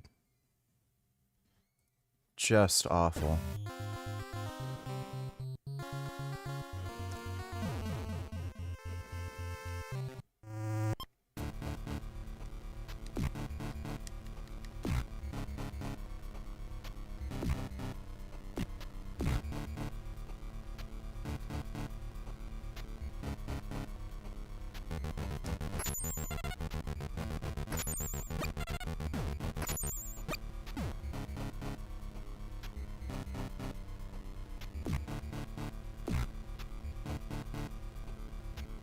Oh my god.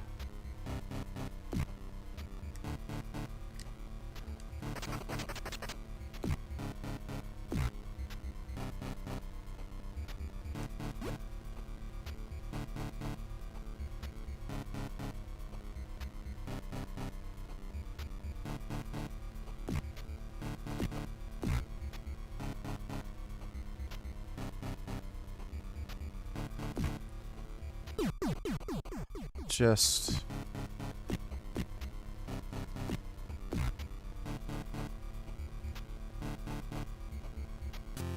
This game actually just fucks with you.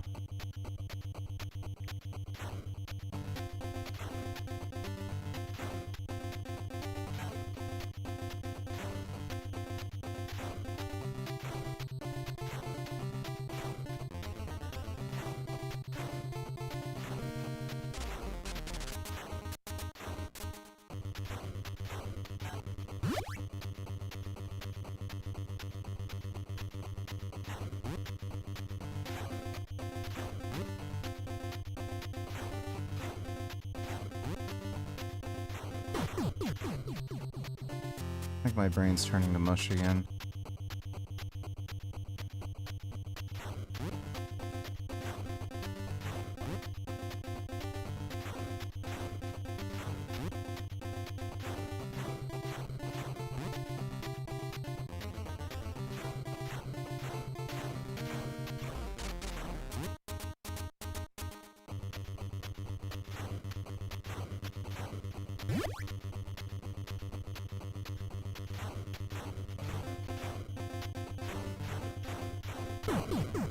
Give me a fucking break. The fuck?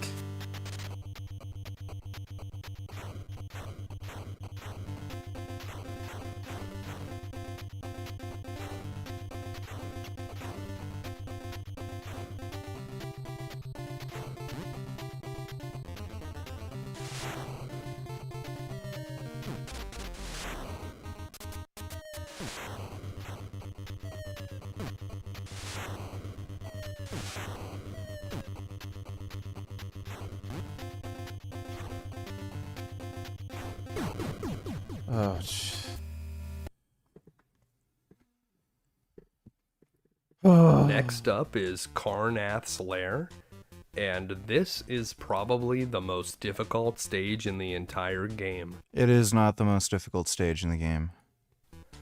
Luckily, we don't The most difficult stage in the game is the end, and I think the third last level. Those are bullshit. have to play most of it if we use the warp zone. The first part's pretty easy. Just jump up onto this first slow-moving snake, climb over, and wait at the end here until it's almost through, and then jump up onto the next one. If you fall off here, you won't die. You just need to go back onto the first snake. Make your way to the left, and then jump onto this blue snake. Wait on this part of it until it's coming back, and then jump onto the head, and the head will double back to the right, so jump on top of it again, and through the outdoor. Now here's where that warp zone is. Quickly climb to the top of this snake and run off the end of it. This warp zone will take you Oh, wow. That makes it so much easier. to stage 8, and I highly recommend that you use it, and I'm going to show you what you have to do if you don't. Come down here. Stage 8? Fuck me. And drop down onto this red and green snake. You got to avoid these spikes. They will be instant death. Climb up this orange snake. Wait here and jump across. Once again, we'll wait till the last second to jump up onto this orange snake, and then we have to jump over 3 spikes and jump up to this green snake. Wait here on the left until it covers over that spike, then jump from here back onto the head, and we'll wait till the last second to jump up again. This one moves very quickly and will take us to the goal. But that's not the end. Oh no, that's not the end at all. Wait here and jump back onto the head as it comes around. Head over and climb up the snake, and then wait for it here at the wall. You're going to drop down onto a snake below. Stay here a bit and wait for the snake to come back up, and then jump towards the side of it. Wait till the last second to jump onto this one, and then hang out on the left side because the snake's going to come back around. Climb up on top of it, and then wait here in this box. You'll drop down below, and then you'll have to jump over the spikes. Be careful not to hit that one above you. That one's tricky. Jump up at the last second onto this fast-moving green snake and avoid the spike. There's no spikes on this yellow and black snake, but there are on this red and black one. Then jump up onto the silver and black snake and through the exit. Here's a very tough room. This is the last one here in the snake pit. Catch this purple snake as it goes into the wall on the left and jump up to make sure that you have enough time to get onto the silver snake. It takes a little bit longer to come out of the wall. Jump up again to make sure you get on the blue one. Hang out above those spikes, and then make sure to jump at the last second again to get up on the yellow and pink snake. Now you'll want to wait for a bit up here, and wait for a bit down here until you see the tail, then jump over and then jump off quickly. That part is very difficult. You need to land on the head as it comes back around at the bottom, so you need to jump off at the last second, but you don't want to hit the spike either. This is psychotic. You'll jump up here at the end of this snake, and then quickly over those spikes, but between the other ones. Here's another very difficult snake. You need to wait till the very last second to jump off there and make your way down to the bottom, then climb up through the snake and through it again, and you can finally hit the outdoor. Yeah, this game is just psychotic. And be done with this very, very sickening difficult stage. We go from snakes to planes in stage 7, Volkmeyer's Inferno. Dude, that warp goes all the way to stage 8. That's nuts. Oh my god, I just gotta figure out the fucking turbo tunnel. Volkmeyer's Inferno is practically another turbo tunnel, and that's one of the reasons why I suggested that we use the warp zone in stage 6 to skip over it. The beginning of the stage is actually very easy. You can take out these scuzz enemies with a single hit. They're just setting you up though. The more difficult part will come later. Make your way across these platforms and take out the scuzz. In the comic book that came with Nintendo Power, Volkmeyer was the character that designed all of the traps for the Dark Queen. So he was kind of like the bad guys from the Hunger Games that are sitting behind the computer creating hazards. We never actually fight Volkmeier in the game. His character reference here is just for flavor. Carefully make your way across the logs. Once again, this part is very easy. This part's not easy. The logs are very difficult to hit. Here, and then there's going to be more of those rat pods. This time we're not on a vehicle, so they're a lot easier to fight. They'll actually kind of come right to you and you can just punch them. Oh yeah, the game devs are just insane. Over here are more of those Vader enemies, which will try to steal your health. Take them out and make sure you catch the pieces of health that fly off when you kill them. Take out a couple more rat pods. There's a few flies if you need them. And head over to the right. I like the way that the background looks here. Eventually it will burst into flames, so I like the way that they do the transition. And here we are. Jump into your jets. It's time for another vehicle section. Stay at the far left of the screen to maximize your reaction time. You need to go through the small gaps in the electricity. If you touch the electricity, it's instant death. This part I don't think is quite as difficult as the turbo tunnel was, but it is another difficult vehicle section. These ones that close on you, you need to be towards the front of the screen to avoid. And to get through these fireballs, you can just kind of hang out here in the lower left corner. It's rare that a fireball will come down there that you actually have to move out of the way of. What do you think makes Frank so entertaining to watch? With any other lolcow YouTuber, they eventually become boring to watch. But with Frank, there is something always so fascinating and entertaining about him. I can't put my finger what it is though. He just continually finds ways to make his life worse, and it just stays entertaining. Thanks for the donation though, JP. I think there was only one this time, yeah, so far. Just stay down here, don't worry about the one up. Yep, there was another one. So just watch for a fireball that's down on your level, but for the most part, those are easy to avoid. And these missiles, same thing. An occasional missile will come over that you have to avoid, but if you stay down here in the lower left corner and just watch the top left of the screen for missiles that are coming your way, you should be able to easily avoid these as well.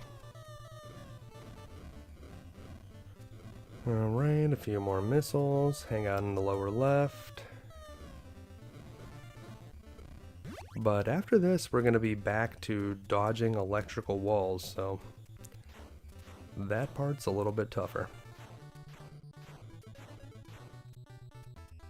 These ones open in front, but then quickly move to the front because those ones close on you, and then back again, and then to the front again.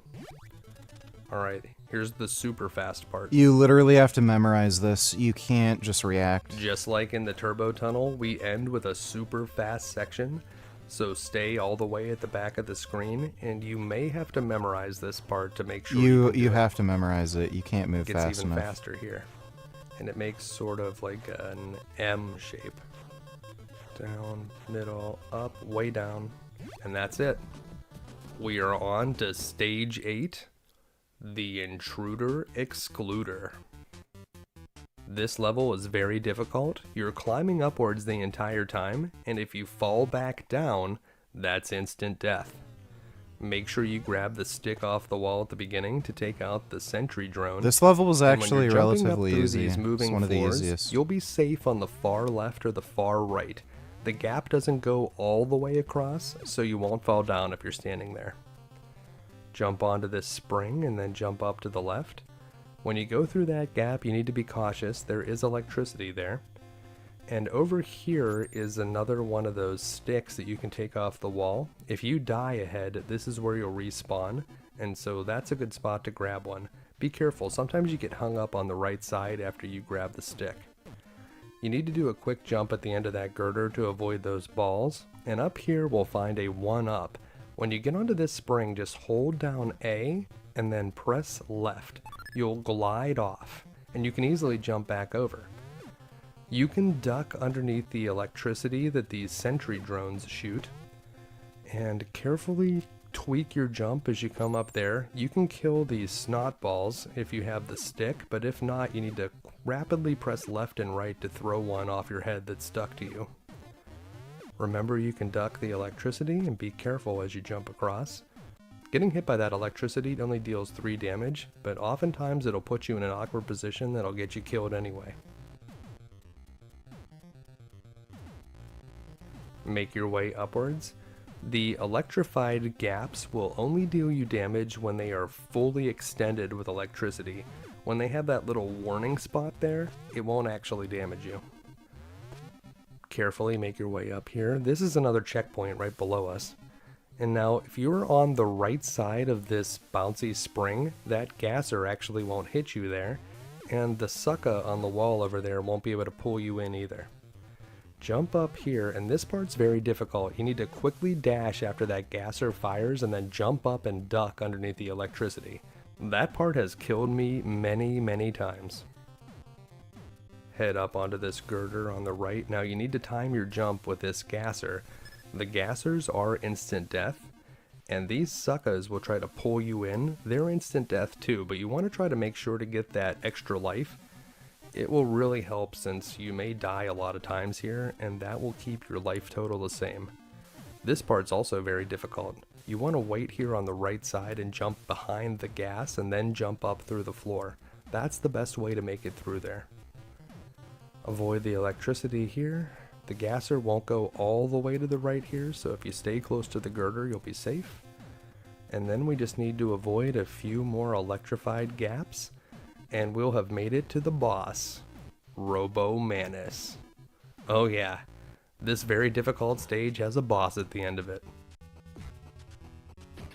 For a boss that only has 2 frames of animation and really only 2 attacks, Robo Manus can be very difficult. You can duck to avoid his gun attack, and the other thing that he does is whenever he jumps up in the air, if he lands on you, that's instant death. The best way to avoid him is to duck in the left or the right corner of the room. He won't land on you there, and you'll be able to avoid the gun that way.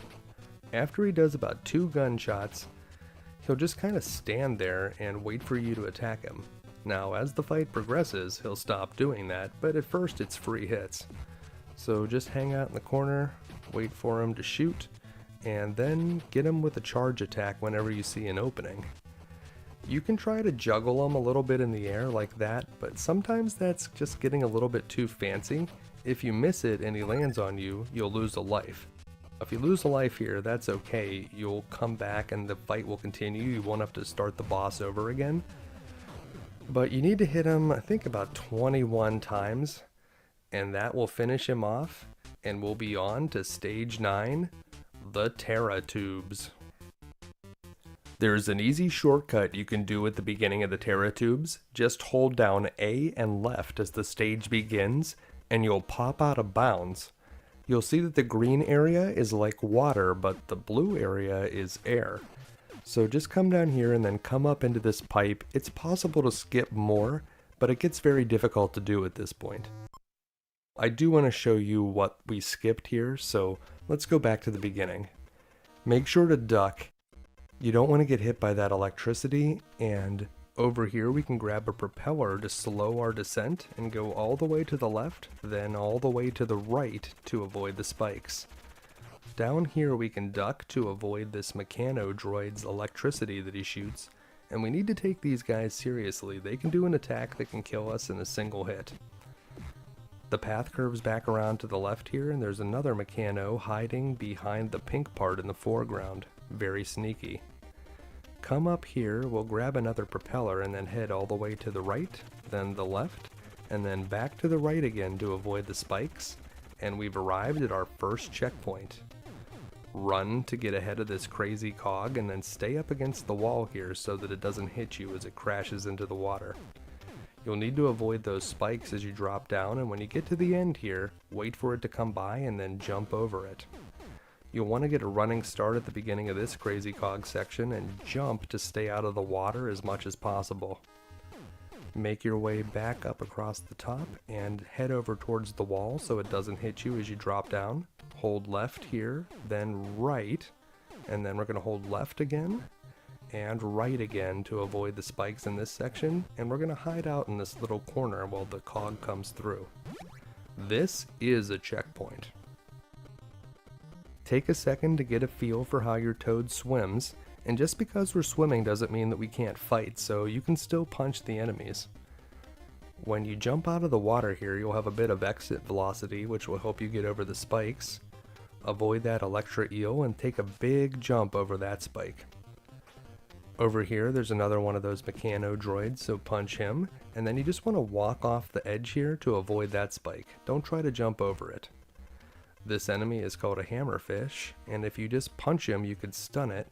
You can kill them if you punch them enough times, but it's not necessary to take out that hammerfish.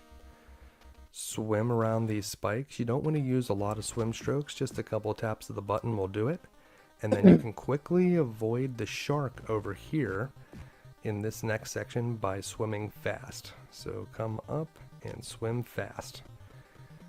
You can even go between those spikes, but that's probably an unnecessary risk, as we need to escape a cog here, and that was a checkpoint as well.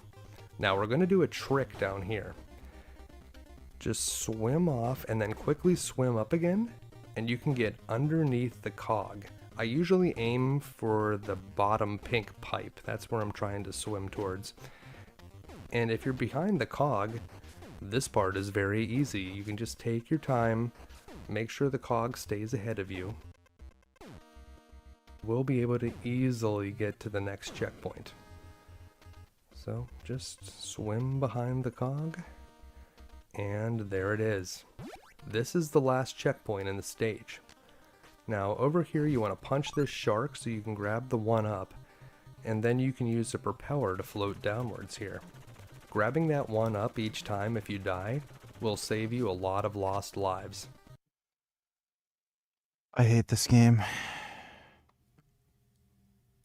Hate it. It is way, way too fucking difficult. Oh my god, it just blows my mind how fucking difficult it is.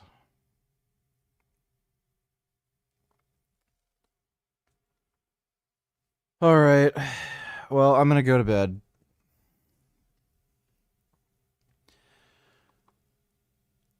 I